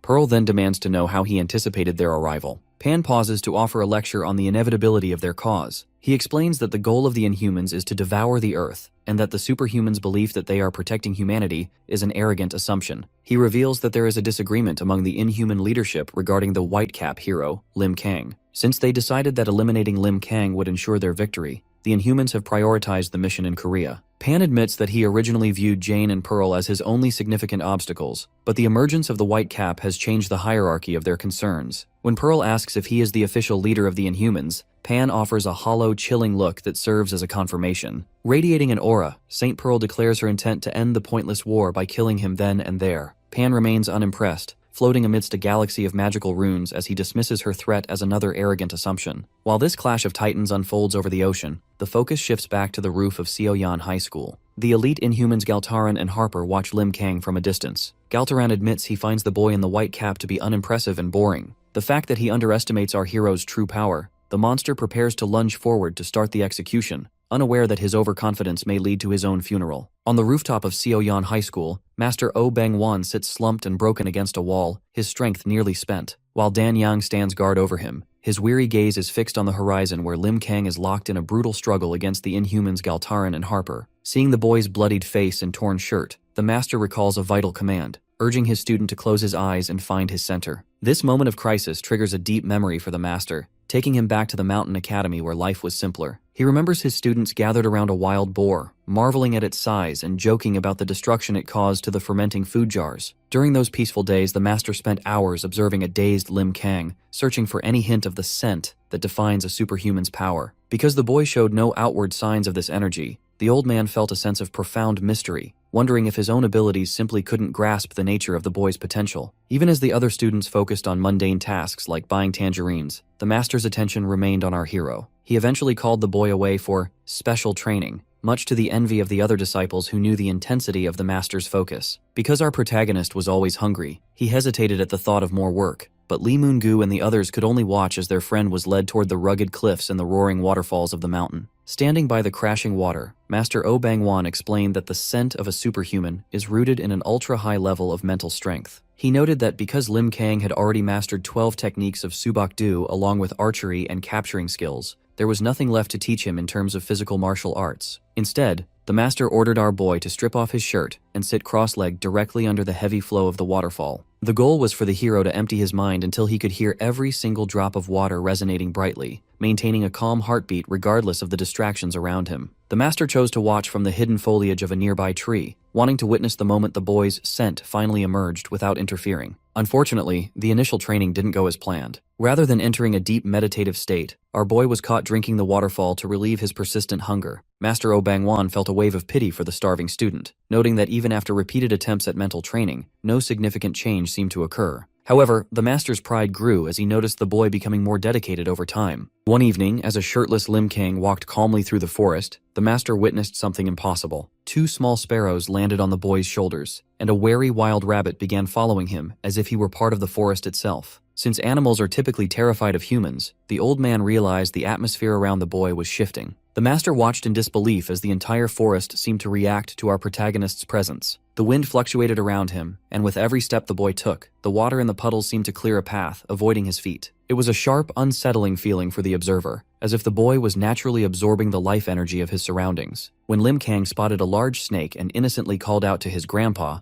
the master broke into a sweat, realizing he had been spotted despite his stealth. He saw a faint light in the boy's eyes and realized that while the atmosphere had become inharmonious, our hero was effectively being chosen by nature itself. The master concluded that Lim Kang possesses the power of a savior, a being capable of protecting humanity even when the world is on the edge of a cliff. Back in the present, this latent power finally erupts. Sizzling with energy, our boy delivers a high-speed, devastating punch to the Galtaran. Because of the sheer force of the blow, the monster is left gasping for air on the roof of Seoyan High School, his blood splattering across the concrete as he pushes himself back up. Our protagonist walks calmly toward his opponent, his presence so overwhelming that it creates a heavy, suffocating pressure in the air. This atmosphere is so intense that even the winged elite, Harper, finds it difficult to breathe, realizing with a start that this terrifying power is coming from a mere high school student. Desperate to turn the tide, Harper takes a deep breath and launches a high-speed acidic projectile toward the center of the roof. Luckily, Lim Kang remains perfectly still as the attack fails to connect. The energy simply circles around him and vanishes into the air without ever touching his skin. Because his best weapon was neutralized without the hero even moving a muscle, Harper is left in a state of total shock. Sensing that they are completely outmatched, Galtaran shouts for Harper to go and retrieve their fallen allies, specifically the elite Rafa, to trigger his power boost. While the monsters scramble, the bloodied Master Oh Bang-won watches the scene with a mix of pride and paternal dread. He realizes our boy is entering a critical state of blooming, which triggers a memory of their earlier training in the forest. The master recalls how the hero's mind previously disconnected at the Incheon airport because his body couldn't handle the vastness of his own power. Master O explains that our protagonist's hidden energy is like an overflowing cup. If he cannot maintain absolute mental control, his own power will trigger an explosion that results in a global disaster. Since the hero's scent is now blooming darker and more intensely than ever before, the master fears that Lim Kang is currently a ticking time bomb, struggling to stay conscious within his own psychological void. The chaos on the ground takes a grotesque turn when Harper flies down to retrieve Rafa, only to find nothing but a pool of blood where the body should be. Because their companion has vanished, Galtaran loses his patience. He orders Harper to stop hesitating, and instead throw the mangled corpses of the other defeated Inhumans, Simeon and Hechi, directly to him. In a sickening display of scavenger habits, Galtaran opens his massive maw and devours the remains of his own allies. Dan Yang watches in horror, realizing that the monster is using this cannibalism to trigger a massive power boost. After consuming the bodies, Galtaran undergoes a terrifying transformation into his ultimate form, becoming more muscular and covered in jagged spikes. He steps forward, cracking the rooftop, and mockingly tells the Whitecap that the Inhumans will inevitably win the war regardless of this single battle. However, the monster admits he wants to kill our protagonist personally for the sake of fun publicity to cement his own legacy as a great warrior. With a final roar, Galtaran lunges forward in a blur, intent on finishing our hero with his own hands. Galtaran's roar is cut short as the atmosphere on the rooftop shifts. Lim Kang stands perfectly still, but because he has tapped into his deepest reserves, a surge of power radiates from his body. This sudden intensity forces everyone present, from the battered master to the observing elites like Behemoth and Jamal Evan, to realize the protagonist is no longer exhausted. Our hero strikes with such speed that the air ripples, catching Galtaran off guard and tearing a massive wound into his chest. This blow sends the monster hurtling into the sky, and moving like a blur, the protagonist intercepts him midair to deliver another devastating strike. Galtaran can only spin in disbelief as he is completely outclassed. To finish the exchange, our guy lunges forward again, ending with a powerful upward kick that creates a pillar of energy and sends the monster soaring through the clouds. Dan Yang watches the explosion of power in shock, acknowledging that this is the true potential of the White Cap. Nearby, Master O Bangwan watches with a grim but proud expression, noting that while the boy's consciousness is split and the state is risky, he is maintaining an incredible balance. The elite Harper can only tremble as he watches Galtaran's mangled body eventually come crashing back down, shattering the school's court. High above, our hero remains in the sky, energy still flowing in his eyes as news drones struggle to film through the smoke and dust. The scene shifts to a global broadcast where a news anchor provides a frantic update on the situation in Incheon. Because over 50 Inhumans have occupied the campus, it has officially become the largest unprecedented attack in history. The news reports that while heroes like the Black Hat and the suit-wearing old man are fighting back, the biggest bombshell has been the revelation of the White Cap's identity. The world now knows that the hero is actually Lim Kang, a local high school student. This discovery has led professionals to conclude that the entire invasion was specifically designed to target the boy. James De Niro, the spokesman for St. Pearl, confirms the gravity of the Korean War during a press conference. He states that because this situation is more dangerous than anything they've ever seen, both St. Pearl and Jane Sonata are already headed to Korea to intervene. In Russia, Maxim Basilov and Kirillov watch the broadcast with a mix of shock and rage, particularly at the mention of the Black Hat joining the fight. Kirillov analyzes the footage, noting that mankind has entered a final stage of evolution at an advanced speed. He warns that if the four heroes in Korea lose, it will mean the end of the entire country. Since the Inhumans have moved with full power to focus on Lim Kang, Kirillov argues that every superhuman in the world now has a simple, singular response they must take. He gestures to his projections, explaining that all superhumans need to focus on helping the White Cap immediately. Although Basilov is visibly annoyed that the young student is being seen as so amazing, his pride doesn't stop him from agreeing to the mission. He stalks away with a frustrated scowl, reminding Kirillov that no matter where they go, he remains the leader. Kirillov simply offers a small, knowing smile, acknowledging that the Russian powerhouses are officially entering the war. In the middle of the schoolyard at Seoyeon High, Behemoth opens his eyes and fixes a sharp, lethal glare on Nangi. Despite being bloodied and battered, Nangi continues his charge. Behemoth notes that since Nangi is finally fighting seriously, he will reciprocate. Because the Inhuman is on a tight schedule, he decides to use his full strength to end the encounter. Nangi mocks the beast's tight schedule and transforms into a swirling mass of shadow energy, signaling a shift in the fight. Nangi attempts to restrain the giant by summoning his shadow companion, Black Mirror. Thick bands of energy wrap around Behemoth, confining his muscular frame. This allows Nangi to strike with a blur of high-speed motion, grappling with the monster in midair. However, the effort fails. Even after hitting the monster with his full power, Nangi realizes that Behemoth's skin is too thick to slice. As a result, he is struck by a counterblow and sent tumbling through the air into the debris. As the dust settles, Behemoth stands unaffected. Nangi struggles to find his footing, realizing that every one of the Tusked Elite's attacks is potentially fatal. Since the monster's power is so overwhelming, Nangi knows he cannot maintain a defense for long. Behemoth mocks the effort as pathetic and exerts his raw strength to shatter the Black Mirror's energy bands. This display of strength leaves the shadow entity terrified, admitting it can no longer hold the beast back. Behemoth then launches himself into the sky, descending toward Nangi like a projectile. Although the shadow warns him to dodge, the force of Behemoth's fist slamming into the ground creates a shockwave of earth. Nangi feels the wind pressure from the monster's movements suck the air out of the area, throwing him off balance and leaving him vulnerable to a follow-up strike that sends him spinning. Seeing his partner reach his limit, Black Mirror begs Nangi to flee. Behemoth ignores the plea and fires a concentrated beam of energy into the sky. The beam strikes with violent force, resulting in a distant explosion that leaves Dan Yang and Master O Bangwan watching in shock. Walking through the dust, Behemoth explains that while their primary target is our hero, the White Cap, this massacre is only the first step of a larger cause. According to the monster, the order of their kills is irrelevant because every hero and human is already marked for death. He warns them that even if the White Cap survives today, humanity cannot defeat an enemy that has already prepared for war. He tells the survivors they will eventually surrender to despair, leaving them with nothing to do but cry. Luckily, Nangi is not yet broken. He stands among the ruins, heavily injured, but mocks the monster for talking too much. While Behemoth looks on in surprise, Nangi's Black Mirror surrounds his body. He stands firmly, declaring that the Inhumans are exactly as he expected. Because they were nearly caught in a devastating blast, Black Mirror is left questioning what the enemy actually fired. Nangi admits that he doesn't have the answer,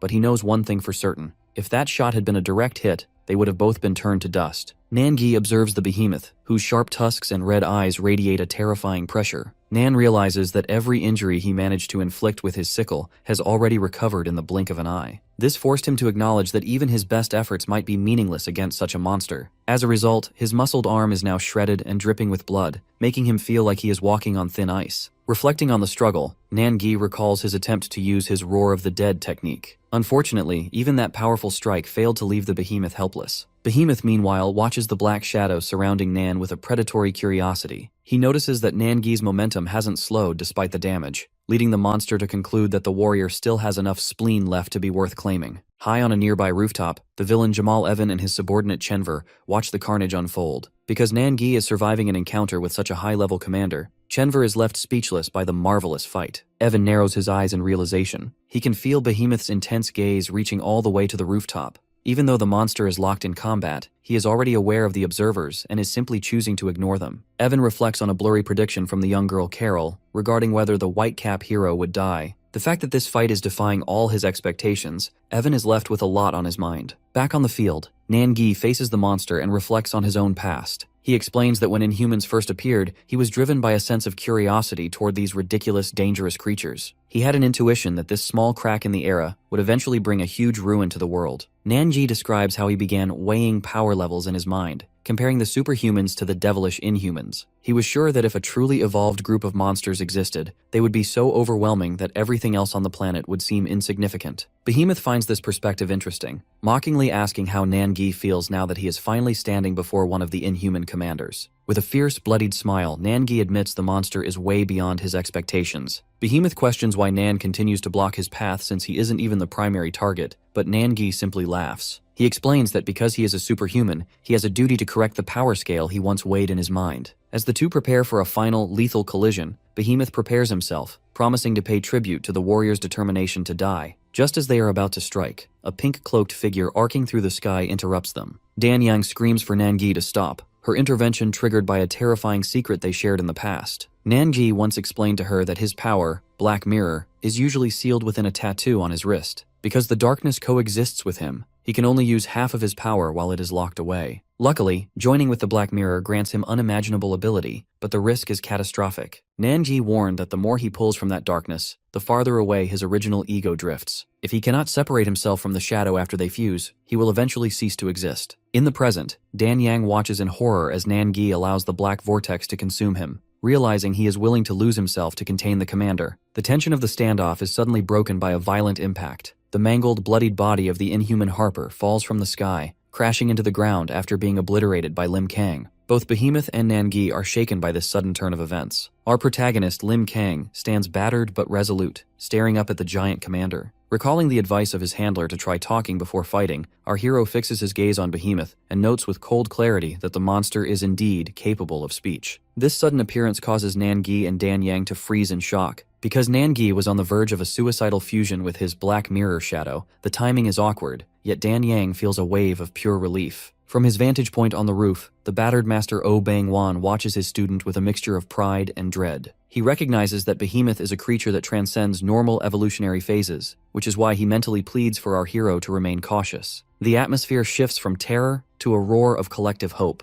as the students realize who has arrived. Since they recognize the Whitecap as their own classmate, dozens of teenagers lean out of the shattered school windows, screaming Lim Kang's name. Their frantic cries fill the air, ranging from desperate pleas for him to win to casual, tearful jokes about meeting back in the cafeteria. Even the bully Choi Tai-ik is seen sobbing while shouting for our boy to hold his ground. This overwhelming show of support surprises the Master, who realizes that despite our protagonist's quiet nature, he has built a massive family worth fighting for. Inside a nearby classroom, the teacher Park Chang-sik tries to keep the dying Park Gun-do conscious, promising him that they will all escape soon because of the savior standing in the yard. Observing the scene from a distance, the villain Jamal Evan watches with a predatory focus. He senses that the time has finally come for the ultimate clash between the two powers. Meanwhile, Nan-gi evaluates the situation and decides to step back. The fact that the protagonist's arrival marks the final round of this war, Nan-gi realizes that his own clumsy shadow attacks would only serve as a distraction to the hero's superior flow. He officially separates from the Black Mirror entity, deciding to retreat and watch the display of skills from the sidelines. The focus shifts to the mangled remains of the elite Harper, who lies at Behemoth's feet. In a distorted, dying voice, Harper warns the commander to avoid a direct confrontation with Lim Kang. It goes without saying that Galteron was already obliterated by a single, massive punch that left an explosive crater in the pavement. Harper concludes that the boy's power is simply too high to track. This warning, however, infuriates Behemoth. Because he views himself as a godlike commander, he finds it insulting that a loser subordinate would tell him to be careful. He dismisses Galteron as a useful but expendable force, and declares that Harper's fear is a sign of weakness. Behemoth turns his multiple eyes toward our hero, towering over him with a mountain of muscle and malice. He acknowledges the boy's earlier question about whether he can speak, confirming it with a chilling declaration. Because the hero dared to question his status, this day will be Lim Kang's last. The monster initiates the assault with a massive stomp that shatters the ground, but our guy dodges with a blur of speed that gives even the commander goosebumps. The collision is instantaneous and cataclysmic. As Lim Kang lunges forward with a focused punch, Behemoth meets him with his own massive fist. Their collision creates a circular shockwave so violent it ripples across the entire schoolyard. Master Oh Bang-wan and Dan Yang watch in absolute silence, paralyzed by the sheer volume of power on display. As the hands-on war begins in earnest, Nangi realizes that the reality of the Whitecap's strength has officially exceeded every limit of his imagination. The high-altitude battle between our boy and the Inhuman commander has reached a level of violence that is literally reshaping the city skyline. Due to the sheer intensity of the collision, Lim Kang is falling through the sky with his white shirt shredded and his body covered in blood. However, he isn't the only one feeling the pressure. Behemoth is sent hurtling backward as a result of a high-speed strike, forced to erupt long, white appendages from his body just to arrest his momentum among the skyscrapers. That's why the center of the city is suddenly consumed by an explosion of energy. Our hero lunges through the smoke, delivering a point-blank punch that slams the commander into a skyscraper with enough force to create a crater. Our protagonist doesn't stop there. He continues his relentless assault, shattering one of the monster's horns before swinging the giant creature through the air by its remaining tusk. As a result, the two combatants plummet toward the street, smashing through glass facades in a blur of motion that leaves onlookers screaming in terror. Inside the nearby office buildings, the situation has turned into a nightmare for the civilians. Because the ground is shaking and dust is raining from the ceilings, workers are left scrambling in a panic, fearing an earthquake. A scarred manager finds himself paralyzed by regret, wishing he had run away when the Inhuman alarm first rang. From his office window, he watches the high-speed projectiles of energy move through the city, barely able to comprehend the scale of the destruction. The technical nature of the fight is even more shocking when viewed through the eyes of the monster. Behemoth's eye widens as a massive beam of dark energy, referred to as the Roar, blasts into his face and mangles his body. Despite firing this attack at high speed through thick smoke, the commander realizes something is terribly wrong. Behemoth notes that our hero didn't even have time to defend himself, yet the trajectory of the energy blast shifted the moment it touched him. Behemoth concludes that the protagonist is taking advantage of the wind pressure to accelerate his movements, making him as elusive as the wind itself. While the monster finds himself out of breath, our boy stands in a crater with eyes solid. High on a rooftop, Jamal, Evan, and Chenver watch the carnage with growing unease. Jamal Evan realizes that if his guy dies, he won't be able to collect the body without facing the monster's wrath. He is forced to evaluate the risk of becoming the next target, though he finds a small bit of comfort in the fact that Carol hasn't predicted his death just yet. On a rooftop overlooking the chaotic city, Nanji breaks into a chilling laugh, his scarred face twisting into a malicious grin. He has successfully tracked down Jamal Evan, who has been hiding in the shadows. Nan doesn't hold back, immediately mocking Jamal for living in such a shabby place and claiming he can smell something disgusting radiating from him. Because Nangi is naturally perceptive, he openly accuses Jamal of being the one responsible for the unnatural and ridiculous experiments used to revive dead bodies. Jamal Evan is momentarily caught off guard by the confrontation, but he quickly regains his calm, analytical composure. He tries to play dumb, questioning how this stranger knows him and insisting they've never met. Luckily, Nangi's intuition is sharper than Jamal's deflection. Nan explains that while they are strangers, Jamal's very aura suggests he wouldn't hesitate to commit horrific acts. Nangi begins to lay out a logical deduction based on recent global events, specifically the resurrection of the hero Galen Withrow. Because St. Pearl is a veteran with a perfect track record, Nangi argues that her initial announcement of Withrow's death was undoubtedly accurate. Therefore, the news that Withrow is suddenly alive couldn't be a mistake. It had to be the result of a mysterious, inappropriate ability to manipulate the dead. Nanji concludes that Jamal Evan is the culprit who saved the corpse, thereby triggering the violent conflict with St. Pearl in Northern Ireland. Realizing he has been found out, Jamal Evan stops pretending and offers a sinister smile, mockingly asking if Nangi wants to be his friend.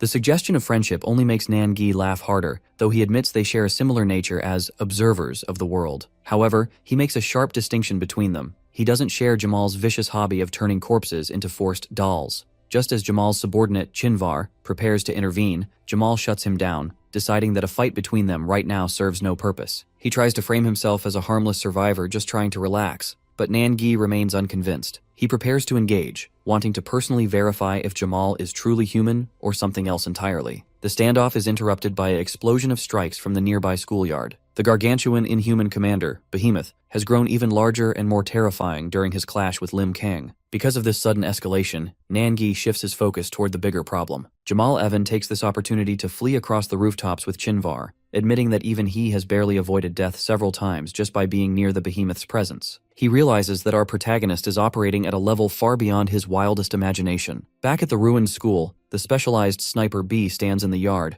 staring in silence at the streaks of energy arcing through the sky. He is joined by the battered master Oh Bang-wan, who is struggling to stay on his feet. The master's priority remains the safety of the students, and he asks the soldiers to focus on the school building. This selflessness moves the captain, who expresses his deep gratitude for the superhumans. Thanks to their constant sacrifice, the military can finally place their trust in these protectors, watching with bated breath as the White Cap continues his impossible struggle against the monster. The battle above the ocean shifts as Pan, the inhuman leader, captures Jane Sonata. Holding her bloodied frame by the torso, the white-haired monster mocks her size and expresses a twisted satisfaction at finally pinning her down. His clawed fingers dig into her chest and arms, forcing her to feel the immense pressure of his power. She remains defiant, looking up at her captor and suggesting he is the one who is truly trapped. This defiance triggers a coordinated response, as St. Pearl streaks across the sky in a golden blur. A third, biological eye opens on Pan's forehead to sense the incoming threat, but floating stones distracts him. Pearl delivers a high-speed punch directly to the leader, followed by a relentless barrage of strikes that send him hurtling backward over the sea. Pan is forced to release his grip.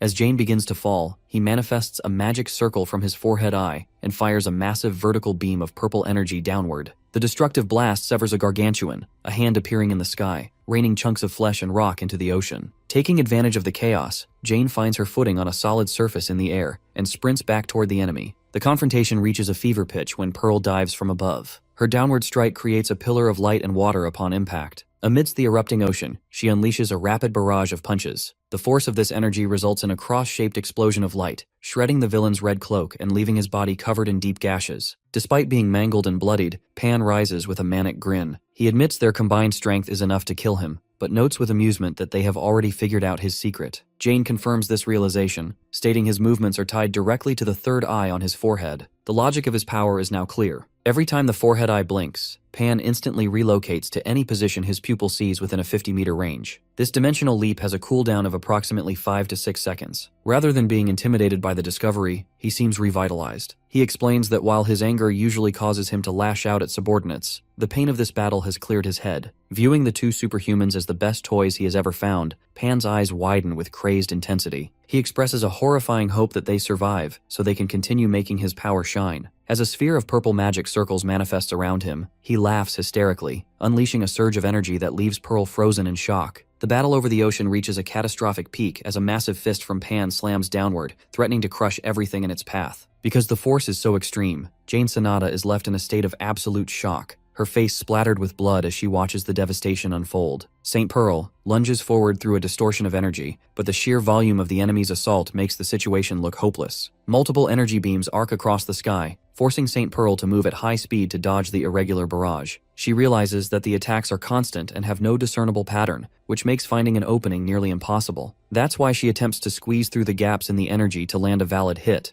However, the inhuman leader, Pan, simply shifts through dimensions to avoid her. Jane Sonata concludes that they must find a way to break Pan's dimensional barrier down, but she is interrupted when a monstrous fist strikes toward her. As a result of this distraction, Jane Sonata falls through the air amidst floating stone. Pan takes advantage of her vulnerability and delivers a brutal punch directly into her face. This strike is so violent that it leaves Jane with a mangled, bleeding face, forcing her to realize she underestimated the monster's physical aggression. Nearby, St. Pearl is shown kneeling on a rock in the ocean, heavily injured and bleeding. Her shock only deepens when she hears Jane call out to her, just as a gargantuan hand descends from the sky to finish her off. The scale of the disaster is so large that it is even visible to civilians. A commercial airplane flying nearby is forced to divert its course to Russia because the inhuman incident in Incheon has made the local airspace too dangerous. While passengers panic, a young boy stares out the window in awe. He points out a massive hand moving through the clouds, marking the terrifying reality that the battle has reached the upper atmosphere. Back on the water, a pair of gargantuan hands emerge from the ocean depths, surrounding St. Pearl. Jane Sonata screams for her partner to escape, but the trap is too large to avoid.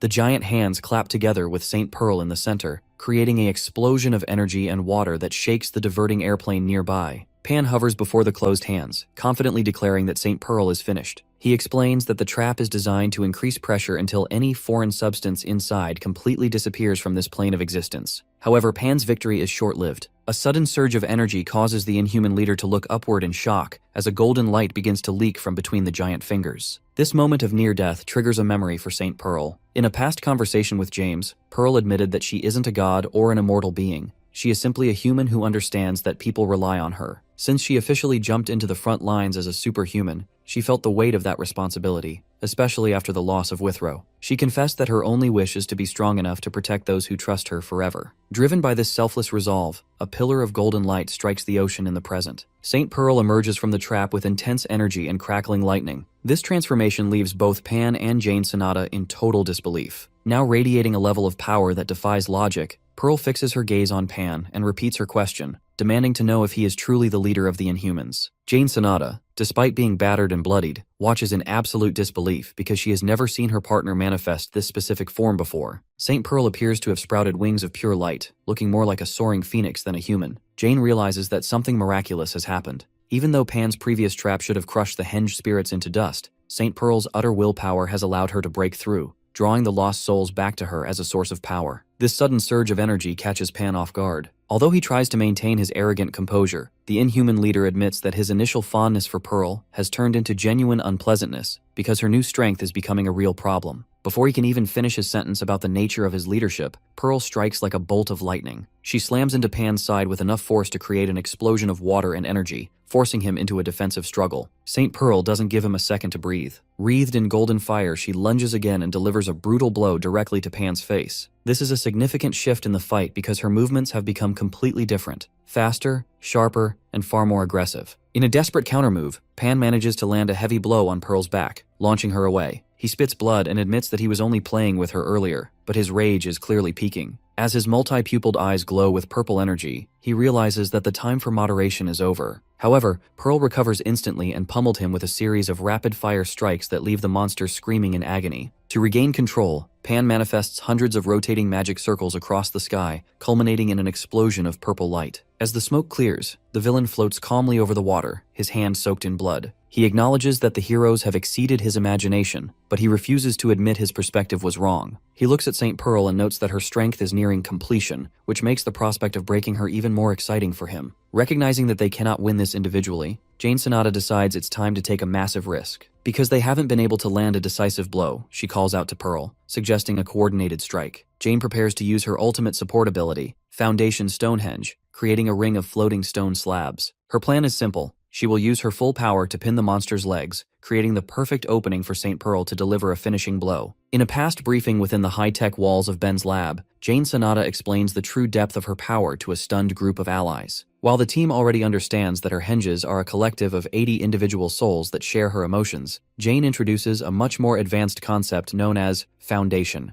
This state occurs when the henges move beyond mere cooperation and join together as a single organized unit. Since the henges can take different shapes, Jane has developed 4 distinct types of foundations to handle various threats. The first of these is the mass type, which turns the henges into a sophisticated aerial bombardment system. This ability allows them to track a target like a guided bomb or launch a devastating carpet bombing over a large area, making it ideal for fighting massive crowds. The second type, the Foundation of Bondage, creates a restrictive Stonehenge formation that traps enemies within a specific zone, while simultaneously causing intense mental distress. The third ability is the Cradle Tower, a massive structure guarded by 7 monolithic protectors that provides a wide range of healing skills to those within its reach. Although Jane admits there is a secret 4th foundation, she refuses to disclose its details, leaving her teammates like Ben and Matt Dion completely overwhelmed by the scale of her capabilities. However, these incredible powers come with significant physical and environmental costs. Jane explains that for a foundation to work safely, all 80 henges must be in perfect condition. Because several were broken during recent battles, activating a foundation now carries a risk of physical necrosis or the permanent loss of a henge's soul.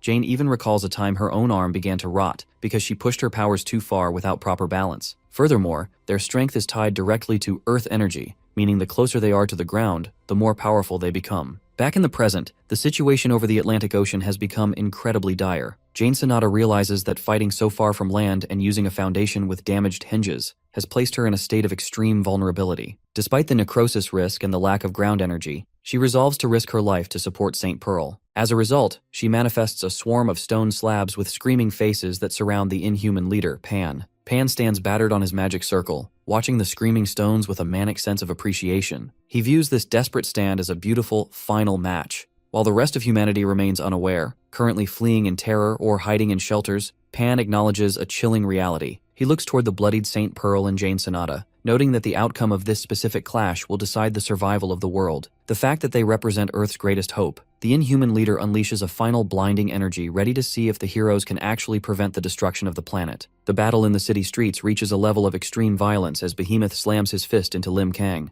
Due to the immense force, the ground shatters, sending shockwaves that force nearby bystanders to scramble for cover. Our protagonist responds with a rapid counterpunch. The smack of the impact resonates as the young hero engages the multi-eyed beast head-on. However, Behemoth's raw strength remains an obstacle. He delivers a heavy blow to Lim Kang's face, sending a streak of energy across the skyline. This forces our boy to crash through a bridge and a building facade, scattering debris before he skids across the asphalt and spins to regain his balance. As Lim Kang lands in a crater, Behemoth stalks toward him, his clawed feet crushing the concrete. Our hero moves like a blur around the giant, but the commander remains analytical. Behemoth evaluates the situation, noting that even though Lim Kang's face is spattered with blood, his will to charge is relentless. This endless pressure begins to unsettle the monster. Behemoth originally believed the fight would be settled quickly, but he realizes he was wrong. While dodging a collision of energy that rocks the street, Behemoth reflects on his previous struggle with Nangi. He notes that while the Black Hat was a formidable superhuman who could repel attacks, our protagonist is a different breed. Lim Kang isn't cautious. He simply continues to attack without regard for his own safety. Because of this, the monster admits to a growing fear. Despite being the stronger combatant, Behemoth feels like he is fighting a never-ending wall.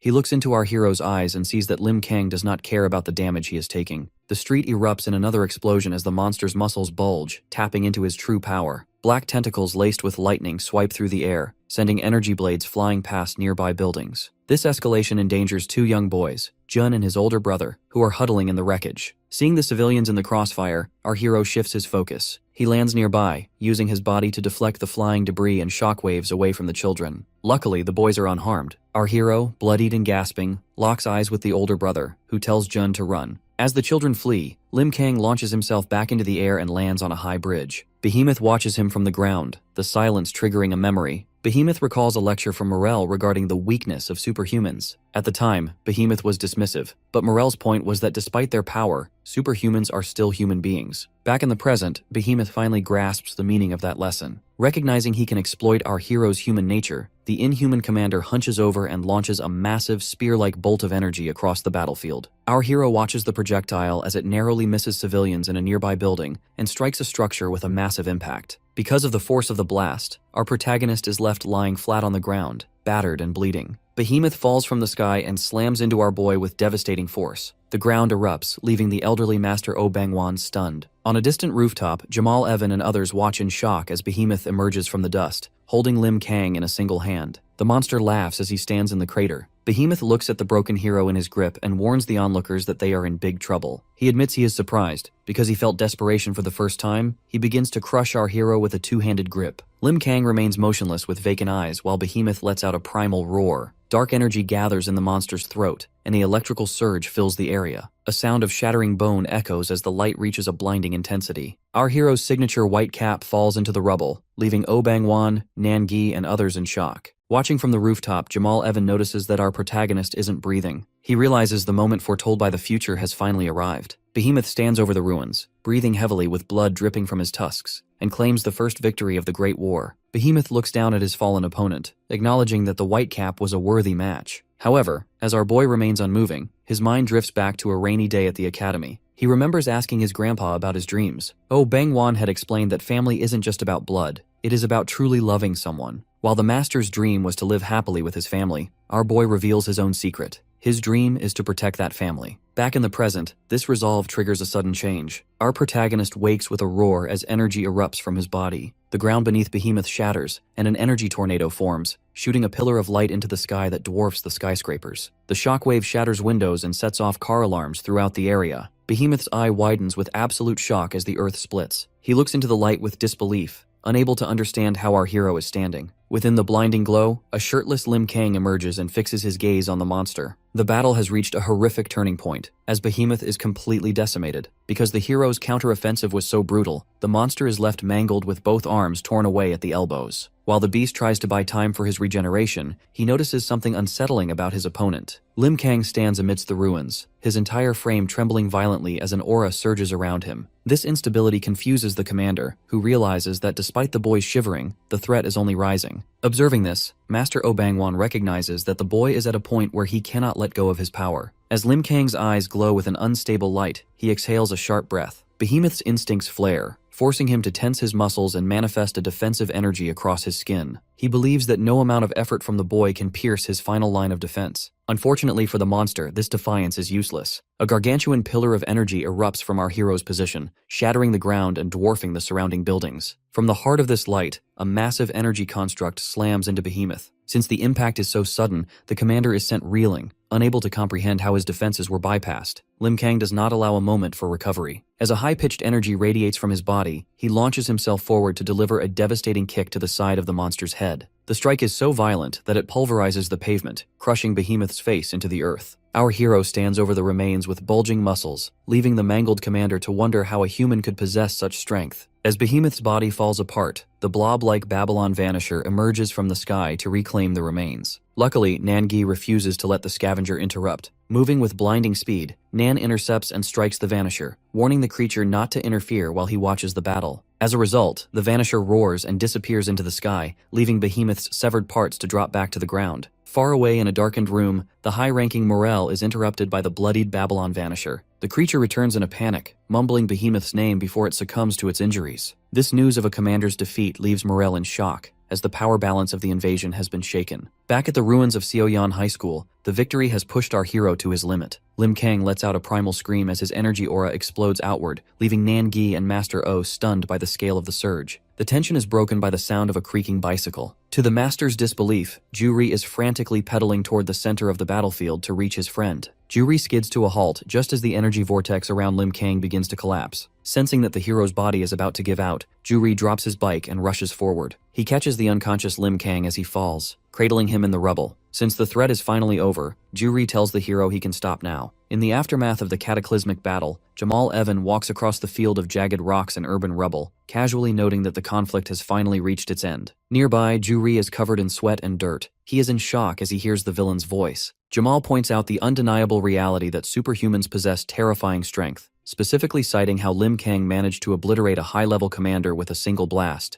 As he approaches the kneeling Juri, Jamal Evan looks down with a thoughtful expression. He admits he is genuinely surprised because, for the first time, a situation has deviated from the future his associate Carol predicted. Despite the historic shift, Jamal remains focused on his own goals. He stares at Juri and demands that he move away, making it clear that he has come specifically to claim our hero's unconscious body. Luckily, Juri refuses to be intimidated. He hugs Lim Kang's body tightly. He declares that he won't let go of his friend just because a stranger demands it. Jamal Evan maintains a calm, reaching forward, while warning the boy that his patience has limits. This attempt at intimidation is interrupted by Master Oh Bangwon. The elderly mentor steps firmly between Jamal and the boys, blocking the path with a resolute stance. He mockingly dismisses Jamal's politeness, telling him he looks like a jerk for trying to fool them with such a transparent act. Jamal Evan continues his slow walk across the rubble, noting that he has received quite a lot of harsh words today. The master doesn't back down, revealing that he has known Jamal was spying on them from the very beginning. Jamal is genuinely impressed by the old man's strength, admitting that watching the master's previous fight was a valuable experience that might save him trouble in the future. However, the master remains disgusted. He points out that while Jamal is clearly a superhuman, he chose to watch the slaughter from the sidelines rather than help,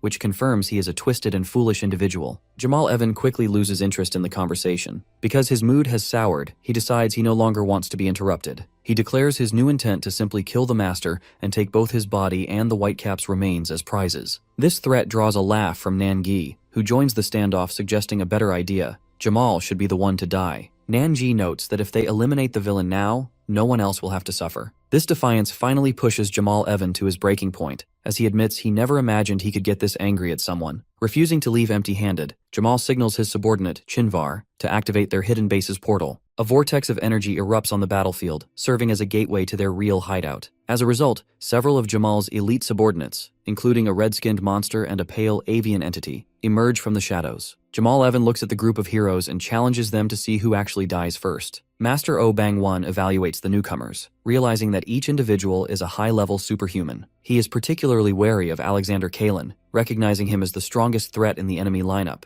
Jamal Evan, tired of the delays, notes that the weather is nice and decides it's time for everything to go his way. He commands his monsters to finish the struggle, and the creatures respond with a deafening roar that shakes the very ground. Just as the monsters prepare to lunge at the cowering Ju-Ri and the defensive master, a sudden sound echoes from the sky. Alexander Kalin is forced to dive out of the way as a massive stone shield slams into the earth. Within seconds, multiple giant shields rain down from the sky, creating a defensive perimeter that traps the monsters and provides a sudden barrier for our heroes. Through the settling dust, a man with blonde hair appears standing atop the rubble. This is Kirilov, who stands calmly behind his manifested shields. He addresses his partner, the powerhouse Basilov, noting that they have made the right choice to stand with the heroes on this side. The sudden arrival of the Russians leaves Nangi, Ju-Ri, and the Master in a state of complete confusion. Even Jamal Evan is startled, as he has never seen these individuals before. When Danyang demands to know who they are and why they are interfering, Kirilov identifies himself and Basilov as allies from Russia. While the hot-headed Basilov yells from the background for his partner to get rid of the distracting shields, Kirilov promises to provide the full details later. Basilov grits his teeth and prepares for combat, signaling that the reinforcements have officially arrived.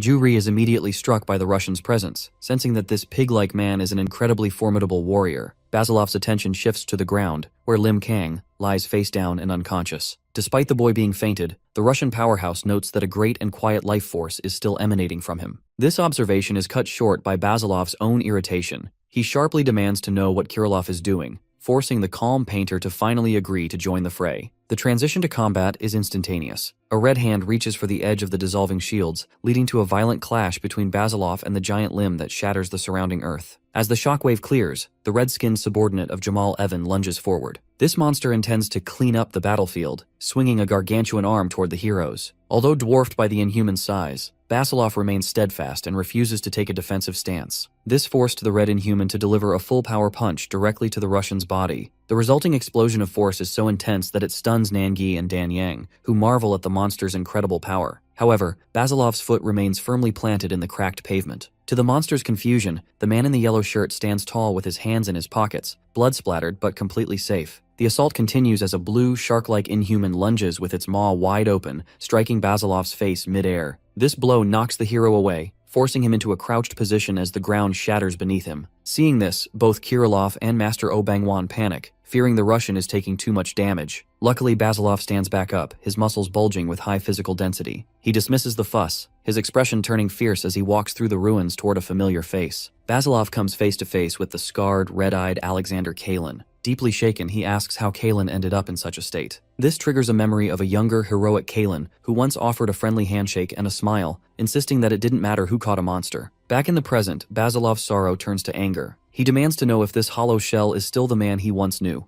but Kalin responds with a robotic tone, claiming he has no reason to answer a stranger. Watching from the sidelines, Jamal Evan is perplexed by Basilov's behavior. He realizes the Russian is an incredible superhuman who is taking valid hits without any benefit or defense. Because the translucent shields dissolved into light when removed, Jamal concludes they were mental embodiments rather than real objects. This lack of understanding regarding the Russians' abilities leaves the villain with a feeling that it is impossible to compete at their level. The standoff ends when Alexander Kalin raises his hand, swirling with electrical energy. A gargantuan pillar of light erupts from his position, shooting into the sky and towering over the city's skyscrapers. Since the explosion is so violent, the force blows Danyang back and washes over the entire urban area. As the light fades, Basilov stands in the center of a deep crater. Although his suit is tattered and his body is steaming, the Russian stays focused on his former friend with a resolute eye. Jamal Evan's subordinates stare in total shock as the battlefield shifts. In the center of the ruins, Alexander Kalin remains silent, his face heavily bruised and bloodied. A strange sound escapes him before Maxim Basilov slams his foot into the asphalt with earth-shattering force. Basilov towers over the trembling Kalin, his expression a mix of fury and recognition. He vows to beat the memory back into his former friend, calling him an idiot for forgetting their bond. As Basilov's body begins to radiate a steaming aura, his physical form undergoes a massive transformation. Kalen lunges forward, but the Russian hero delivers a punch so powerful it sends the warrior smashing into a building in an explosion of blood and rubble. Watching from the settling dust, Jamal Evan is stunned. He notes that Basilov's energy is now flawless and extreme, transforming him into a completely different fighter than before. The chaos spreads as Jamal's red-skinned subordinate tries to ambush Basilov, but Nangi intercepts the monster with a punch. Nangi mockingly claims he'll get jealous if everyone else gets to fight, only to be targeted by a blue-skinned creature from behind. Luckily, Master Oh Bang-wan intervenes, delivering a strike so violent it tears a hole through the monster's chest. Amidst the rising smoke and urban ruin, Master Oh Bang-wan stands with a somber expression. Although he believes the younger heroes could solve the crisis themselves, he resolves to join the fray without getting in their way. Nangi laughs at the old man's humility, noting that despite his humble words, the master is a legend. The two stand side by side, dwarfed by the destruction as they coordinate their next move. Nangi chooses to take on the powerful Red Inhuman, thanking the master for his consideration before both warriors launch themselves into the air, creating a shockwave. Nearby, in a quiet alleyway, Dan Yang guides Ju Ri and the unconscious Lim Kang to safety. Ju Ri is suspicious of the woman in the pink cloak, questioning why a superhuman isn't on the front lines. Dan Yang hesitates, revealing a sorrowful gaze. She admits her abilities are too dangerous to use right now. While she can move through time and space, her essential power is something even she hasn't fully identified. She warns Ju Ri that if she revealed the true nature of her gift, he would likely hate her. The ground begins to rumble as bolts of blue lightning strike the city's skyscrapers, obliterating everything they touch. In the heart of the storm, Basilov and Kalen clash in midair, a violent collision of energy. Basilov lands a clean strike on Kalen's head, sending him hurtling through stone walls and into a deep crater. As Basilov towers over his broken friend, he is pulled back into a memory of a snowy wasteland. He remembers Kalen bickering about arm wrestling and joking that Basilov needed to lose weight. The flashback turns bitter as the memory shows Basilov pinning Kalen to the ground, desperately trying to convince him that the monsters they were hunting weren't human anymore. He had screamed that the creatures were already dead, while Kalen could only look on with hollow sorrow. Back in the present, Alexander Kalen crouches, blood dripping from his chin. Maxim Basilov looks down at him with a pained, desperate expression. He pleads for his friend to say just one thing, to say that he remembers him, but Kalen remains hauntingly silent. Basilov once told Kirillov that before they met, he only knew one other superhuman,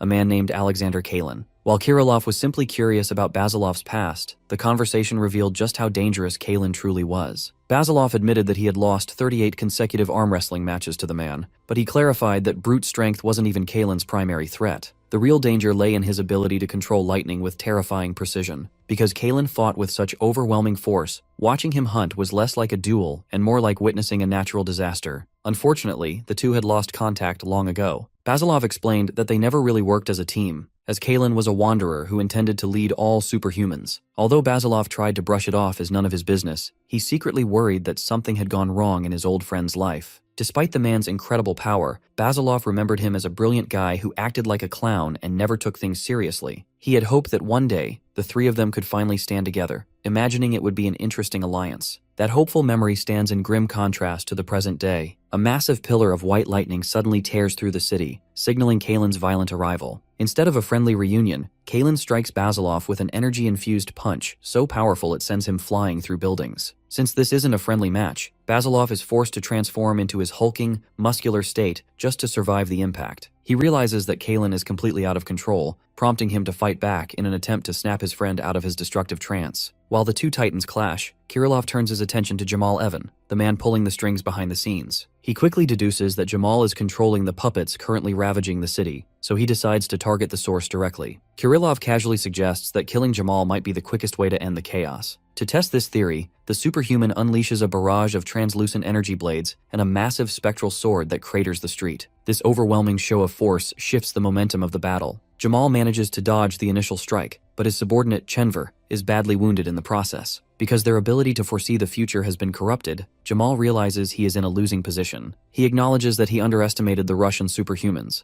admitting that even if he released all his remaining power, he couldn't win against both Basilov and Kirillov. Recognizing that continuing the fight would lead to his certain death, Jamal calls out for a truce and offers to make a deal. Kirillov remains highly skeptical, suspecting that the enemy is simply using words to buy time and escape their current predicament. High above the ruins of Incheon, Jamal Evan stands atop a narrow traffic pole with his subordinate, Chenver, and begins laying the groundwork for a retreat. He instructs Chenver to place a marker at the traffic light below, hinting that they might eventually return to Korea. Aware that Kirilov, whom he casually calls Blondie, won't stop the pursuit, Jamal initiates a telepathic whispers of bondage link to coordinate his group's escape. When Kirilov mockingly asks what nonsense he has planned next, the opponent keeps his cool. He offers a formal introduction, revealing his name is Evan, and suggests that next time, the hero should offer his own name first. Internally, Evan reflects on how his original mission was to retrieve the body of the superhuman known as Whitecap. However, because Whitecap survived the battle, Evan realizes his initial judgments were flawed. This shift in perspective leads him to offer a false peace treaty. He claims that if they are allowed to leave, he will cooperate in the future and share everything about himself. Kirilov isn't buying the performance. He brings up Evan's servant, Alexander Kalin, who is currently locked in combat with Basilov. Kirilov makes it clear that he has no interest in negotiating with someone who modifies people into puppets, regardless of whether they are superhuman or inhuman. Because he views the proposal as a lie, he prepares to end the conversation with force. The tension breaks when Nangi is thrown back by a sudden shockwave while fighting a red-skinned inhuman named Delopir. This interruption forces the focus back to the surrounding chaos. As Delopir undergoes a secondary transformation, sprouting massive tentacles and surging with power, Evan sees his window of opportunity. He telepathically commands his subordinates to prepare for a door of coordinates that will open in exactly 2 seconds. As the countdown begins, Evan gives specific orders to Gregory to secure the remains of Behemoth. Meanwhile, in a nearby building, a bloodied Alexander Kalin admits to Basilov that he has lost his memory. Luckily for the villains, the massive stone gateway manifests in the sky just as the countdown hits 1. The subordinates immediately break off their fights and rush toward the portal. Kirilov attempts to stop the retreat by firing a massive energy projectile at the gate, but the transformed Delopir intercepts the blast with his mutated arms. Strangely, the inhuman manages to catch the energy blade directly, shielding Evan. As the portal begins to close and the glass-like reality of the battlefield shatters, Evan urges his remaining team to move faster before the opportunity vanishes. The door of coordinates finally shatters, signaling the total retreat of Jamal Evan and his followers. Because the immediate threat has vanished, the focus shifts to the scale of the destruction left behind. A news broadcast on LDS TV reveals the true extent of the inhuman incursion, showing skyscrapers with gaping holes and blood-soaked classrooms at Seoyan High School. Luckily, the government is already providing recovery support, though officials are still calculating the massive property damage that occurred across the city center. In the quiet hours following the battle, Ju-ri is hunched over a desk, processing the trauma by writing intensely in a journal. He reflects on the terrifying reality that the world is filled with weird guys and superhumans fighting one another. The fact that Jamal Evan attempted to kidnap our protagonist while disguised as a beggar,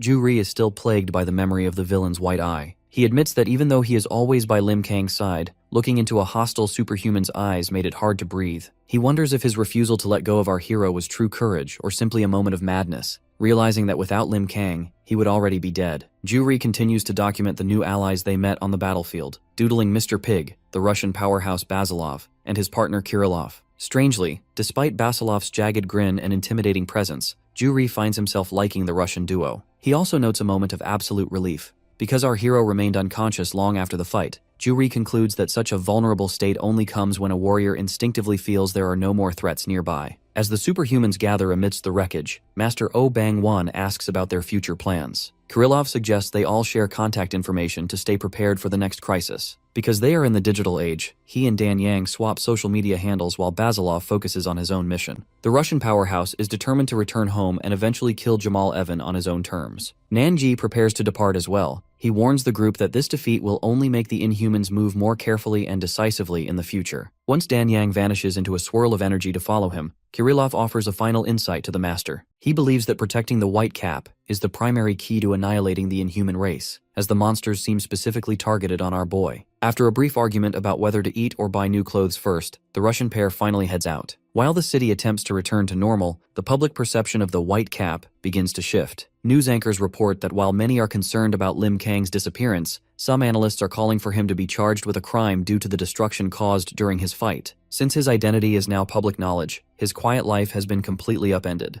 Ju-ri eventually returns to their shared apartment, only to find the sewing machine still and the bed empty. Our hero is gone, leaving his friend to wonder where he could have possibly vanished to. Far away in America, St. Pearl returns to the ISSTF conference room in a shocking state. Her uniform is shredded and her body is covered in bruises from her battle with the Inhuman leader Pan. Because Pan utilized overwhelming auditory hallucinations and illusion skills, Pearl explains that the fight was a mental torture that nearly melted her head. She only survived by breaking his dimensional barriers with the same ferocity he used to strike her. The battle at sea reached a stalemate until a massive, manta ray-like Inhuman appeared to retrieve Pan. This messenger brought news of the Inhumans' crushing defeat in Korea, confirming the deaths of Behemoth and the other warriors. Due to this strategic failure, Pan was ordered to retreat immediately. Before leaving, he issued a chilling warning: if they meet again, someone will have to make a heavy sacrifice. Unfortunately, the cost of the battle was already high. Pearl informs Sui and Ben that Jane Sonata is in a critical state. Since Jane launched her foundation stones without meeting the proper spiritual conditions, she began experiencing necrosis, a physical rotting of her body. To hide her shocking appearance, Jane wrapped herself in a cocoon of stones and headed to Australia. She believes only a superhuman named Daphne Bayleaf can cure the spiritual penalty she incurred to save Pearl. Luckily, there is a glimmer of hope. Ben reveals that the hero Withrow has finally regained his memory. This breakthrough was made possible by the tireless work of the researcher Joo-hee and James. The narrative returns to Korea, where a signpost points the way toward Mount Yongpo. Lim Kang, dressed in a red hoodie, walks through the forest. He spots a flute mushroom, a legendary item his academy friends once told him would bring good luck. Because the mushroom is rare and excellent for stew, he picks it up, recalling the cheers of his family at the academy. Back at the Submu Academy, Juri is struggling with the physical labor of carrying stones and logs. Although he complains about the workload, the other members continue to tease him, telling him to change his slippers before he gets hurt. The bickering stops the moment our boy walks into the courtyard. The academy members wave excitedly, welcoming their strongest team member back home. Master Oh Bang-won, looking muscular and fit, greets our protagonist with a smile and a jab about his ridiculous face. He wastes no time putting the hero back to work, pointing toward the forest and telling him to go dig up a tree. Because Lim Kang is the strongest, he is expected to contribute the most to the rebuilding effort. The master looks at him with deep affection, noting that family means always feeling empty without one another. He is simply glad that our boy has finally come back safely to the place where he belongs. Juri shouts from the sidelines, thrilled to have his best friend back. He jokes about their similar eating habits and watches in awe as Kang effortlessly pulls up an entire tree and breaks stones in half. Despite the global chaos and the threats still looming, the group finds a moment of peace in their shared labor. 10 days have passed since the massive invasion, and the city of Incheon remains a landscape of scaffolding and heavy machinery. The fact that the battle at Seoyeon High School served as the epicenter of the crisis, the surrounding recovery efforts are staggering. Over 300 local stores remain shuttered, and 5 nearby schools have been forced to close their doors indefinitely. To manage the chaos, the military and the specialized ISSTF units have maintained a constant presence, providing essential public support as the region struggles to regain its footing. Nearby, at a local playground, the social hierarchy of the students has been replaced by a somber reality. Choi Tae-ik sits alone, his eyes fixed on a news broadcast until he is interrupted by his fellow gang members, including the mint-haired Nam Gung-moo. Although the group tries to maintain their usual bravado, the atmosphere is heavy. This forced a grim update from a gang member with orange hair, who reveals a conversation he overheard between Teacher Park and a soldier. He delivers the crushing news that their leader, Park Gun-do, is currently on the verge of death. The scene shifts to a dark alleyway where Teacher Park confronts an ISSTF official known as B. Because the hospital's conventional methods have reached their limit, the official reveals top-secret information regarding the Mirai Medical Research Department. He explains that Gun-do has been moved to this high-tech facility to undergo a radical modification process involving special DNA treatment and military-grade surgery. Teacher Park is horrified by the concept of modifying a young student, pleading for traditional rehabilitation instead. However, B remains firm, reminding the teacher that age is irrelevant in this war. Even the white cap hero is just a student fighting for his life. Recognizing the boy's passion to survive, the teacher eventually relents, asking only to be updated on Gun-do's status, as if he were his own child. Back at the playground, the weight of Gun-do's condition triggers a wave of nostalgia for the gang. Tae-ik recalls his first encounter with the leader, remembering how he had aggressively challenged Gun-do in a classroom only to be soundly defeated outside. Rather than harboring resentment, Tae-ik and the others had begun to follow Gun-do, acknowledging his strength and quiet integrity. Nam Gung-moo recalls a specific instance where Gun-do had single-handedly retrieved his stolen Peach Edition wallet from a group of bullies, returning it with a simple command to stop letting people take his things. This history of protection makes Gun-do's current state even more painful for the group to accept. While the students mourn, the global narrative is being shaped in a news studio. The Director General and news analyst review footage of the recent battle, officially labeling the combatants as new superhumans.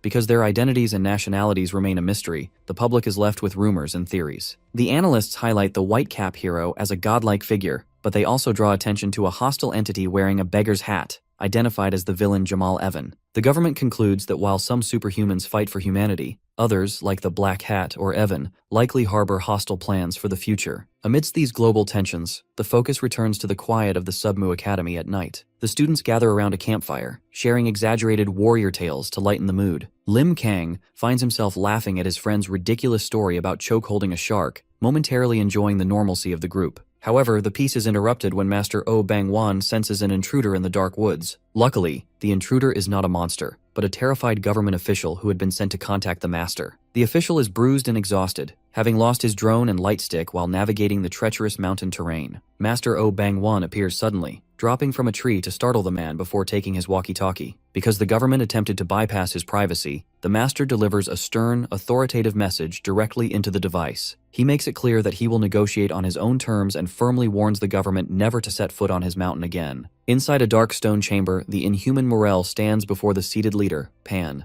Their quiet meeting is interrupted as a group of 4 elite Inhumans enters through a dark archway. Among them is the insectoid Devia Kylie, who drags a mangled, bloodied body across the stone floor. She mockingly notes that despite the victim's horrific condition, she has successfully brought him back alive for questioning. The new arrivals, the egg-shaped Apollo Akabanga, the winged Morseman, the horned beast Babarusa, and Kylie, form a grim line before their leaders. Kylie drops the broken body, which can only gasp and twitch in a pool of blood. To force the victim to speak, Kylie violently stomps on the remains, applying crushing pressure while demanding answers. The victim, a warrior named Megpon, begins to wheeze out a cryptic prophecy. He speaks of a dark future covered in pitch black and a mysterious figure named Jakayak. Megpon claims that only those welcomed by the blue moonlight will remain, and identifies himself as a warrior who received mercy from this Jakayak. Pan, finding the victims rambling nonsensical and irritating, stands up and grabs Megpon by the head. Because he is unimpressed by the cryptic warnings, Pan lifts the mangled body aloft and crushes the warrior's skull with his bare hands, killing him instantly. This execution sparks a brief argument. Kylie is frustrated that Pan killed the prisoner she worked to capture, while Pan views the victim as a useless bastard who was merely wasting their time. Morel intervenes to settle the dispute, logically noting that Megpon's brainwashed state made further interrogation a meaningless waste of effort. However, Morel reveals that he already possesses some knowledge regarding the elusive Jakayak. Resolved to take the offensive, he summons the blob-like Vanisher and orders the group to prepare for a journey to the surface. He intends to find this Jakayak personally, signaling a major shift in the Inhuman strategy. The narrative shifts back 10 days to the ISSTF headquarters, where Ben delivers a shocking breakthrough to St. Pearl. He reveals that the hero Galen Withrow has finally regained his memories. This miracle was made possible by the tireless work of a researcher named Ju-hee, who stayed up for several nights alongside James to restore the fallen warrior's mind. The news triggers a wave of nostalgia for Pearl, as she recalls her first meeting with Withrow. She remembers his blunt introduction in his signature green beanie, and the bond they formed while training in the city and relaxing on the beach. Those peaceful moments stand in stark contrast to the tragedy of his death, a memory that still haunts her. Back in the present,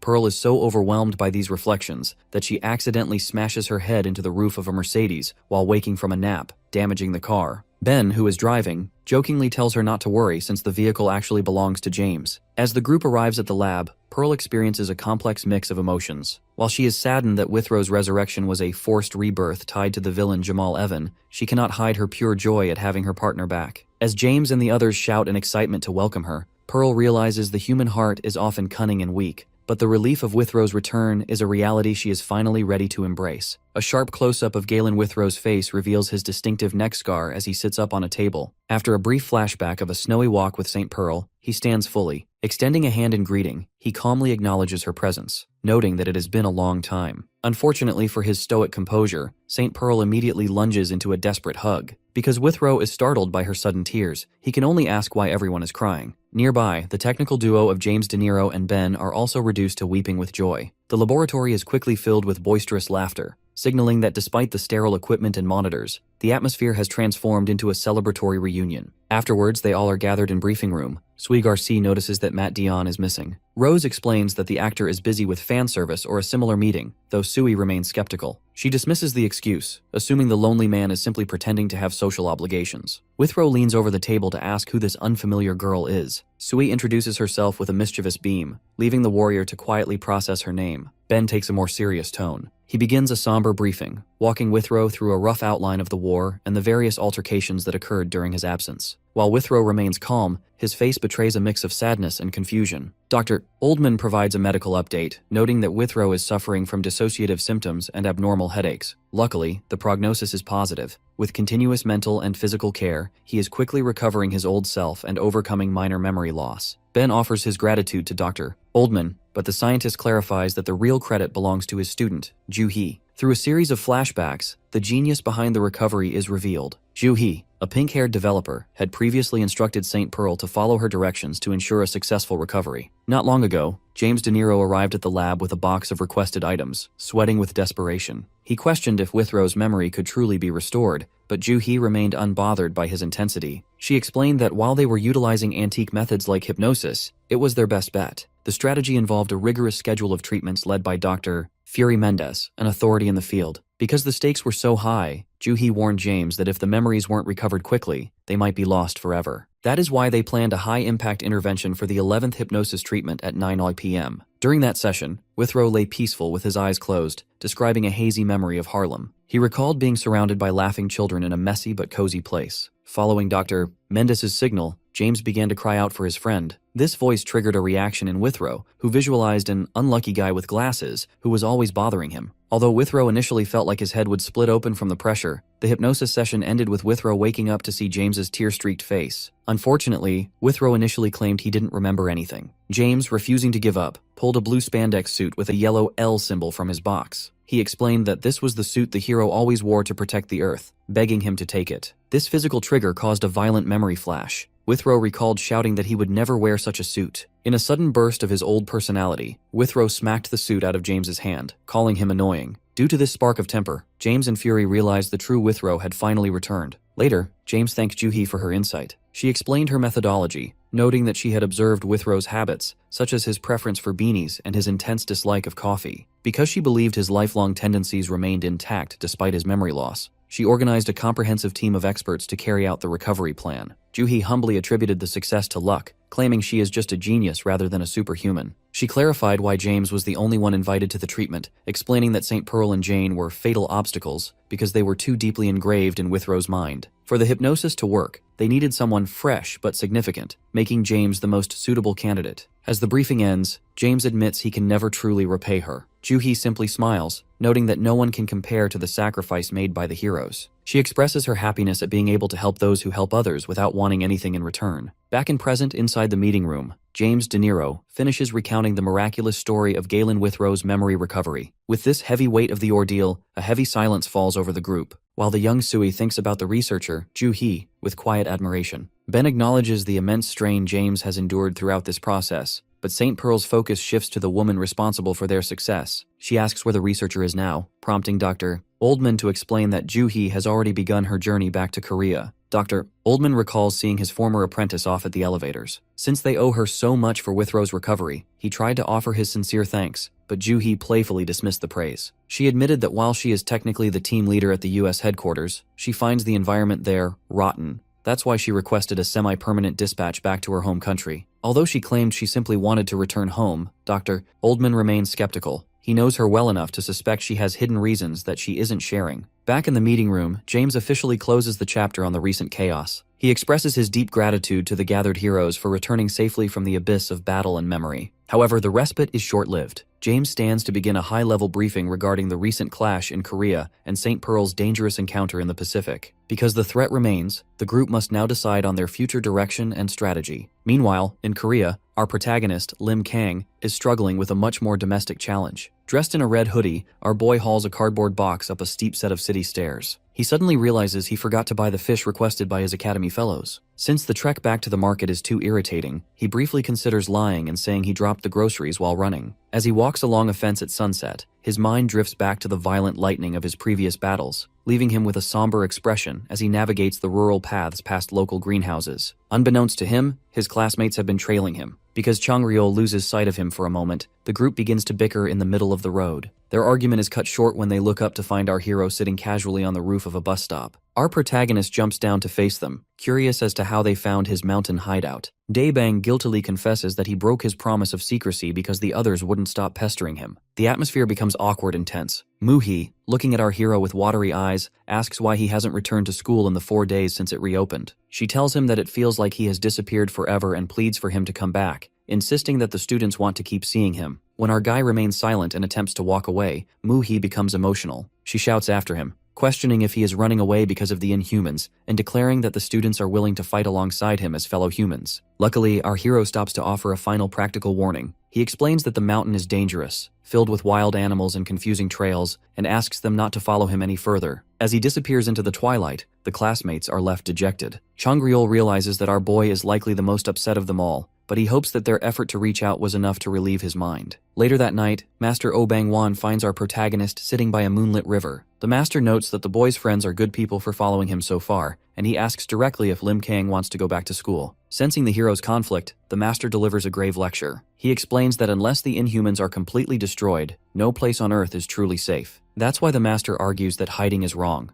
Even if our hero thinks he brings danger, the people he cares about are already surrounded by it. He urges our boy to show up proudly and take responsibility for the hope and trust others place in him, reminding him that he has the right to live freely. This heart-to-heart talk has an immediate effect. The following morning, the academy students notice that Lim Kang left early to return to school. Master Yoondeok is pleased to hear the boy is finally seeing his friends again, but he notices the academy is unusually quiet. He learns that the other students are resting and that Master Oh Bang-wan has also headed out for an annoying appointment. The scene shifts to a formal press conference where the flash of 100 cameras fills the room. Dressed sharply in a black suit, the legendary superhuman Oh Bang-wan walks through the crowd, officially stepping into the public eye to address the world. Master Oh Bang-wan stands before a crowd of reporters and officials, his weathered face set with a sharp intensity. As the elderly man reaches the wooden podium, he immediately begins pushing the heavy structure across the floor. The observers watch in shock as he voices his frustration, noting that this media circus is far from the quiet conversation he was promised. This forced the master to demand that cameras be put away and the room cleared. He eventually sits in a simple black chair, informing the crowd that he feels the pressure of their gaze and requesting that only a few remain. Luckily, the officials comply, and a wide shot reveals a room that was once packed with equipment now narrowed down to a select few. The master leans back with a resolute expression,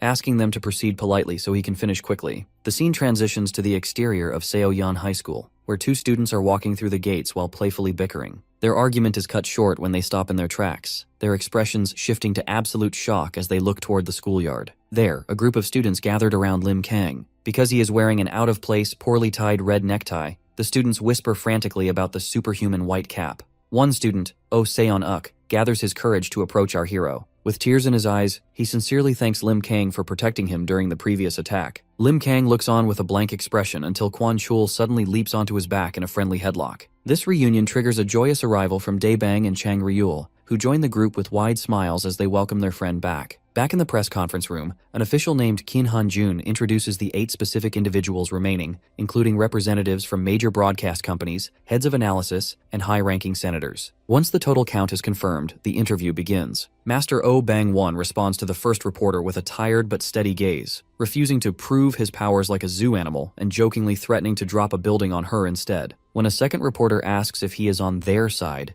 the master finds the question offensive. He argues that if he were an enemy, he would have already decapitated everyone in the room. He clarifies that he is just an ordinary grandfather and martial arts director, urging them to stop asking about political hand-holding and focus on the important facts. The focus shifts to a dining room in Moscow, where Maxim Basilov is aggressively eating pastries. Because his partner, Kirillov, is smiling at a smartphone instead of eating, Basilov begins to lose his temper, accusing him of having no table manners. Basilov eventually heads to the toilet in a rage, leaving Kirillov to continue his secret correspondence. The scene reveals Dan Yang sitting in a quiet room, touched by a hand-drawn caricature Kirillov sent her. As petals float around her, Dan Yang types back that the drawing is pretty. When Kirillov asks for their location, she hesitates because Nangi told her not to tell. Luckily, Kirillov is understanding, though he accidentally speaks his reply out loud, causing Basilov to glare at him again. Eventually, Dan Yang decides it is okay to share their secret. She peeks outside to see Nangi relaxing in a beautiful Japanese onsen, his back covered in intricate tattoos. He lets out a boisterous laugh while soaking in the hot spring under a clear blue sky, confirming they are in Japan. The narrative returns to the press conference, where officials continue to press the master for technical details about his strength and the academy. He refuses to allow his body to be used for research and clarifies that the other students at his academy are ordinary people. The tension spikes when the head of superhuman analysis brings up the tragic 2016 Gangnung incident involving the inhuman Hyperion. He asks if the master is related to the case or the long-haired giant who disappeared from the scene. As a vision of the massive, horned inhuman towers inside Master's mind, his jaw tightens. He looks directly at the officials and confesses that he was at the scene and is directly related to the event. Master Oh Bang-wan sits before the assembly, his weathered face set in a grim expression, as he prepares to disclose the truth behind a historical tragedy. Because of his testimony, the narrative shifts back to the year 2016 at Sacheon Harbor in Gangneung. At the time, the coastal town was peaceful, populated by locals like Nam Seok, a father wearing a winter coat, and his young son, Woo-bin. Nam Seok was dealing with a broken arm and bickering with his older friend, referred to as Hyung Nim, about his impatience to remove his medical cast and return to work. That's why the suddenness of the disaster was so traumatizing. While the men discussed the necessity of hard work and the impossibility of gold falling from the sky, a literal bombardment began from above. Without warning, massive concrete tetrapods, heavy stones used for breakwaters, began raining down from the clouds. The fact that these multi-ton objects struck with the force of meteors, the harbor was instantly transformed into a landscape of ruins. Woo-bin could only watch in terror as his father and their friend were pinned beneath the massive structures. Unfortunately, the chaos only intensified as more objects fell. Not only were stones dropping, but entire ships were being plucked from the sea and hurled onto the survivors, casting lethal shadows over the pier. Nam Seok, struggling to breathe beneath the debris, realized the scale of the threat and desperately commanded his son to run. In the ensuing carnage, umbrellas, chairs, and ships were obliterated,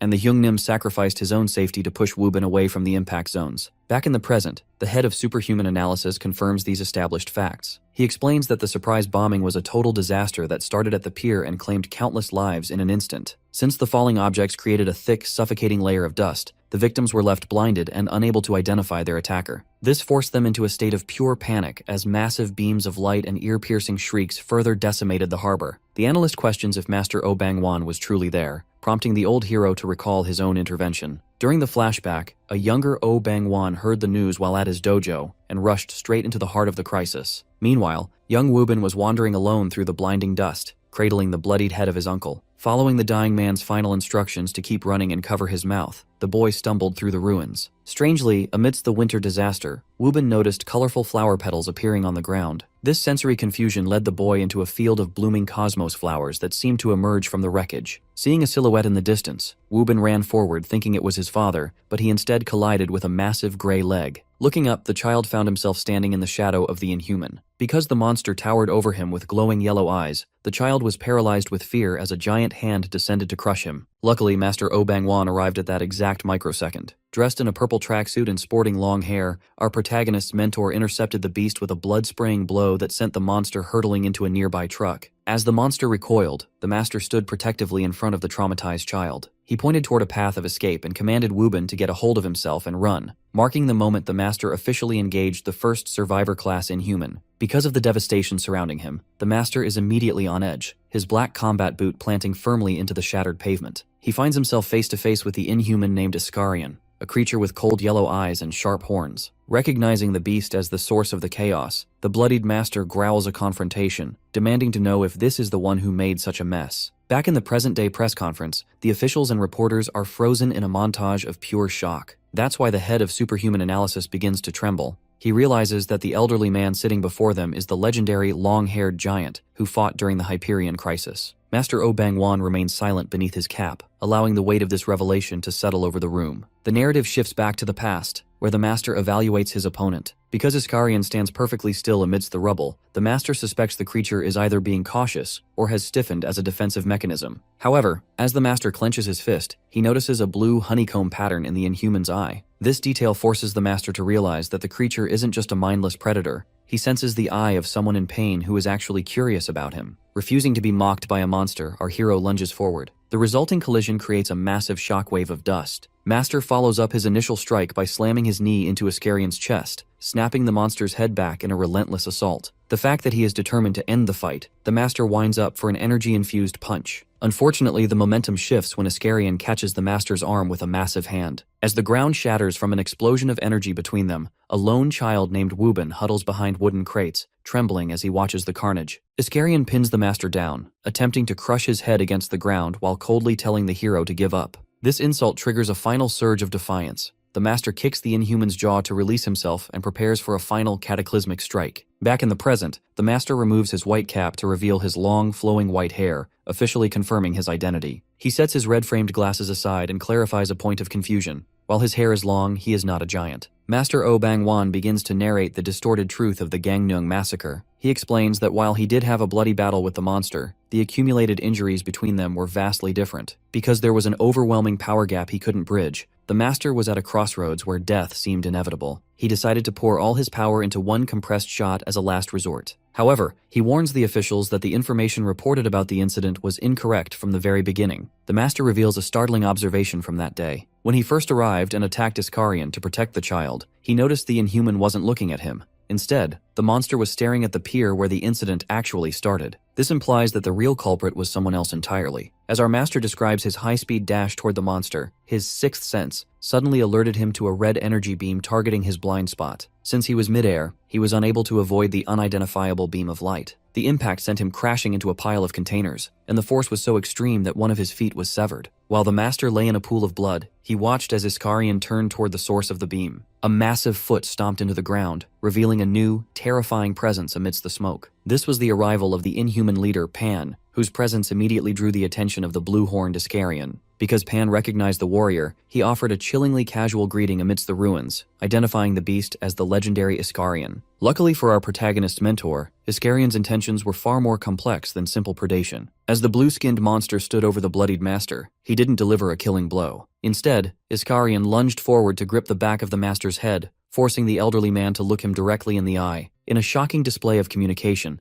the Inhuman issued a stern warning, commanding the master to stay away and focus on planning for the future. That's why the warrior suddenly hurled the master away like a projectile. By launching him high into the city skyline toward the safety of the mountains, Iskarion effectively saved a human life. Back in the present-day conference, the master sits in his chair, visibly distressed by the weight of this memory. He admits that he lost consciousness the moment he looked into those eyes, but his story leaves the officials in a state of pure horror. Since the academic definition of an Inhuman is a natural disaster, the idea of one saving a human feels like a logic-defying mystery. The master concludes that while Iskarion showed hesitation and curiosity rather than hostility, the creature was likely confused by his own nature. The master's testimony reveals that the real villain of Gangneung was not Iskarion, but the red-cloaked Pan. As the leader descended from the clouds, he surrounded Iskarion with magic runes and massive hands of flesh. Because Pan was enraged by the warrior's defiance, he declared his intent to slaughter half of the city just to draw Iskarion out. This forced the two monsters into a cataclysmic struggle. Pan utilized high-speed dimensional magic and magic circles to pressure the blue warrior, eventually crushing him within a gargantuan grip of bone and muscle. When the government officials ask for the identity of the main culprit, the master provides a final, definitive conclusion. He recalls the light beam that severed his leg during the fight, an attack so fast his eyes couldn't track it. Since he recently witnessed the Ketchup Man fighting a white-haired Inhuman at Incheon Airport, the master has connected the dots. He realizes the attacks match the surgical speed and red energy he encountered in 2016. As a result, he officially identifies Pan as the primary butcher of the Gangneung massacre and reveals that Iskarion was actually the one who attempted to stop the slaughter. The flashback of the Gangneung massacre continues as the two muscular giants, Pan and Iskarion, clash with immense force. The fact that their power is so extreme, a massive explosion craters the ground, sending concrete shards and rings of white energy into the sky. Pan, with his white hair flowing and tattered red cloak, is sent skidding across the wreckage. He is visibly bloodied and panting, forced to acknowledge that his opponent is operating on an entirely different level. As he watches a severed blue limb of Iskarion lie on the pavement, Pan is struck by a sense of unease,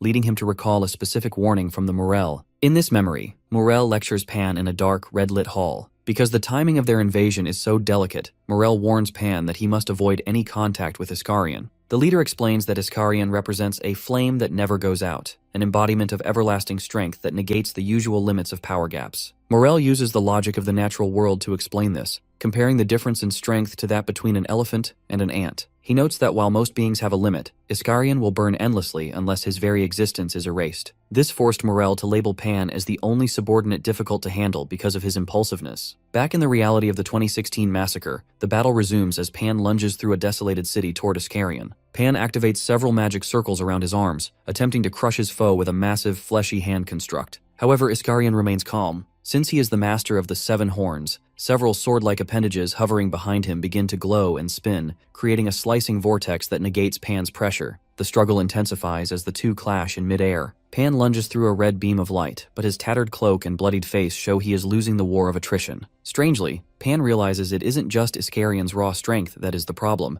but perhaps his vision, or the way he controls the battlefield. Iskarion's blade-like tail strikes the ground, sending blood spraying from Pan. As the monster's glowing eyes fix on him, the true meaning of an everlasting flame becomes clear. Just as Pan is about to be defeated, the third eye on his forehead opens in a desperate move. Iskarion immediately reaches out and grips Pan by the face with a massive hand, promising to rip his body apart for his arrogance. Luckily for Pan, the blob-like vanisher screams from the sky, arriving just in time for a rescue. A second, red-headed inhuman streaks down at the speed of light, snatching Pan from Iskarion's grip. Although Iskarion manages to grab and sever part of the rescuer's leg, the group successfully retreats into the vanisher's mouth. Inside the creature, Morel's eyes are visible as he commands his subordinates not to look into Iskarion's eyes. Before they disappear, Morel offers a chilling farewell to the Blue Warrior, acknowledging that it has been a while. He warns Iskarion that because they have reached this stage, there will soon be no more options left for him. Back in the present-day press conference, Master O Bang Wan sits with his hands folded, officially concluding his account of the Gangnung incident. He clarifies that he has no idea where the inhuman known as Hyperion is, and requests that the officials stop viewing him as a rival or a source of infinite information. Because he has said everything he knows, the Master prepares to leave, though he offers to stay for another 30 minutes if there are any final questions. The atmosphere in the room remains heavy with the weight of the past. The head of superhuman analysis, however, is not quite finished. He presents a document to the Master, asking if he recognizes a specific individual mentioned in the files. In the dense urban sprawl of Hong Kong, the rogue superhuman Jamal Evan attempts to catch a brief nap. Unfortunately, his rest is short-lived. Because he overstayed his promised 30-minute break, his young companion, Carol, begins pestering him and shouting insults. This forced the irritated Evan to hide under his white bucket hat, but Carol refuses to stop until he finally wakes up. That's why Evan eventually gives up on his nap. He attempts to distract Carol by suggesting she go talk to their associate, Tina, but the girl continues her verbal assault. This forced the pair to head out into the city, walking through a quiet alleyway of shuttered storefronts. Evan notes how empty the neighborhood feels, while Carol continues to grumble about a promised ice cream that Evan claims he cannot afford because he has no money. Evan eventually leads Carol to a room where Tina, a blonde woman, is relaxing. Since he has a heavy workload, he asks Tina to play with the girl to keep her occupied. Carol is far from happy, insulting both Tina and Evan, but she eventually settles into a game while Evan retreats to a kitchen table to focus on his laptop. While Carol and Tina bicker in the background, Evan uses his unique chain ability to establish a mental connection with his subordinates, Kalen and Chenver. He asks if they sense anything suspicious in the city, but both report that there are no traces of energy or unusual movements. Because of this, Evan instructs them to remain in their positions, though he remains uneasy. Strangely, the business deal Evan traveled to Hong Kong for is already facing complications. Since the buyers are 2 hours late, Evan begins digging through a secure dark web portal under the username Teufel. He is in Hong Kong for the last trade, a deal involving a substance called golden water.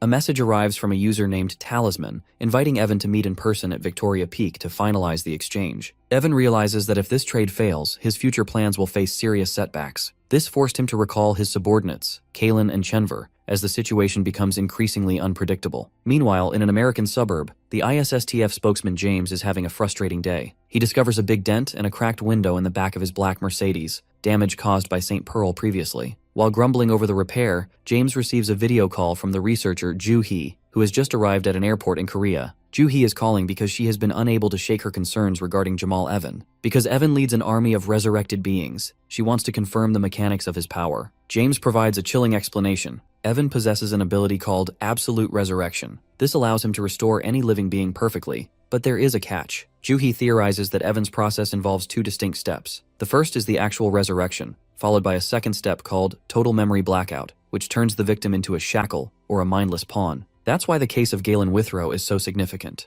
Joo-hee suggests that an accident or third-party interference must have occurred after the first step, preventing Evan from wiping Withrow's memories. This error allowed Withrow to escape before he could be fully enslaved. She also warns James that Evan's confidence stems from Carol, the child who can see and manipulate the future. However, because Evan recently admitted he didn't know how Withrow escaped, Joo-hee concludes that this error has deeply bothered the villain, as it falls outside his normal domain of total control. Back in Hong Kong, Evan receives a disturbing photo on his laptop from the mysterious Talisman. The image shows Evan and Carol walking through the city from an overhead perspective, proving they are being watched. This bothers Evan deeply, prompting him to call a blue-haired informant named Punta for more data on the Talisman ID. Luckily, Punta has found a lead. He explains that the ID is a shell, but he discovered a physical clue. He recalls a piece of paper, a talisman, that Evan found at their previous 3 transactions. Punta searched the web and found an identical talisman symbol on a woman's social media post. Because the photo was a selfie taken at a club called Rev, Punta was able to track the location. The symbol matches a poster board in the background of a photo taken in France.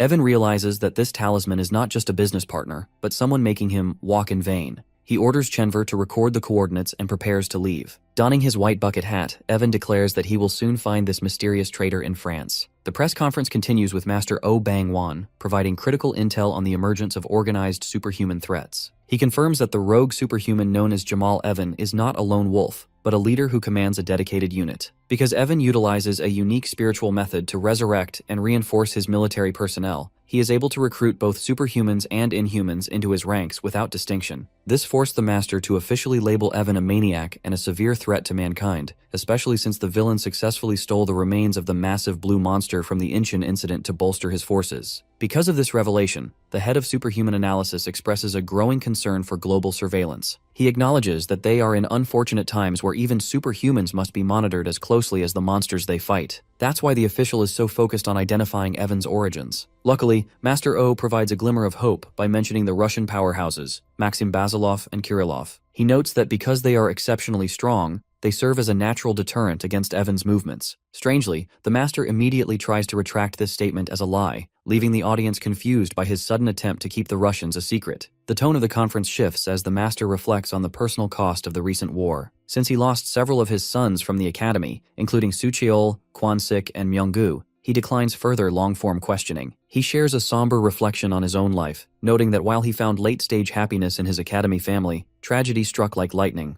Despite his grief, the Master delivers an impassioned promise to the gathered officials. Because he believes people will always continue to overcome, he vows to do his best to protect humanity, urging the government not to count the superhumans out. This promise leads to a strategic proposal from a high-ranking general. The official suggests that a superhuman military partnership is the ideal path forward, citing rumors of a similar cooperation at the European headquarters. Master O remains skeptical, refusing to commit to the military until the transparency of the European situation is verified. He points out that the nature of inhuman invasions has changed. Because the attacks are becoming more frequent, massive, and systematic, they are clearly no longer random events. Drawing from the logic of "to catch a tiger," the Master argues that humanity can no longer simply hit back at endless surprises. That's why he insists they must locate the Inhumans' base and cut them off at the roots. However, because no single superhuman can eradicate the entire race alone, the Master formally proposes the creation of a Superhumans Union. He believes that while it will take time to embrace different personalities and strengthen solidarity, working as a group is the only way to minimize damage to the Earth. He reassures the worried officials by reminding them that they still have their greatest asset,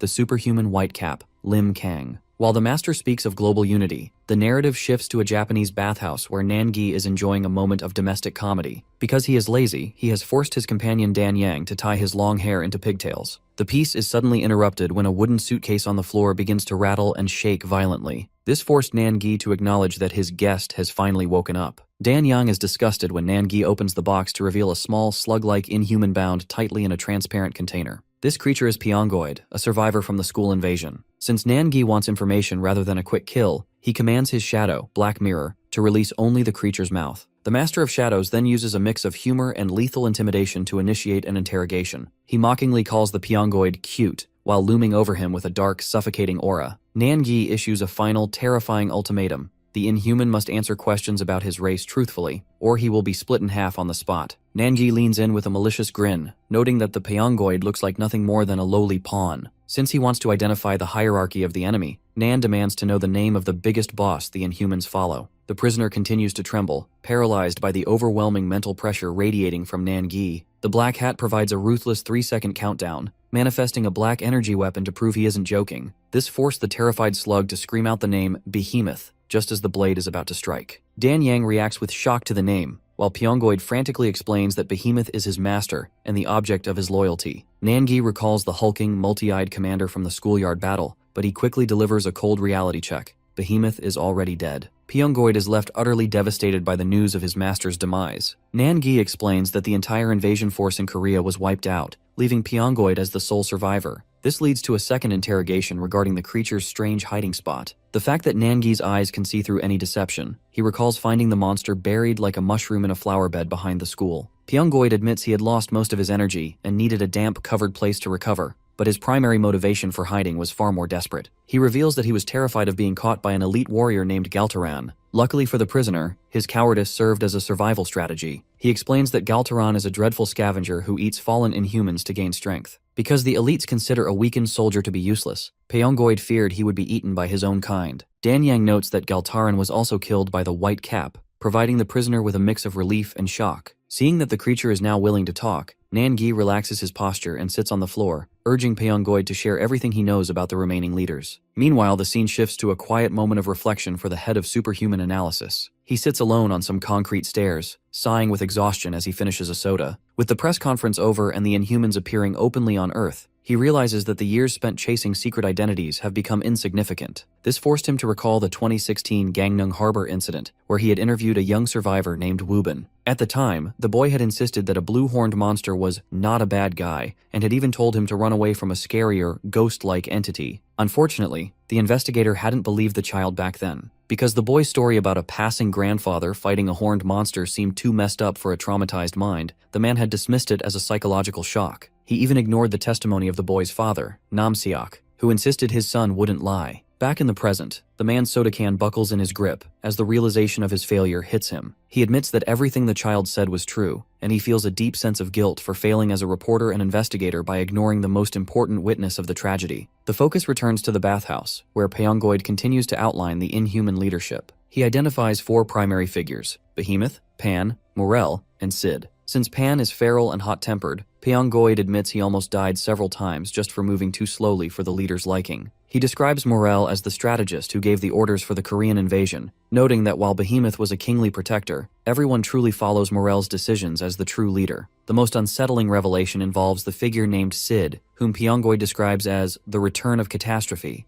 Because Sid is equated with disaster itself, Dan Yang is left in a state of visible shock. However, Nangi suddenly raises a hand to silence the room. His playful demeanor vanishes instantly, replaced by a deadly serious focus as his red eyes dart toward the door. He senses a new presence nearby, warning Dan Yang to be careful because someone is waiting just outside. Because he has maintained his Black Mirror ability, Nangi is certain that Pyongyang hasn't signaled for help, as the shadow energy prevents any outside communication. This forced Nangi to investigate the area alone, curious about the strange, undetectable entity lingering near the paper doors. Luckily, the outdoor onsen appears completely deserted under the bright sky. Nangi scans the steaming stone floor and the horizon, finding not even an ant in sight. He begins to doubt his own intuition, wondering if his recent battles have made him overly sensitive. That's why he decides to call off the alert and suggests to a hungry Dan Yang that they head out for a meal. However, the momentary peace is a trap. Just as Nangi lets out a laugh, a massive pillar of energy shatters the roof, launching him into the air. A hooded figure in blue ninja gear appears amidst the rubble, prompting Black Cap to realize he has finally found the sneaky guy who was playing hide-and-seek. The focus shifts back to Korea, where the atmosphere at Seoyeon High School is a mix of normalcy and awe.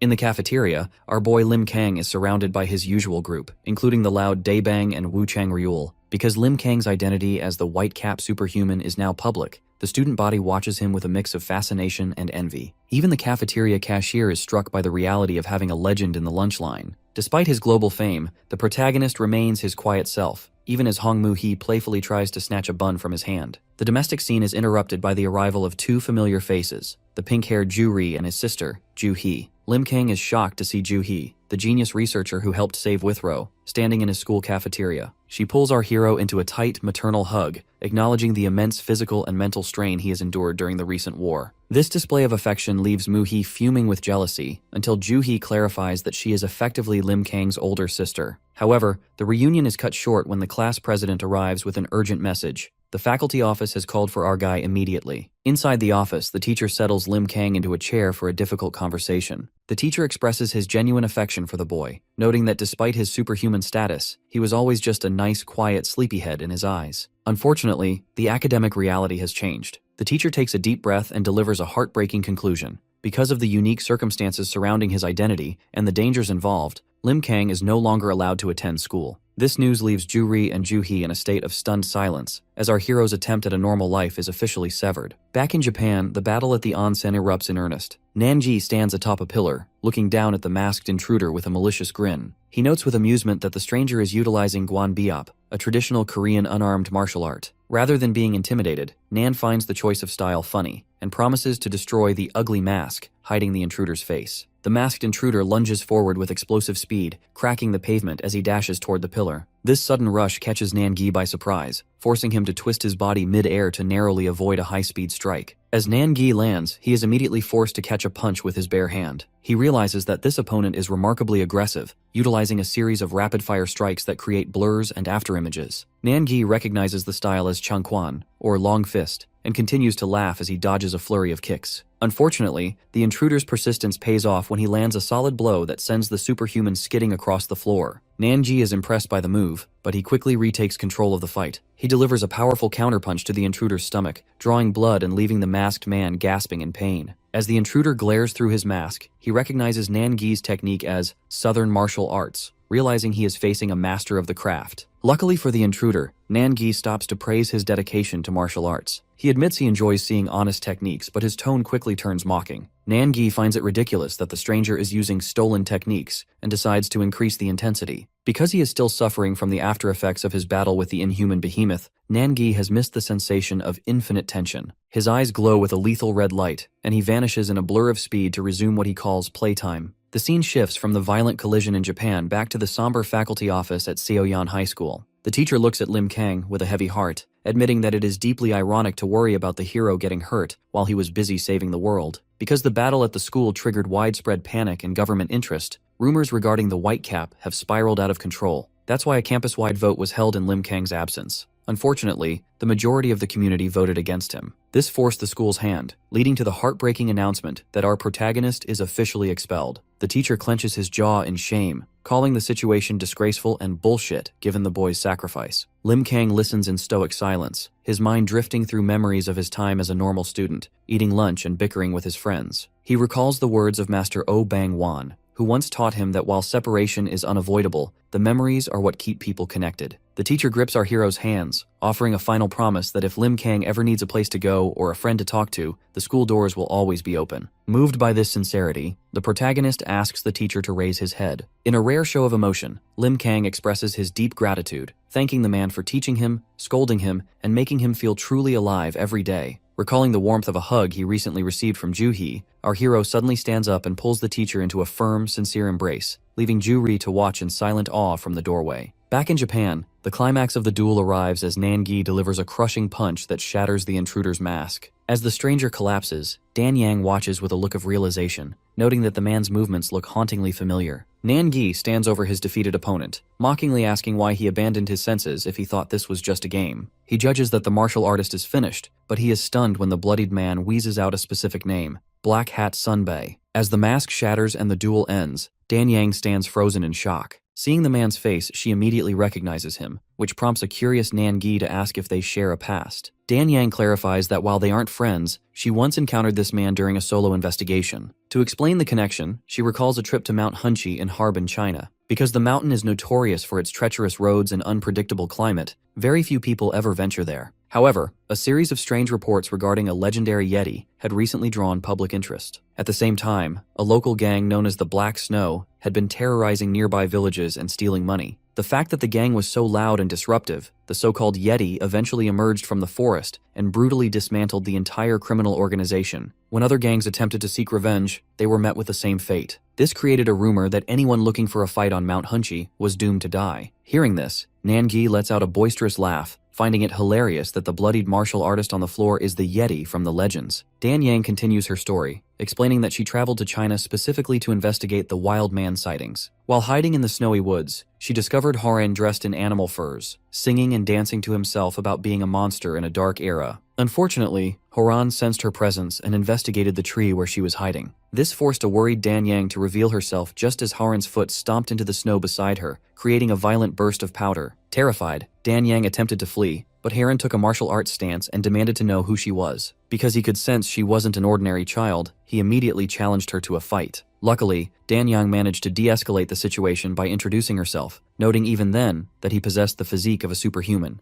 Back in the present, Nangi is delighted to meet another fellow warrior. However, he is still confused as to why this massive man is calling him Sunbae, a term of high respect. While Dan Yang jokes that perhaps Haran was hit in the head too many times during their duel, the focus shifts briefly back to Korea. At Seoyan High School, the typical routine is interrupted by a startling realization. Lim Kang's desk is empty and his bag is nowhere to be found. A classmate informs the stunned room that our hero has officially decided to quit school. Our protagonist left a final message thanking his friends and wishing them luck, but he specifically requested that no one try to visit him. Instead, he promised to be the one to visit them from time to time. As his classmates process the news in total shock, Lim Kang is shown walking away through a quiet residential alley, his life as a normal student officially over. Back in Japan, the martial artist Haran sits on the floor and formally introduces himself as Haran the Dwarf. Despite his large size, he describes himself with great intensity as a fighter who can shake forests and split the earth. As he speaks, his body begins to expand and grow even larger, a transformation that Nangi finds incredibly entertaining. Haran explains that he had been living a peaceful life at one with nature until he saw a televised report of the battle at Incheon Airport. Seeing Nangi's transcendent struggle against the Inhumans ignited a fire in his heart,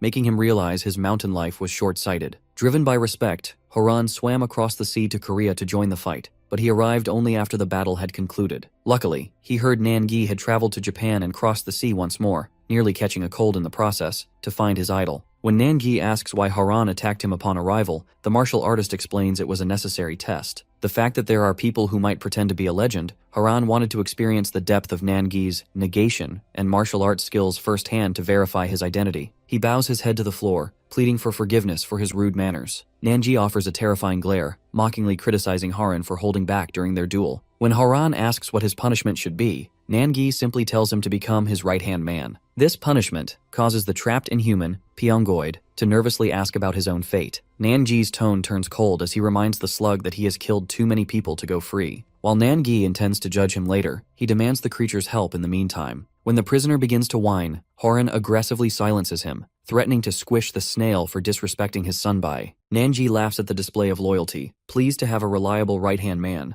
With their new alliance formed, the group prepares to depart the bathhouse. Their next mission is clear. They are heading out to find an individual named Shigehira. A white van cuts through the busy city streets of South Korea, carrying the pink-haired researcher Ju-hee and her younger brother. Ju-ri is visibly unsettled as he voices his concerns regarding Lim Kang's safety. Because the protagonist has recently been expelled and isolated from his peers, the boy fears his friend is in significant trouble. Ju-hee attempts to soothe him with a complicated truth, noting that while the situation is difficult, their hero has become more mature and determined because of these hardships. That's why she suggests a change of pace, offering to let the boys relax together while she attends a private reservation later that evening. Luckily, the travel has a specific purpose that Ju-hee has yet to reveal. When the van pulls up to a nondescript building, she leads her brother through a dark, industrial hallway. This sudden shift in environment triggers a sense of dread in Ju-ri, who finds the atmosphere increasingly scary. His sister reassures him that the location is safe, just as they reach a set of heavy double doors. The doors swing open, revealing the bright interior of a high-tech laboratory. Inside, the specialized sniper Agent B and a male scientist named Dr. Moon turn in surprise, initially demanding to know who has bypassed their security. Since the facility is strictly off-limits, the tension is high until Ju-hee calmly introduces herself as a representative of the ISSTF. Recognizing her as a legendary researcher from a top U.S. institute, Dr. Moon's hostility vanishes instantly, and he urgently welcomes the leader inside. The group moves deeper into the facility, which Ju-ri identifies as the Mirai Medical Research Department. Because he expected a secret lab to be floating in the sky rather than hidden in the Chungcheongbuk region, he is left in awe of the vast facility. Ju-hee greets Dr. Moon like an old friend, noting that their long history of internet collaboration has finally led to this in-person meeting. She then turns her attention to Agent B, who recognizes her immediately. Dr. Moon is curious as to why such a talented researcher would leave the United States,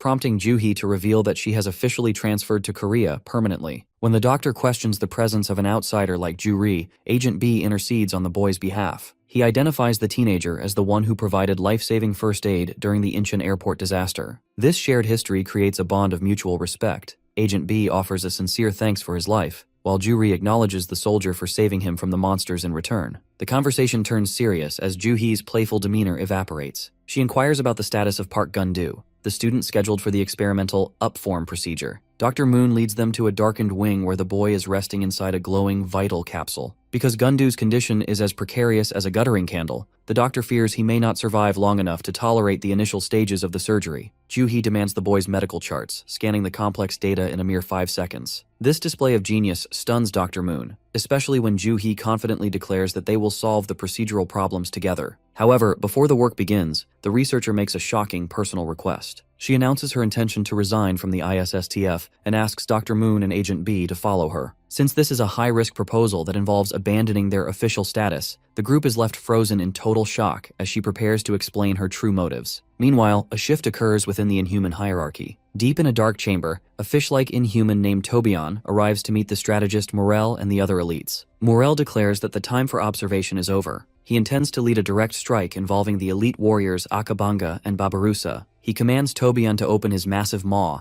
allowing the leadership, including the white-haired Pan, to board him as he breaches the ocean surface. Under the night sky, the Inhumans stand on the creature's back, preparing to find a mysterious target known as Jakayak. Morel delivers a stern warning to Tobion regarding their destination, Anmion Island. With the target having protected his territory with a powerful barrier, anyone who enters will be plagued by hallucinations and lose their way. To bypass this defense, Morel orders the giant fish to keep his eyes closed and rely entirely on his instructions. He explains that everything they see, the island, the trees, and the reptiles, will likely be a deceptive illusion intended to lead them astray. Tobion acknowledges the danger, warning his passengers of sudden movements as he begins to swim through the dark, turbulent waters. As they cut through the midnight waves toward the southwest, the tension among the group becomes palpable. Pan questions the strategist regarding their target, the mysterious Jakayak. Because of the target's unpredictable nature, Morel admits that a peaceful resolution is far from guaranteed. He warns his companions that unless Jakayak is willing to cooperate, the encounter will likely end in a bloodbath. Far away from this advancing threat,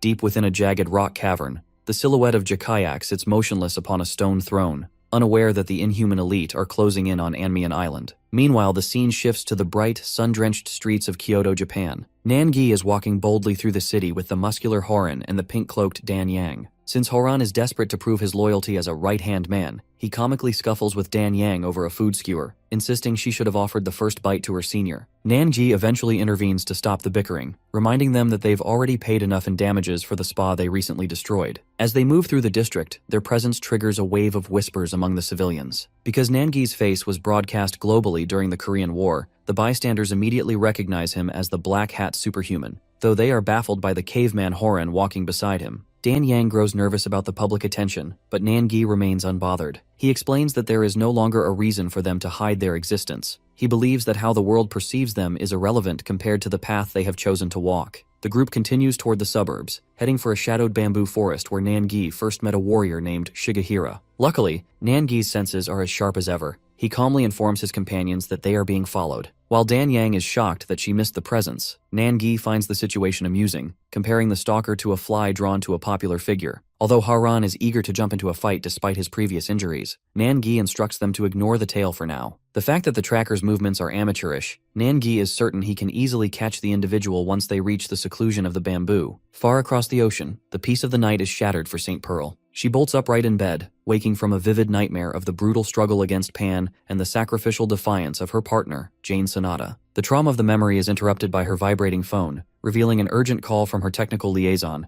James De Niro. Sensing the panic in his voice, Pearl becomes fully alert. James is sweating and frantic, immediately asking if Jane has made contact. When Pearl confirms she has heard nothing from her mentor, James delivers a crushing update that shifts the global stakes once again. Because a new Inhuman crisis has just erupted, James informs Pearl that Australia is currently under a full-scale attack. St. Pearl asks for details, but James can only look down in dread, explaining that there is almost no information yet because the incident only started 10 minutes ago. Currently, the US and UK's ISSTF units are en route to Australia, but they haven't seen any superhumans taking action yet. James explains that they are trying to reach the superhuman Daphne Bayleaf, who was supposed to meet Jane, to see if she has any updates. St. Pearl listens with intense focus before making a decisive move. She tells James she is on her way now, but as James prepares to meet her at the lab, Pearl clarifies her intent. She isn't going to the office, she is heading straight to Australia. She grabs her hero suit from the closet, telling James that because time is short and she has a bad feeling, he needs to lead the rest of the team while she takes the lead. The scene shifts to Japan, where the muscular Howran is straining as he drags a heavy suitcase containing the Inhuman Pyongoid.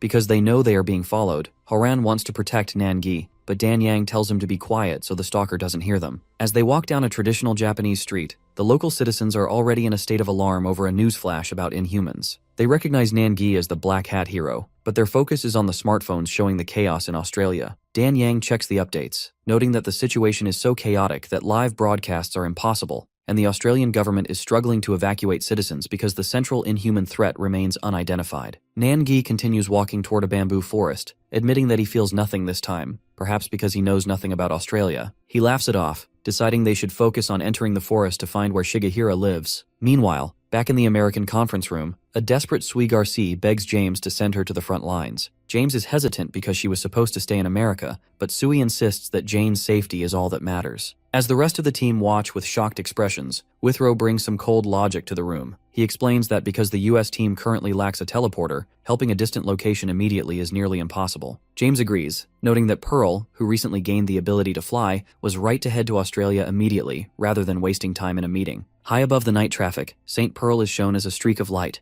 leaving a trail of golden energy as she flies at high speed. She accelerates with such force that the resulting shockwave on a nearby building. James reflects on her solo mission, admitting he always regrets her reckless behavior, but this time, he has no choice but to trust her. On a television screen, an LDS TV anchor reports that there is still no clear information on the Australian damage, though St. Pearl is confirmed to be on her way. Watching this from their own room, the Russians Maxim Basilov and Kirillov express deep concern. Kirillov finds the incident weird, noting that Australia has nothing to do with the White Cap hero. Because the news alerts are constant, Kirillov realizes this isn't a small incident, prompting Basilov to command him to get ready to leave. Back in Japan, Nangi steps into a lush green bamboo forest, laughing as he navigates the familiar path. He leads Haran and Dan Yang to a small wooden cabin nestled among the tall trees, which is identified as Shigehira's place. Nangi stares at the cabin with a suspicious grin, noting that the silence is weird because no one has been there for a long time. To secure the area, he orders Horan to handle traffic control for the entities flying above. Horan, who flies faster than a bird, leaps into the sky to catch a large eagle with his bare hands. Luckily for the bird, the hunt is interrupted. Before Horan can catch the eagle, he is struck by a powerful kick from a young man with short hair and a dark jacket. Horan falls through the bamboo trees, calling out to Nangi as he crashes down. The blond man stands in the clearing, silent and resolute. Nangi looks at the stranger and mockingly suggests that if he sees a famous guy, he should offer a proper greeting. He praises the young boy, Miura Chisaki, for his boldness, and assumes the kid must be the master of the bamboo forest. However, Nangi quickly shifts the conversation to his true purpose, explaining that he has come to find an old acquaintance named Shigehira.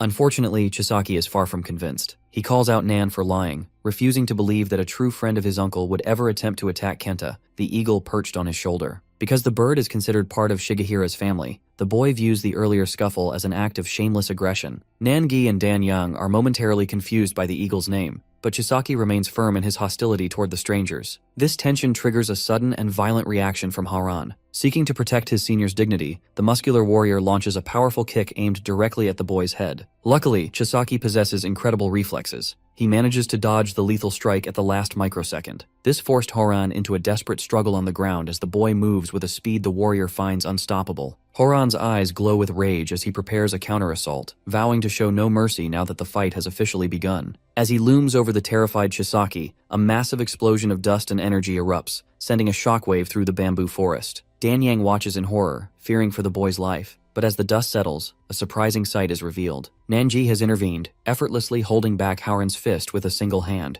Black Hat is visibly disappointed in his right-hand man, scolding him for losing his reason and acting like a murder maniac instead of a disciplined warrior. This forced a wave of shame over Haran, who immediately drops to the ground. In a bizarre display of self-punishment, the warrior begins repeatedly slamming his head against the earth, vowing to continue until he dies for his perceived disrespect toward his senior. Nangi ignores the drama and turns back to the bewildered Chisaki. He calmly clarifies that he never intended to kill the eagle, and admits that he isn't exactly Shigehira's friend, having only met the man once. Since he finds the topic exhausting, Nan turns his back and begins to walk away, mockingly noting that he will just have to find the ugly-haired man himself. The departure is cut short when Chisaki suddenly breaks down. With tears streaming down his face, the boy begs the group to stay and help him save his uncle. This sudden plea for mercy leaves Nangi and Dan Yang in a state of shock, realizing that the master of the forest is actually a desperate child in need of protection. As this emotional scene unfolds in Japan, the focus shifts across the globe. A streak of golden light cuts through the moonlit sky over the ocean, marking St. Pearl's high-speed flight toward Australia.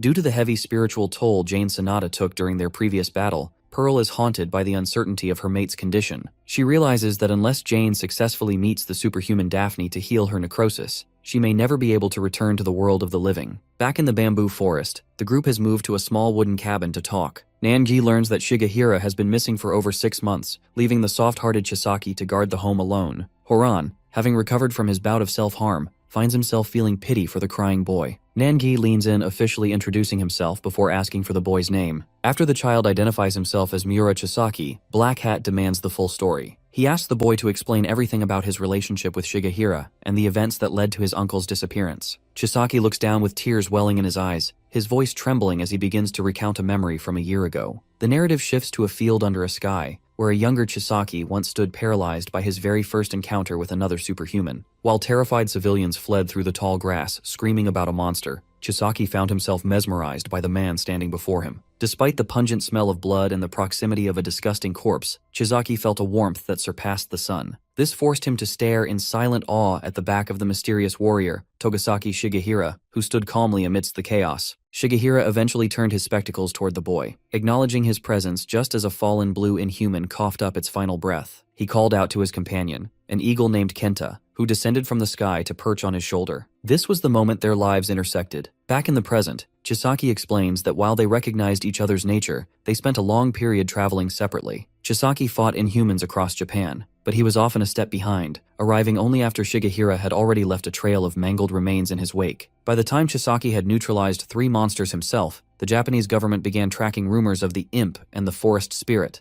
Hearing this, Dan Yang expresses skepticism. She questions how a single region could have so many undocumented inhuman encounters, suggesting the numbers are unnaturally high. Luckily, Nangi breaks into a grin, explaining that official government statistics are pure nonsense. He points out that organizations like the United Nations often fabricate figures to maintain public stability, intentionally filtering information to suit political and business interests. If the unknown clashes between superhumans and monsters were actually recorded, the true scale of the war would be far more staggering. The conversation is suddenly interrupted when a dark, swirling shadow entity erupts from Nangi's arm. This is the Black Mirror, which takes a humanoid form and looms over the startled Chisaki. The shadow speaks telepathically to our protagonist, noting that it feels a strange, familiar echo within the boy. However, Nangi has no interest in the shadow's observations. He suppresses the entity with a surge of energy, commanding it back into confinement for interrupting the adults. Chisaki continues his story, recalling the day he finally tracked Shigehira to his bamboo cabin. Although the boy's attempt at tailing him was clumsy, Shigehira acknowledged him without even turning around. Young Chisaki nervously introduced himself as a fellow superhuman, calling the man Grandpa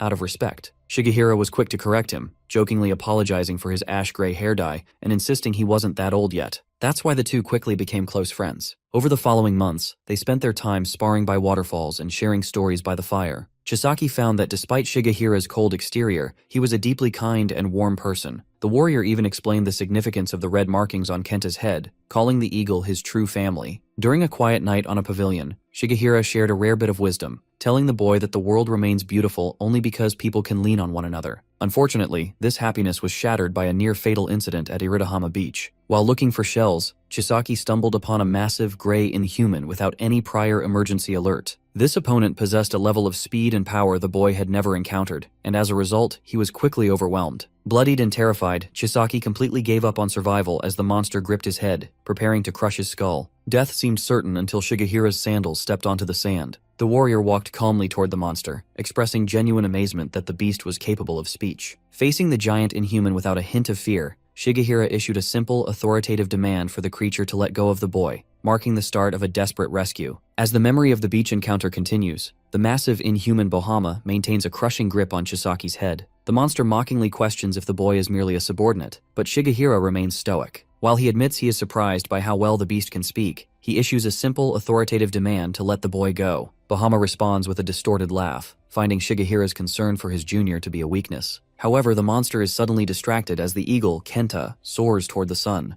This moment of confusion is exactly what Shigehira needs. In a blinding circular arc of energy, he draws his blade and strikes with such precision that he severs the giant's arm instantly. Because of this decisive move, Shigehira is able to snatch the battered Chisaki and skid to safety while blood gushes from the creature's body. While he observes the fallen threat, Shigehira realizes the fight isn't over. He intended to finish the beast in one stroke, but the monster's reflexes were fast enough to prevent an immediate kill. That's why Shigehira chooses to pause and comfort the terrified boy. He gently places his straw hat over the young boy's head, explaining that while life is filled with loneliness and fear, they have each other in this moment. He encourages the kid to lean on him, providing the emotional strength the boy needs to survive the trauma. Luckily, Shigehira's resolve is matched by his skill. As the true battle begins, sand and dust explode from the force of their collision. Back in the present day, Chisaki explains to Nangi and Dan Yang that while the old man fought brilliantly, the situation grew even more dangerous when a second talking inhuman named Merle arrived. This newcomer immediately coordinated with Bahama, diving underground to launch surprise attacks from below.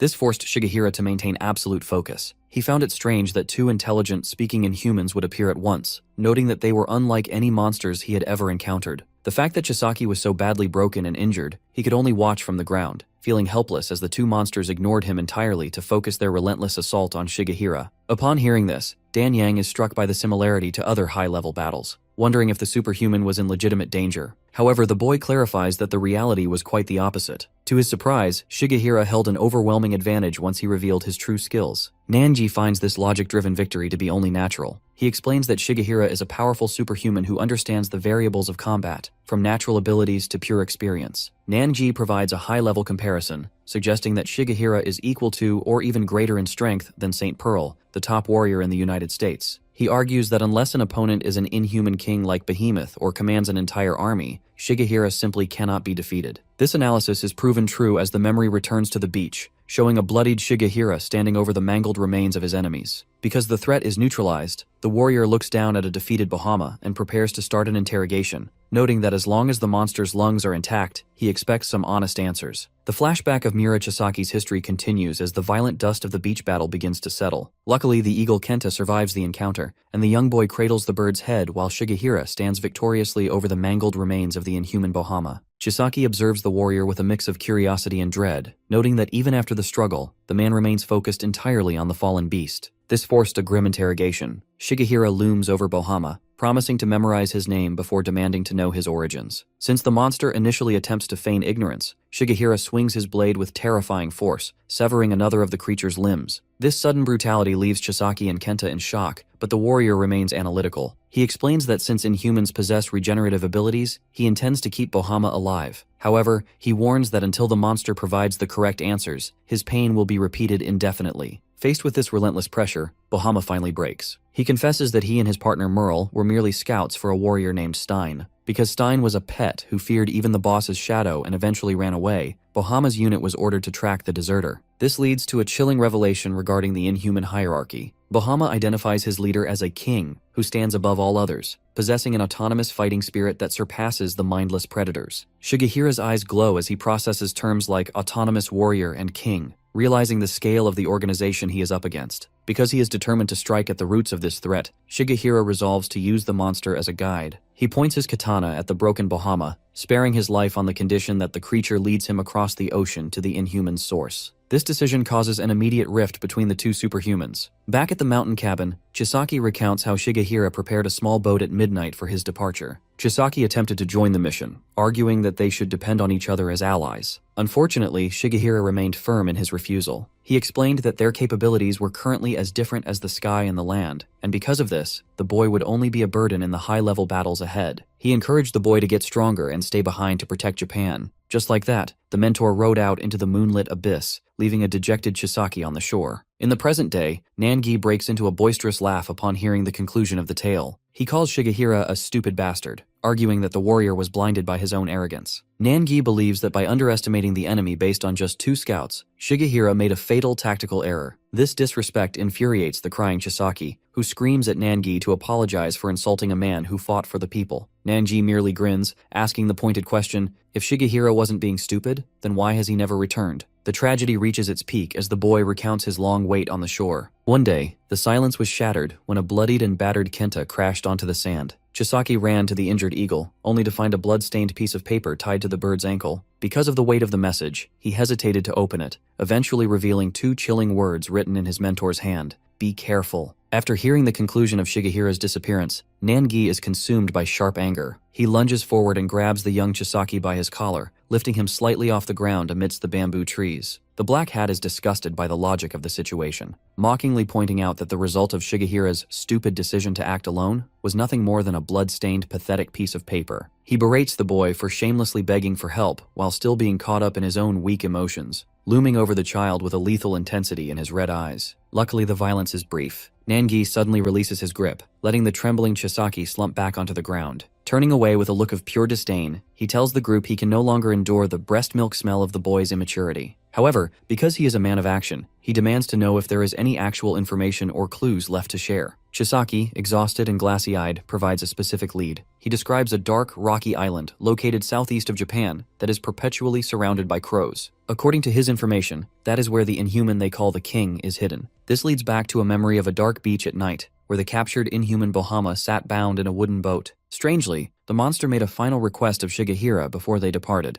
He begged to be killed before they reached the island. Since he failed his mission and was leading a superhuman to their base, Bohama was terrified of the consequences, fearing he wouldn't be allowed to die in peace if he arrived alive. Shigehira, however, remained unmoved by the monster's plea. He looked down at the terrified creature with clinical indifference, commanding the beast to shut its mouth and lead the way, as he would be the one to decide the monster's fate. Back in the present, Chisaki bows his head, admitting that he has no more stories left to tell. Unfortunately, Nangi offers a grim reality check, warning the boy not to hold on to any hope. Because so much time has passed since that blood-stained note was sent, the Black Hat concludes that there is a high probability Shigehira has already been killed. He notes that given the warrior's personality, he likely acted alone and was overwhelmed. Nangi begins to walk away, commanding Chisaki to get up and stop crying like an idiot. He tells the boy that if he is truly a friend and a superhuman, he must know that the only path forward is action. As the group leaves the cabin behind, Nangi vows to finish what Shigehira started as a sign of respect. When the hot-headed Horan suggests heading straight to Crow Island to boil the monsters, Nangi shuts the idea down. He explains that because their current group is too weak, they cannot go there yet. Instead, he decides they must first observe the growing crisis in Australia. The mention of the island sends the captive inhuman, Pyongoid,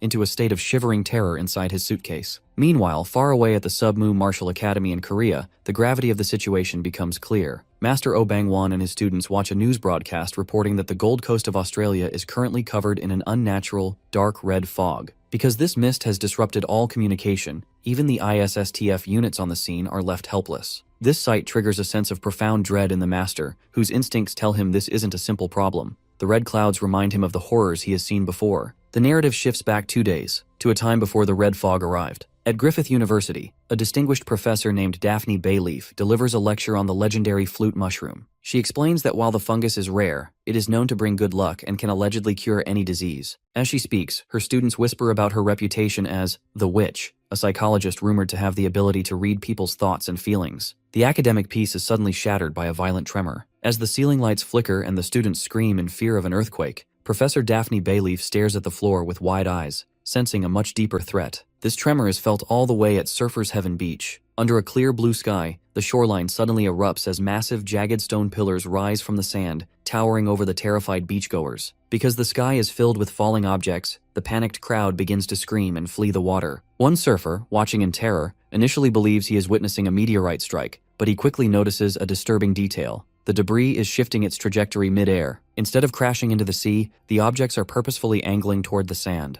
As a result of this aerial bombardment, lifeguards scramble to clear the beach. Luckily, even though massive rocks are slamming into the sand with the force of an earthquake, the falling debris avoids hitting the people or the lifeguard structures. This precision suggests a deliberate, controlled event rather than a natural disaster. The chaos eventually reveals the arrival of colossal, house-sized boulders embedded in the sand, one of which sits directly in the center of the beach like a monument. The tremor is felt miles away at Griffith University, where students are thrown into a state of confusion. Because the school's emergency alarms haven't been triggered, the students are left to speculate if a superhuman battle, like the recent war in Korea, has arrived in Australia. Their confusion turns to suspicion when they realize their professor, Daphne Bayleaf, has suddenly abandoned her podium and vanished from the classroom without explanation. Back at the beach, police officers attempt to prohibit access to the site. One officer reveals to his partner that their superiors suspect the stones are connected to the superhuman, Jane Sonata. This connection explains why the ISSTF, the Specialized Superhuman Task Force, has been called in to take over the investigation. While the officers grumble about these bastards who travel the world to act as heroes,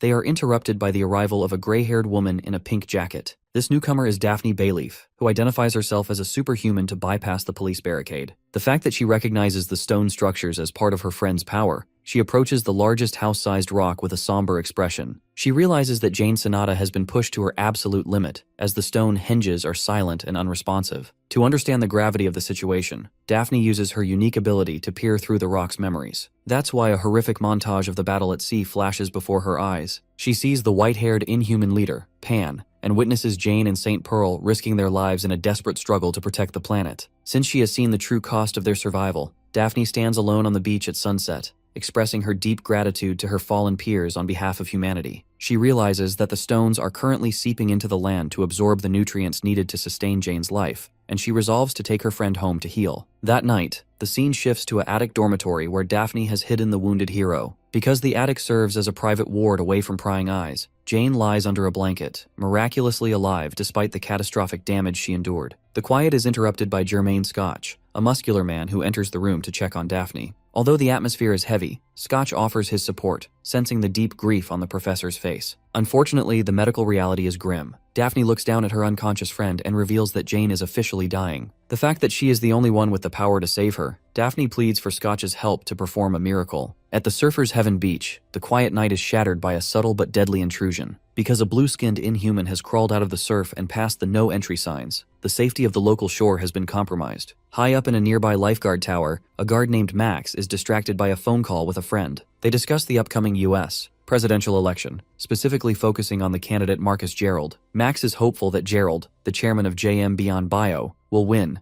because a spike in company stocks would finally allow him to quit his grueling night shifts. Unfortunately, this financial daydreaming prevents him from noticing the creature scaling his tower. Max eventually hears a strange sound from the deck and investigates with his flashlight, but he finds nothing on the sand below. That's why he is completely caught off guard when the Inhuman, identified as Ulrum, reveals itself right behind him on the tower balcony. The guy is paralyzed with terror as the creature stares him down and demandingly asks for the location of a stone. Before Max can even respond, Ulrum strikes, ending the guard's life in a brutal spray of blood. As the phone sits abandoned in a pool of blood, the Inhuman leaps down to the beach, creating a small crater in the sand before beginning a trek toward the city. Meanwhile, inside a private residence, the muscular Jermaine Scotch and the superhuman Daphne Bayleaf discuss the fallout of the recent Henge stone shower. Scotch notes that while the stones caused little physical damage, their mysterious disappearance into the sand has sparked global rumors regarding Jane Sonata. Because the public has already identified Daphne at the scene of the impact, she finally decides to drop her witch professor facade. She officially admits to Scotch that she is a superhuman, explaining that the recent war in Korea has made hiding her identity a useless endeavor. Daphne warns that a dangerous, unstoppable era has arrived, forcing superhumans and humans to prepare for a coordinated attack. The fact that she values their long history of friendship, she offers Scotch the chance to walk away and avoid the coming danger. However, Scotch is offended by the suggestion. He reminds her of all the times he has helped her with mundane tasks like fixing light bulbs and motorcycles, declaring that he has no intention of leaving her to face this crisis alone. This loyalty allows Daphne to move forward with her plan. She hands him a list of essential supplies, noting that they are running out of time to save the dying Jane Sonata. Strangely, the heroes are being watched from the rooftops. The Inhuman Calbus has located their position and coordinates with the Ulrum to initiate the next phase of their hunt. To track their target effectively, Ulrum undergoes a grotesque transformation, ejecting a black crow with glowing red eyes from his own throat. As the bird takes flight, the Inhumans prepare to let the creature do its job, signaling that the sanctuary Daphne has built is no longer a secret.